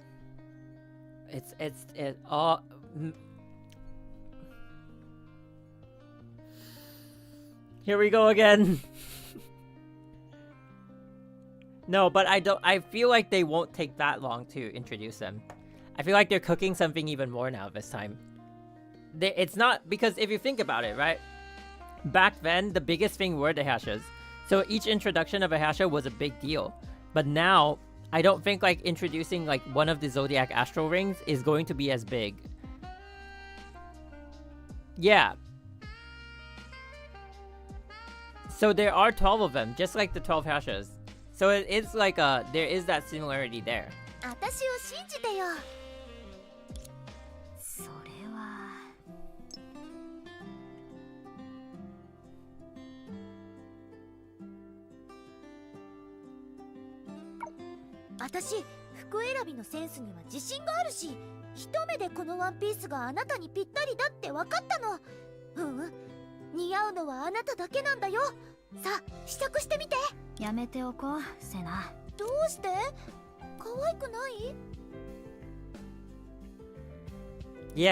Yeah, they're like Baiji's not even playable. He owns one of the Zodiac astral rings, right? So if he's not playable, I'm gonna bet they're gonna introduce like 2 to 3 of them in one go. Baiji's a well, that is also an issue, but anyway. そういうわけじゃないよ。素敵な服だって思ってる。だから素敵なあなたがこんな可愛い服を着たらきっと一番輝く一番綺麗な女の子になれるよ。Astro Up Baiji would go hard, to be honest. I think so too. Oh yeah, you know, they should give us that move. They should give us that move that you know what? They should give us like a normal they should give us like a normal Songche playable, and then her ulti should be the Venerable Seven Shus. That move, and then like she summons all the Shu. Oh, that would be crazy. That would go so hard. That could just be like another S rank Songche. I'd pull for that one.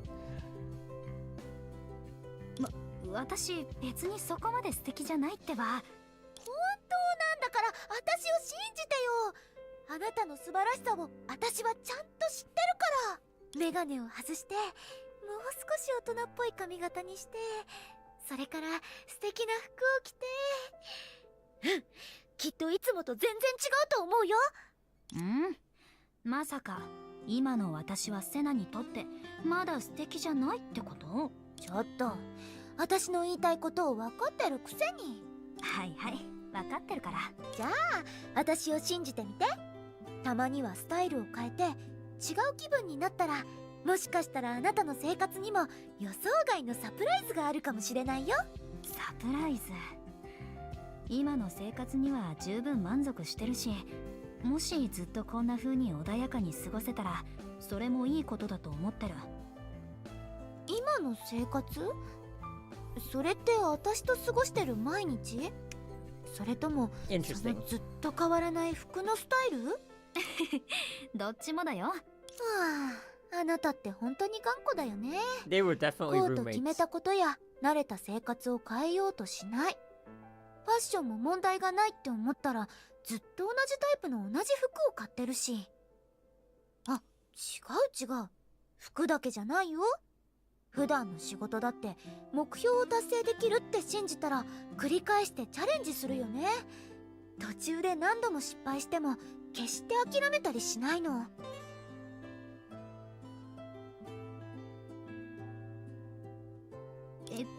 やっぱり前回私が実験の仮説を間違えたせいでセナを巻き込んで実験室で1週間も一緒に過ごしたことを根に持ってるんだね。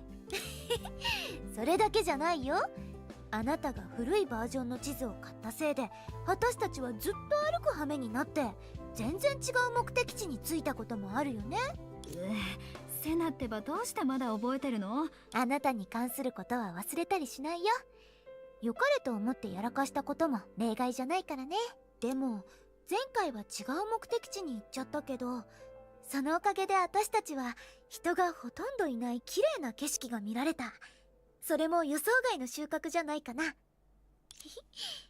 からそうと決めたら必死にやり遂げるあなたの頑固さも私は好き。それならもっと私に似合うスタイルの店に行こうよ。ダメ。この服は絶対に買ってあげるから。 Damn, Senadina was kind of rich. 勘弁してセナ。私たちの間にこんなこともあったの？どうして私は全然覚えてないんだ。 those eyes! Oh my god! 待って、 I'll be セナ。 seeing those in my nightmares now. Thank you, Honkai Impact.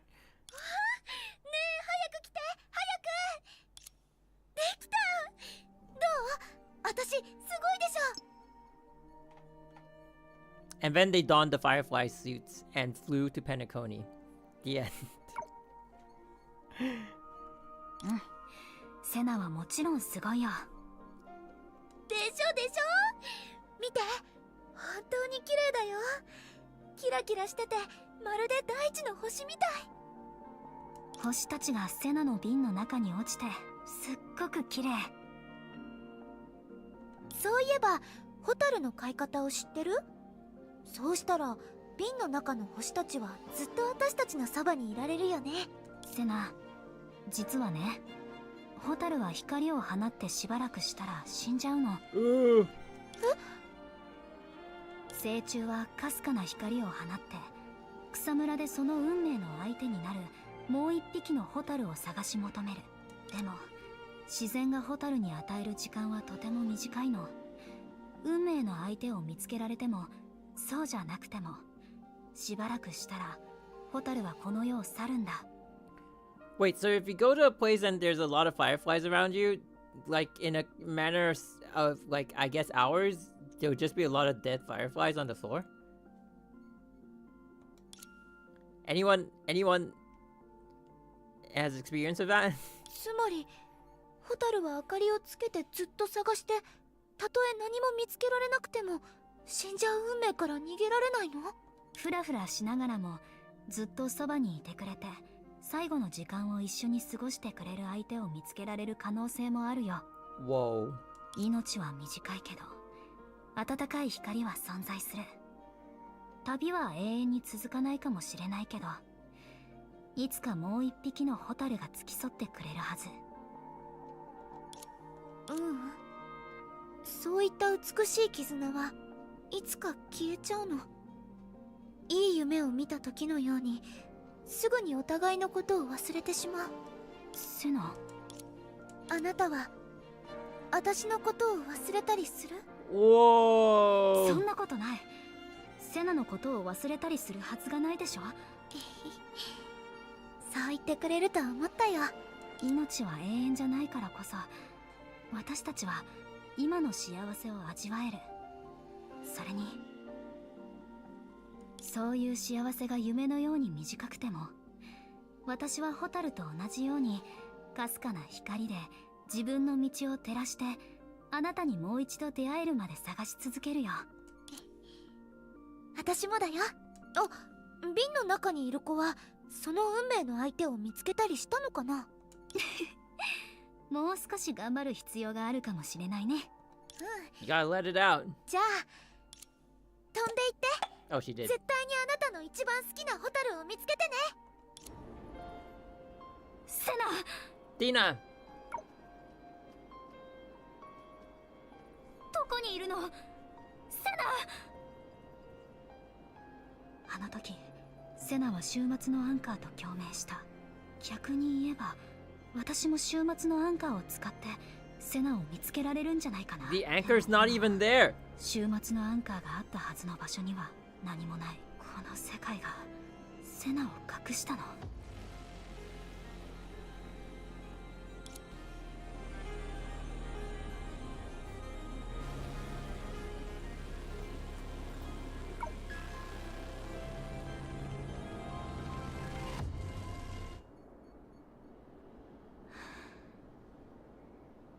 やっぱりダメか。Seven Shus? 怪しいターゲットを発見。 What? これより接触を開始する。 Oh, that Kate though. 親切姉さん。へえ、そんな慣れ慣れしい呼び方で私を呼ぶ人はあなたが初めてだよ。どうやら少なくとも私のことは事前に調べておいたみたいだね。でも残念、そんなの役に立たないよ。根源物質管理条例第22条に基づき、データの海から来た未知の再現物はその場で収容する。 Wait, so they think she's a fake.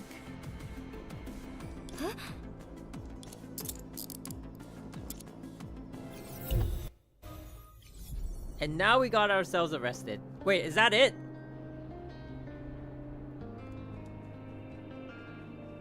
Why didn't Vida just turn around and help us? Wait, that's it? Where'd Vida go? Vida is the most fake of friends. Still, many will pull for her.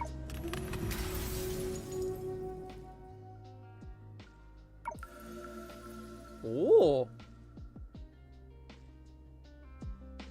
Oh, so I gotta do all this? Okay.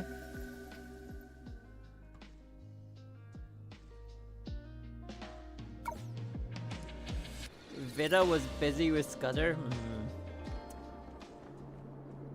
Okay. I do think they actually cooked this time. Yeah, okay. Now with all the context, I would still say the same thing about chapter 1. I still think they started too slow. And this still doesn't change it, right? Because now I'm thinking, like, sometimes you have to start it slow for it to have like a certain payoff. If you try to introduce like the characters too hastily, sometimes you can't get the effect that you eventually got. But I still maintain that they could have still introduced it faster or better, in a sense of like there had like give us more sense of urgency. They didn't have to do like a slice of life version of like an introduction to get us here. Like they could have still done like something with more high stakes, and still not have spoiled this plot. I do think like getting to chapter 3 and 3EX does validate like most of what we see in the first two chapters, but I still also maintain that like chapter 1 should have been done better. Chapter 1 Act 1 was crucial to how people would have viewed part 2, not just like people who had been playing Honkai Impact and were deciding on whether or not they wanted to continue, but also like to people who would have picked up Honkai Impact because of the Part 2 marketing. And like the other events that were happening at the time were not doing them any favors, right? Because Xenozone Zero's beta was coming out, Star Rail was like getting to Penacony, I think. And they were competing with themselves. And they did market. Part 2 was huge for a while. It really is like a firefly. It just shone like real bright, real fast, and everyone forgot about it. And they did pay like some really big people, like content creators, to actually like play it, and they did play it, right? But that's the thing. Like, Chapter 1 Act 1 had to be really strong to keep all these people, or like keep them interested, or at least be like, okay, I'll put it on a back burner, maybe when we have time we can come back and play it. But it wasn't strong enough. Like the introduction was just bad. I still maintain that it was bad, like, unfortunately, right? Like, as much as like Honkai Impact, they didn't cook hard enough initially. And do I think it's just like it's Honkai Impact all over again, right? Because everyone's like, just stick around to chapter 9. Stick around to chapter 9, like, oh, it'll be worth it, right? And then now it's like, stick around to 3EX, right? Like it's Honkai Impact all over again. Like, in a weird sense of irony, it is staying true to what Honkai Impact actually is. And like, when you reveal like the actual plot, it's simultaneously good and bad again, right? Because like, the promise of Part 2 was that it's a new cast. You don't have to play Part 1 to get used to understand Part 2. But then now with the reveal, it becomes like, now you kind of need Part 1 again, because these are all the Part 1 characters. It's like a bait and switch, you know?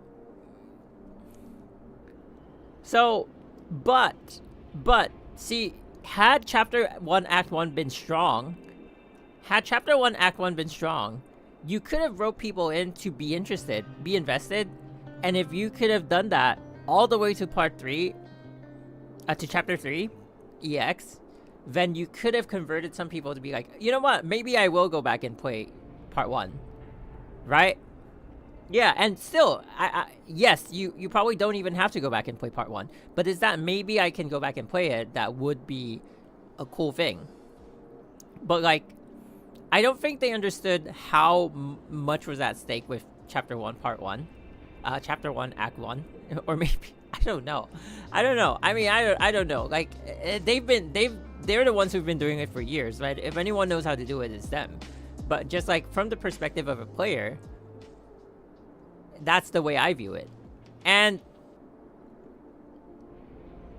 I think like,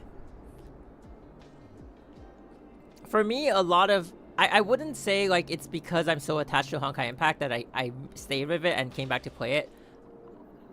I still was interested in continuing like all the way here. I would have played it either way, right? Even if I didn't stream it, I would have like, yeah, I want to go back and like play the Honkai Impact story.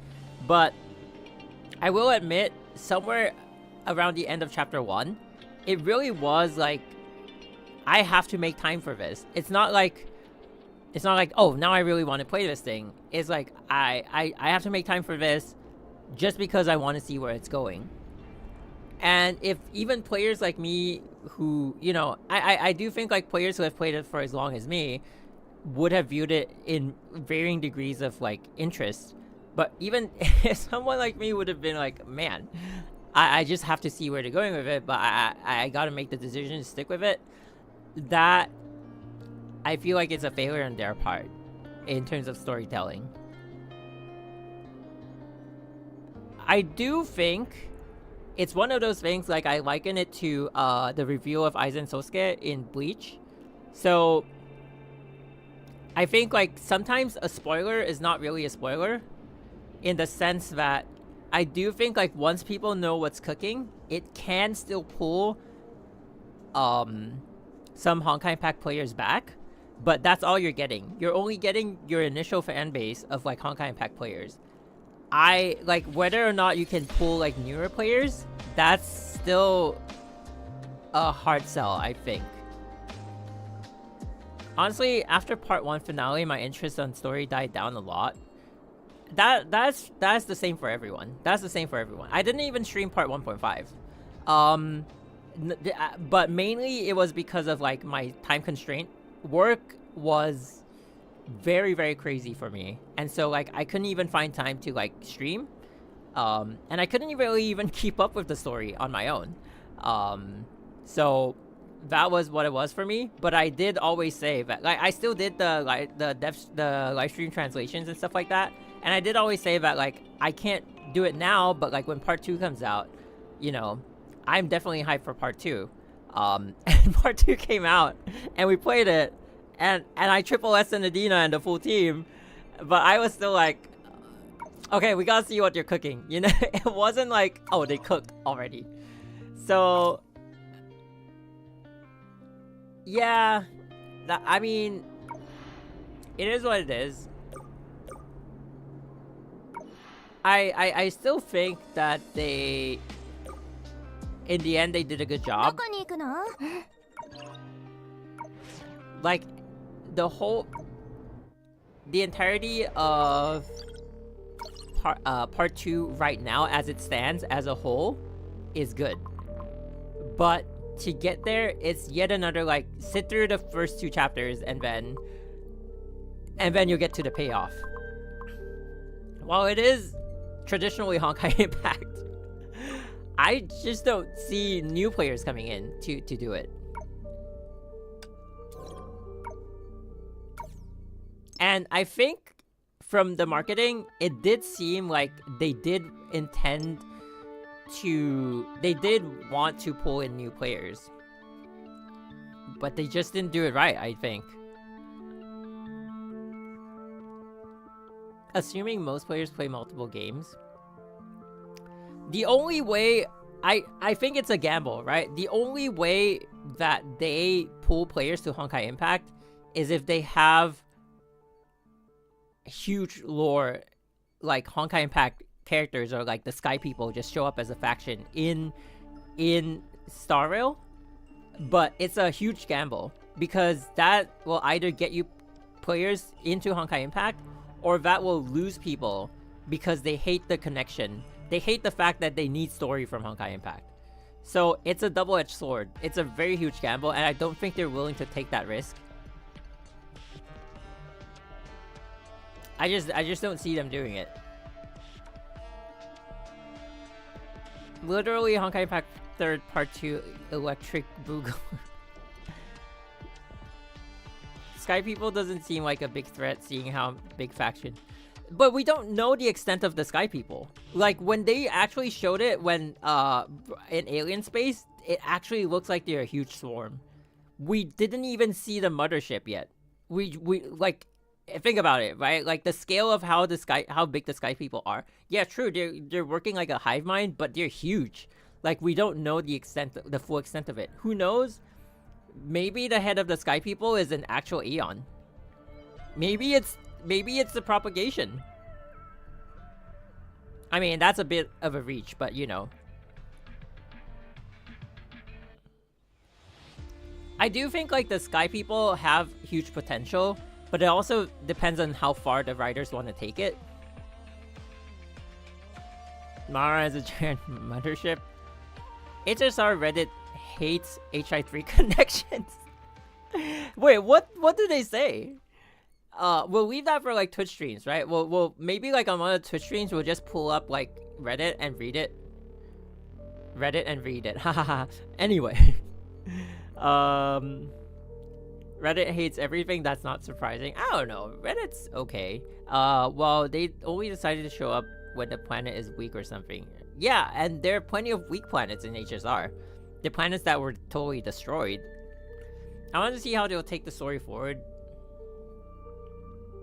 I feel like I need to see a lot more now. Like, you guys definitely know a lot more. I also need to go back and do the interlude to, the prologue. I mean, oh my god, the prelude to get the context that I'm so desperately missing. I'll be honest, I totally forgot about that. I totally forgot. I kept saying, the last time I kept saying I'm gonna play it, and I just didn't.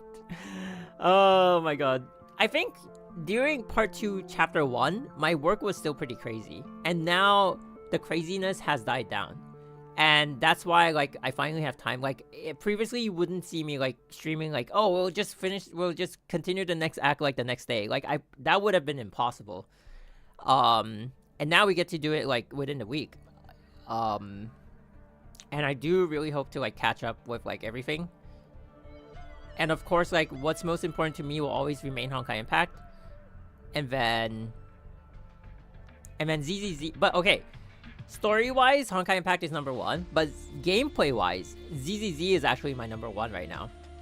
I'll be completely honest, right? Because I think ZZZ offers a lot of what I was looking for, and to me, it feels like ZZZ is the realization of what they wanted for Honkai Impact initially. But, you know, back then, maybe the company was too small, maybe the technology was too limited, so they can only execute it now. And it feels like ZZ is a lot of, like, what I find myself hoping for when I was, like, in the first 2 years of playing Honkai Impact. And I think that's why it draws me in, it pulls me in so much. So gameplay-wise, I think, like, ZZ is my number 1 right now. Star Rail is always in that state of, like, you know, I play the story only because it has the word Honkai in the title. That's it. That's why I never spent on it also. And also because it's like, it's not that I dislike turn-based. I just don't think gacha turn-based works for me in the sense of, like, it can't entice me to want to, like, spend too much on it or even spend at all. I think turn-based has to be in, like, a one and done, like, Final Fantasy kind of deal. You have to, like, buy the game. Like, that's the only way it gets interesting. I don't think it has that much to offer for a player like me when it is made into a gacha. At least that's what I maintain. Are you gonna play Natlan? I'm still at Sumeru Act 2, actually. But I did update Genshin just to pull for the Hydro Archon, and I said I'm gonna pull for all the Archons. Varka and Alice, and then I'll be adding El Capitan to the list if I like his gameplay. If his gameplay is great, I'll pull for him. And that's it. Like, those are the only characters that I'm gonna pull. I don't even care if I have the story. I'll just pull for them and then, like, we'll do it later, right? But I do think Genshin is a game that I will go back to. But, like, story-wise, now we've cleared Honkai Impact. I'm gonna do ZZZ. I don't know if I'm gonna, like, it's just gonna be like casual streams on Twitch. Star Rail, maybe it's like while we're still playing on Twitch, and then we'll just, like, open up, like, you know, dual stream just so the VOD gets logged into YouTube. And that'll be it for Star Rail. And then, yeah, I'm also playing Wuthering Waves, so Wuthering Waves I just skipped through. I mean, I just, like, super fast read the dialogue. I get the story. I don't skip the story, but I'm just like, okay, done. Like, me playing Wuthering Waves main story is so fast. It's so freaking fast. At least main story-wise, Genshin cooked hard. I don't know about, like, Genshin though. There are many things about Genshin that have just, like, turned me off to the. I'm open to the idea of picking it back up, but, like, also after you've reached Fontaine, discover Remuria. Who or what is Remuria? You'll see a lot of overlaps with Penacony's theme. That is a really common theme that they've been doing ever since Honkai Impact. Okay, as a Honkai Impact main, every time I say the word Honkai, I mean Honkai Impact. I know there are some people who, when they say Honkai, they only mean Honkai Star Rail, and to them, like, Honkai Impact as a game doesn't exist. But, like, I've been playing Honkai Impact for close to 7 years. Like, what can I say? When I say Honkai, it only means Honkai Impact. But back when, like, only Honkai and Genshin existed, there already was that, like, recurring theme thing, right? They were going, like, if you see this in Genshin, it seems like something similar is like going on in Honkai Impact. And I don't know if that's because they're shuffling the writers or anything like that, but like that seems to be the case. And now with Star Rail, I think like ZZZ seems to be the only standalone one right now. It's in this like it's in a league of its own to be honest. Yeah, a lot of what they like. What were the things that kind of like showed up on both ends? Sumeru was dropped around the Elysian Realm. And so, like, it was this theme of, like, going into another world and coming out kind of deal, right? I haven't completed Sumeru yet, so, like, feel free to spoil it, feel free to not spoil it, it's fine. Even if I'm spoiled, I'll play through it. And the story is probably so long that I won't remember the spoilers until I get to it, and I'll be like, oh, someone spoiled this, but, like, I kind of didn't remember until we saw it, you know, kind of deal. You can technically skip to Natlan when it comes out. I still want to play the stories, though. Some people said, like, Sumeru was good. I think some people did like Sumeru. Some people said Fontaine is worth playing. I don't know. But I'm not... Okay, my honest take on Genshin Impact, the problem with Genshin Impact story is that I only care when it has something to do with Dyneslave. Because that pushes the plot... That is the actual thing that makes me interested in the story. The sibling looking for the other sibling. And to me... Genshin Impact is like, even with the Archon quest and everything, they all feel like side quests to me.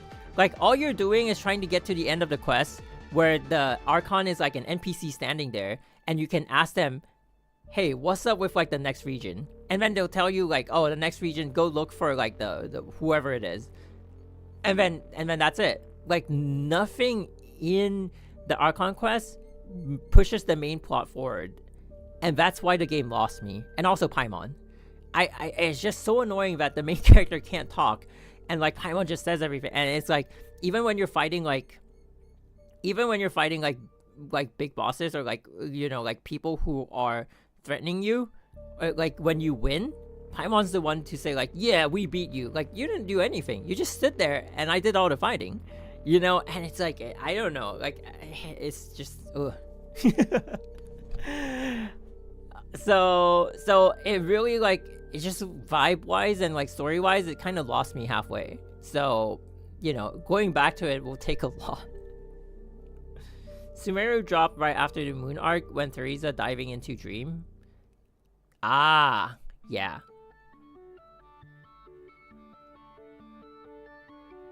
Can't wait for Chapter 4 in Global.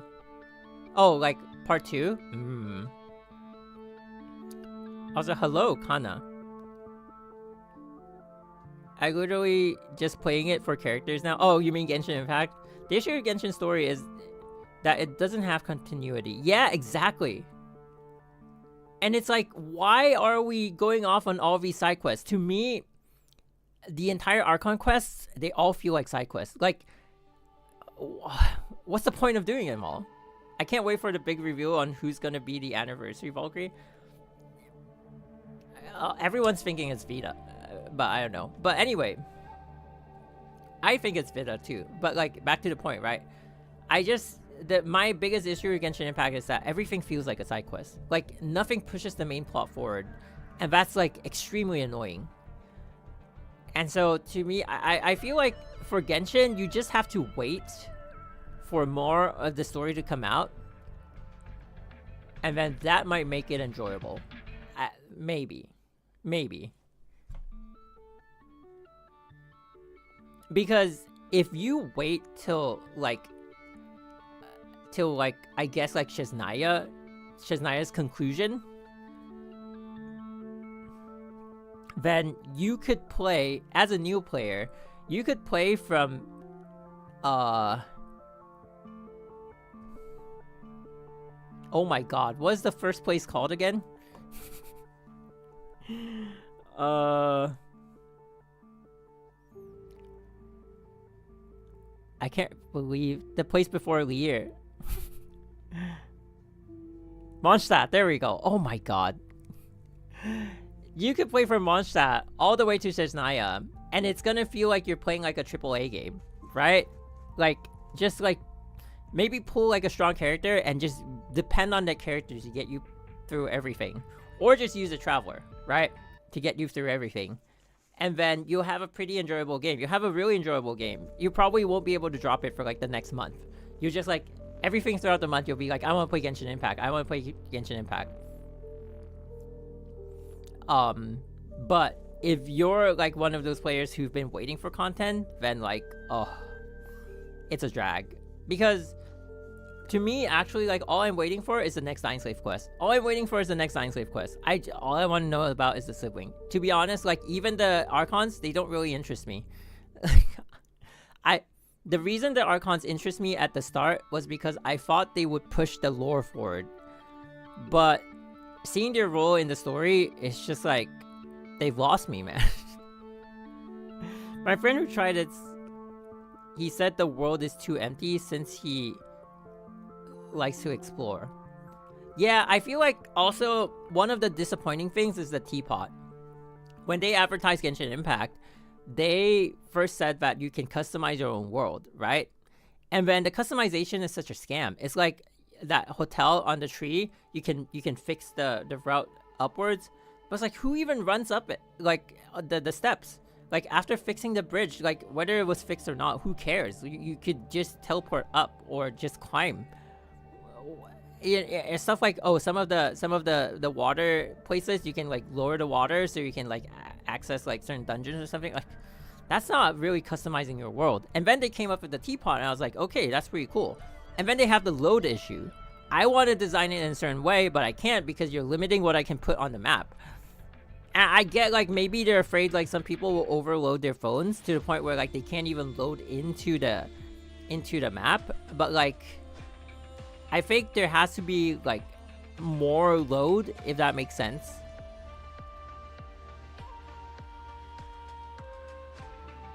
Dealing with the Archons is like Mario World, princesses in her castle. Yeah. Event stories not permanent is the worst.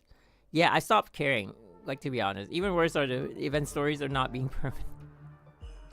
Genshin is just in a really weird space, and I don't even care about the event stories. Like, I don't really care about the characters. If the Archons don't even get my attention, then like, oh, why am I gonna care about side characters? You know what I mean? I honestly, like, I only play it for like the main quest, and the main quest is just like 2% of the whole of Genshin Impact. So yeah, it's kind of like, oof.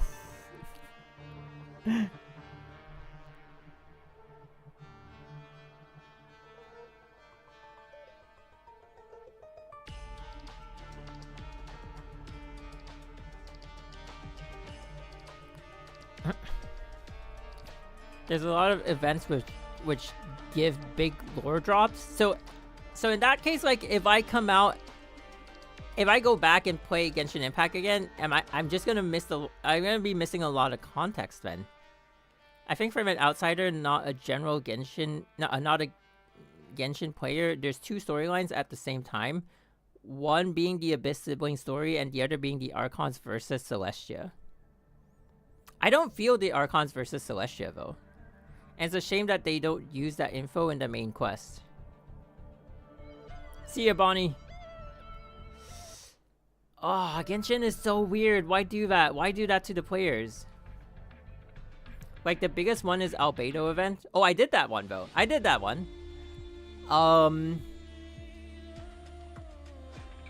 Was it the one with the fake Albedo? And then at the end of it, they want to leave you wondering if you're even talking to the real Albedo? The one with Sucrose? The one with Ditto. Ditto basically turned into Albedo.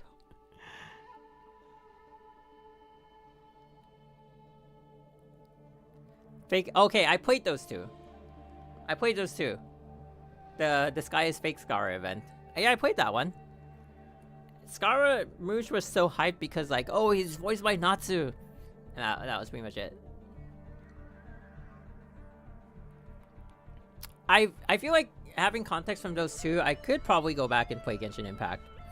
But it's gonna be like after I'm done with ZZZ, after I'm done with Star Rail, and making sure I'm keeping up with Honkai Impact, and then maybe there's some space for Genshin Impact. I would say Wuthering Waves, even Wuthering Waves takes priority over Genshin Impact, to be honest. Like, at the very least, I do enjoy Wuthering Waves gameplay. It's great.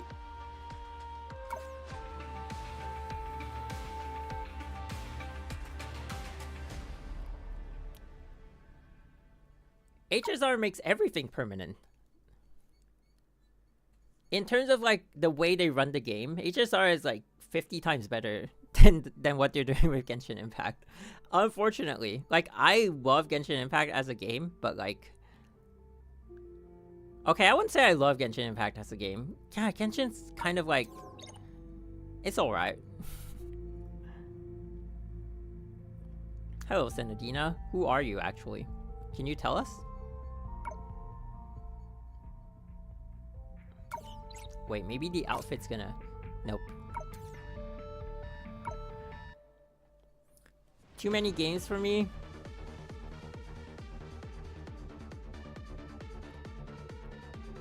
Too many games for me to play and I hate Paimon too much. Oh no! Well, was too much for my phone, sadly. Thankfully, my phone can handle it, so... Yeah, even when my PC died, I could actually clear like Tower Adversity and stuff like that, so yeah.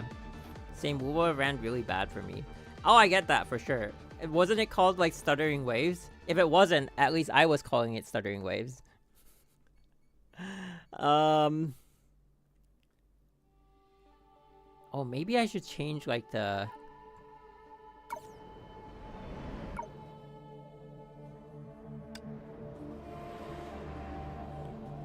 Whew. We've been playing for a while. I don't dislike Paimon, but I do see where people are coming from. I don't dislike Paimon as a character. I dislike the way they use Paimon as a character, like as a part of the story. I dislike the fact that like every time there's space for dialogue from the main character, it's just Paimon talking, and Paimon's just claiming credit for everything the main character is doing. Like Paimon is just like, you're not doing anything, but you're like, you know, you imagine like,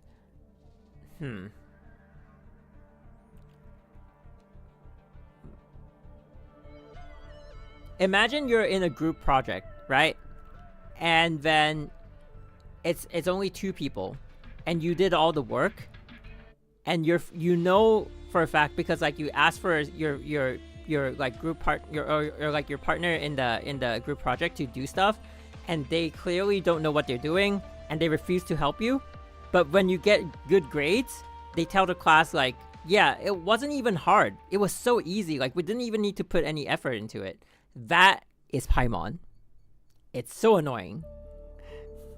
And I'm like, bro, I kind of done with that, you know? That, like, if you go back and look at, like, when you guys clear fights and stuff like that, Paimon will be like, yeah, not even tough and all that. And I'm like, come on, bro. You're like, worthless.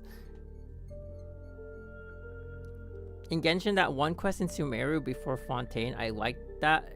It had no Paimon. Really? But I couldn't force myself to play more because I went to Fontaine and she's there again. Wait, there's actually a quest that doesn't have Paimon? Oh, that would be very enjoyable to play.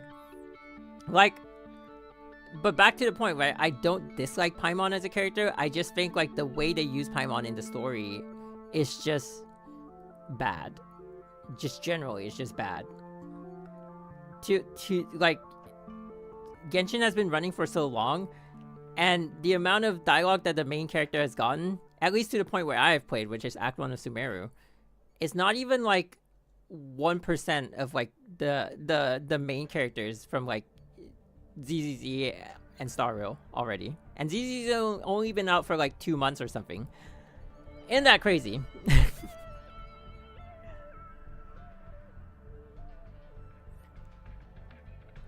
Paimon was more like Morgana from P5. Would people like her? I feel like Morgana, but Morgana can fight though. Morgana's like actually strong. Like people, I like Morgana as a character. I played Another Eden, which is it's also a turn-based gacha game. They're collab characters. You can get them for free just by playing the side quests. And Morgana's like, I like Morgana there. I like Morgana in P5. Yeah, I think... But the difference is Morgana can fight, and Paimon cannot. So like, how are you gonna write them on the same level? Is like, that's like the biggest like dilemma, right? Like, how are we gonna put her on the same level as Morgana? It's way too hard. Like, Morgana brings so much more value, both in terms of gameplay and to the party, just in general. Actually, Paimon had a similar role to the non-Yu sibling in these... Oh, like how they... Yeah, that might... Like, the way Fairy helps out the siblings... Okay, honestly, like, what use does Paimon have? Paimon has never actually done anything useful. In combat, Paimon has never really helped. Like, you see, like, some cutscenes where Paimon's, like, trying to pull you away. That doesn't even work, right? Paimon can't even pull you away. Paimon has not been, like, oh, I'm so smart that, like, I figured out this issue for you guys. You know, like, yeah. The issue I have with Paimon is that they are completely useless. But they like to claim credit for any of your achievements. Why? Like, that's insufferable.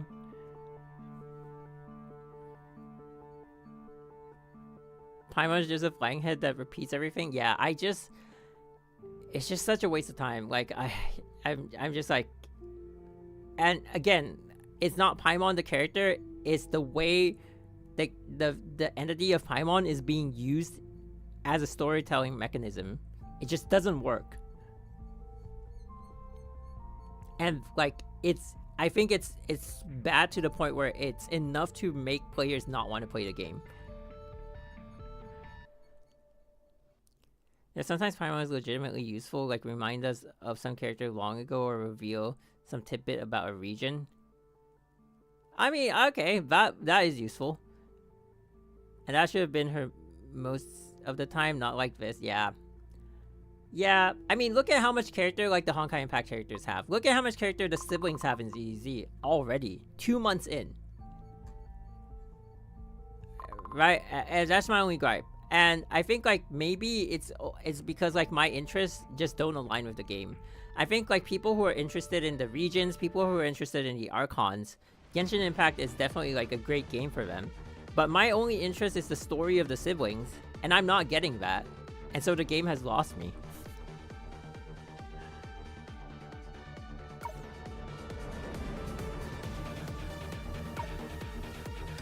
Ooh.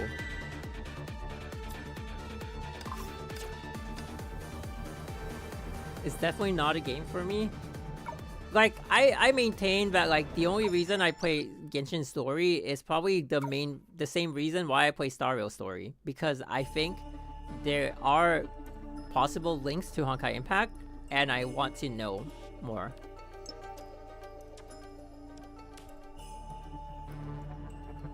I just come back occasionally for characters. It's a long time not about their story. From the "we will be reunited" quest. Yeah, if I can't see more of the siblings, like what's the point? They're losing the plot, right? Like this is like in the most like unironic way. They're losing the plot. What are we advancing? 未来の話は一緒に黄金の仕様に書き記そう。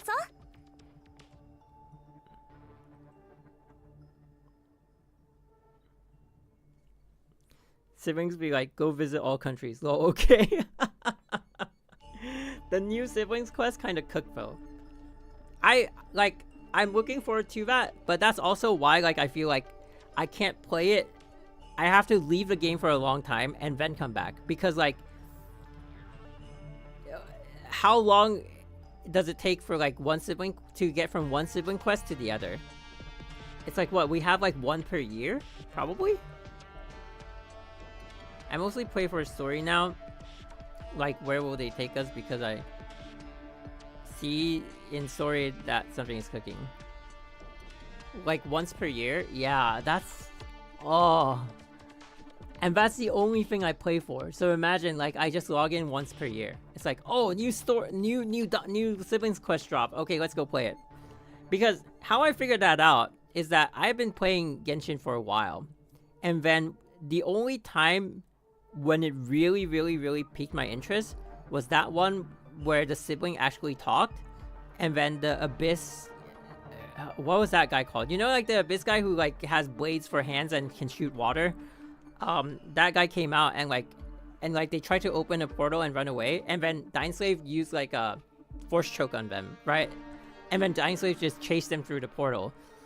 When that happened, that was peak for me. That was like, oh my god, now I'm interested in Genshin.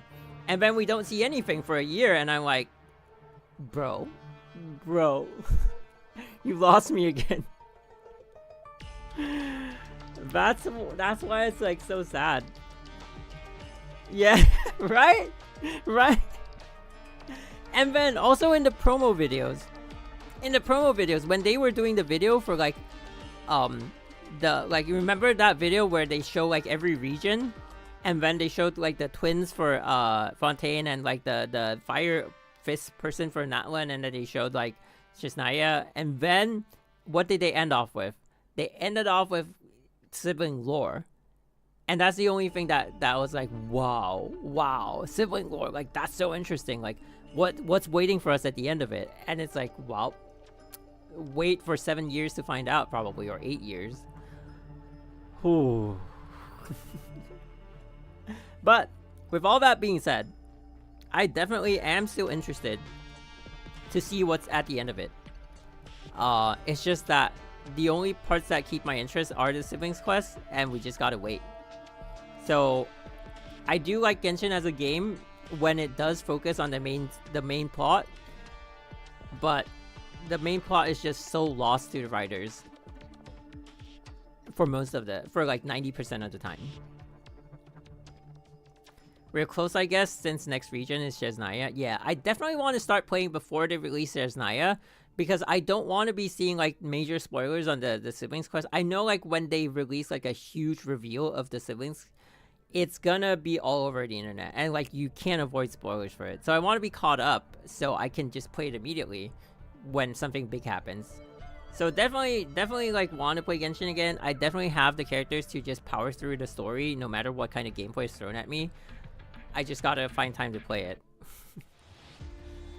But right now, like, ZZ do be cooking. You know, like, Star Rail do be cooking. Honkai Impact is back to cooking. And, like, yeah. I basically only regain interest from Genshin Summer Event to Winter. But kind of losing that now since no more Golden Apple.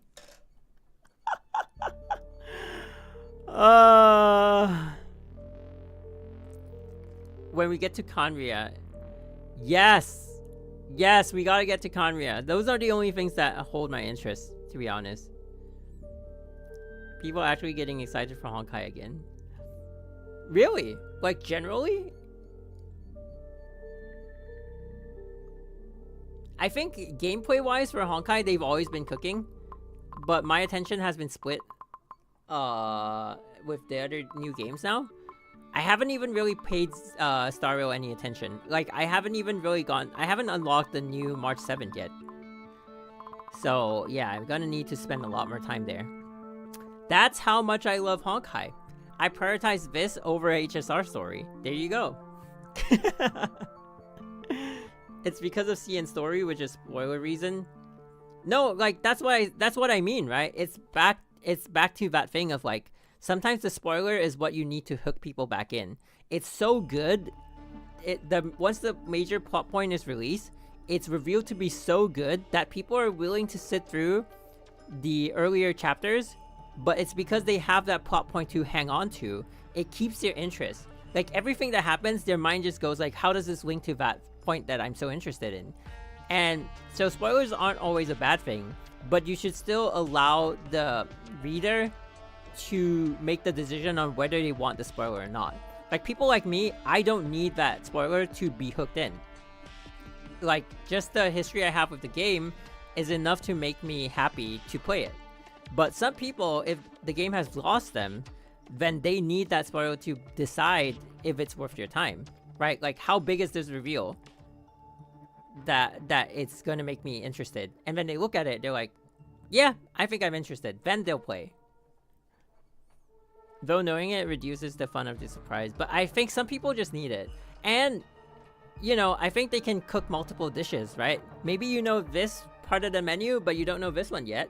So this one hooks you in, and then it's like, now you're also together with everyone, and then you get the next reveal, and you're like, whoa, that was worth it. So I don't think like spoilers are necessarily a bad thing, but I always think that people involuntarily getting spoiled is a bad thing. Yeah, sometimes you really need that.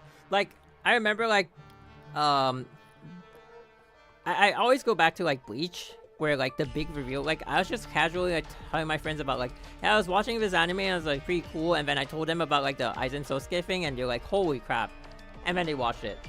And it's like, sometimes it's like you need people to understand how sophisticated the writing is.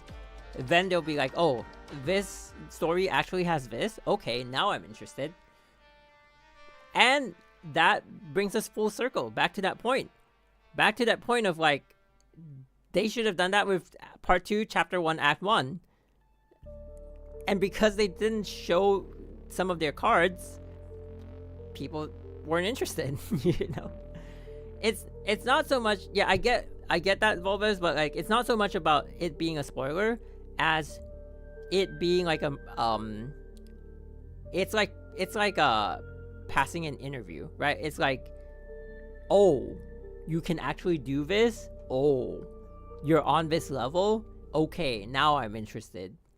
And so it really so that's where I feel like they failed part 2 in terms of like introducing part 2. But is part 2 failing? I would not say so. But yeah.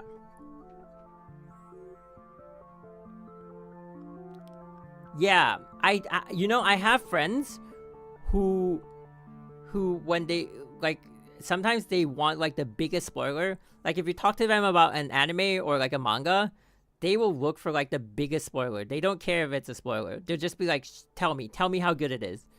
And if it's like it hooks them, they don't care if they're spoiled like 500 chapters later. They will read the story because they want to know like how good it is. I have some friends who are like that. They're crazy people. But that's, you know, that allows me to understand the point of view on like, a spoiler isn't necessarily bad. Yeah. So that's all. Yeah. I used to be like that for some anime, especially like if I don't care about the anime. If to me it's like, I probably won't watch this, but tell me about it. And then it's like, if it's good enough, I'll be like, you know, I'm actually interested now. Okay, maybe I'll watch it. You're gonna S2 Songche. Wait, how many more days does the banner have? 11 hours? No, I'm not gonna S2 her. She'll probably be a rerun during the anniversary. I'll go more ham during the anniversary, only because I think my biggest concern about this current patch, was getting the spending event outfit, and we already got it. So since we already got it, I'm not that like crazy, but we can do a few pulls.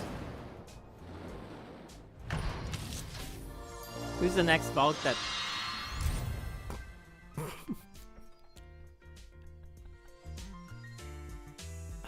that gave me a freaking heart attack.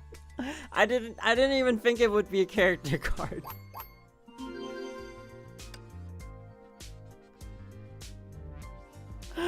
Oh my god, let's do 2 more and then we'll be done. Oh my god, I did not expect a character card, and when the character card showed, I was like, what? Boom. Okay, we know she's not in here. Okay, there we go. There you go. S2, not S2. What does S2 do though? Oh, I hate myself for doing this.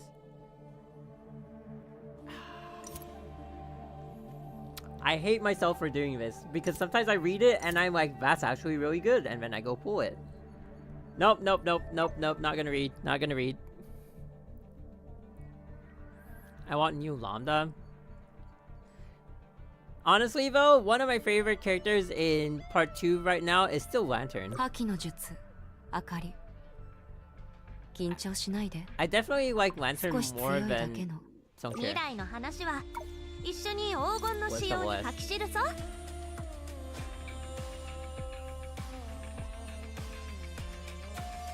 That's okay. That's not OP.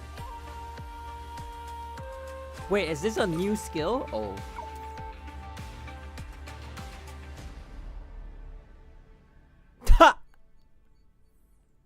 Triggers a global time fracture of 0.5 seconds up to 3 seconds. Oh my god.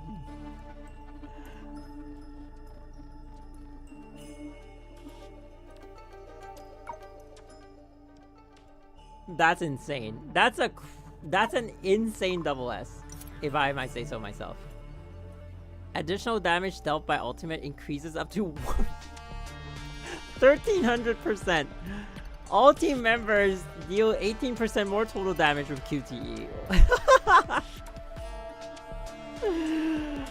Oh my god. Nah, I'm not. Just because I'm actually I think most of my funds go to ZZ now. Even though I still maintain that pulling in Honkai gives you more value than pulling in ZZ, at least right now. And I already have like 2 M6 S5 characters in ZZZ, but I still think I want to pull more. I don't know. I'm more enticed by like pulling characters there. I think Honkai's main draw for me right now is the story. It's not that I won't keep up with the meta, but it's just like I'm okay with getting like scores that are not as crazy, right? Because like some of the players who have remained at the top of like the various game modes, I have done that for like years on end. And now is the time where I'm like, okay, I can split my attention somewhere else, right? Like we've been there and done that, and it's like I don't have to really. I can keep up with that when I have time for it, but I don't have to. Oh yeah. Oh yeah. But yeah. That's all we got. I think moving forward we'll just like I'll do more streams on Twitch. Given that we were able to stream like 3 days or 2 days consecutively, and then like you know, just like complete the Honkai Impact story at a good pace.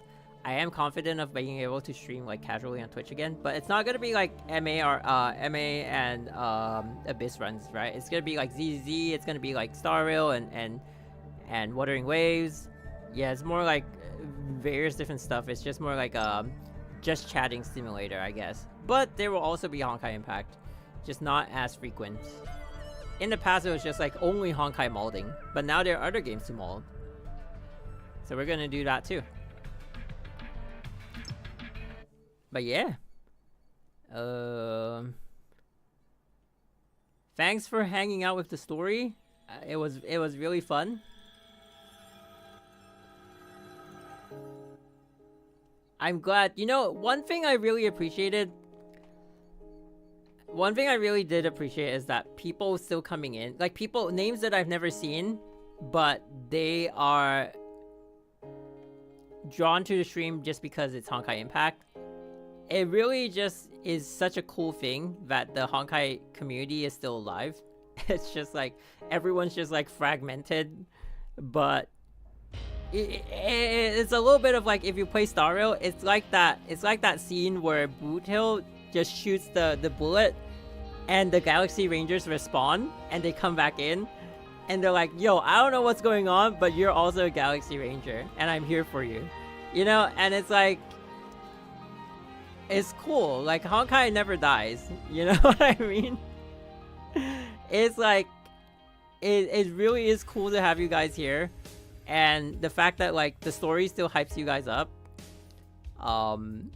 is insane. It's crazy, you know? And yeah, I really do appreciate the community. I really do appreciate the game. And I'm so happy that like part 2 is picking up again. I don't know about like whether I care about like interest, you know, like interest going up and down. I guess at the end of the day, like what matters is that like I'm still interested. You know, if like even if it's like the hottest game in the world, if it doesn't interest you, then you know, why even play it, right? But even if it's like a game that's not hot, but it interests you, just play it, just because you like it. Yeah, not many people playing story nowadays. I appreciate you guys being here too. Yeah. So I guess there'll just be more Twitch streams. Like drop a follow. Just drop a follow like on Twitch if you haven't. It's really funny how we get that notification sometimes. Like we're streaming on YouTube, but I don't know how to turn it off. It's not on now because like I haven't streamed on Twitch yet and the PC has just been reset. So, but sometimes when we're streaming on YouTube, I get the Twitch notification of someone just having followed. So yeah. I play Counterside too, even though it's not... I just started playing Counterside again. Isn't that crazy? Like, I found out it's not even really a hot game. And my biggest concern is that people are not spending enough money on the game and it might actually close. I'm really scared of that. I do want to spend some money because, like, I lost my SEA account, but I'm playing on Global again. And I want to spend some money just to, like, get back to where I was. But I'm afraid, like, the game might not even last. Oh my god, but we'll see. But yeah, that's a good example of like the game doesn't have to be the most popular game, but if you like it, you should just play it. But yeah, we'll see you guys on the Twitch streams. I guess the next game that I'll be playing is either Stario or ZZ. Just be like a casual, like run around, do side quests, do main quests, who knows.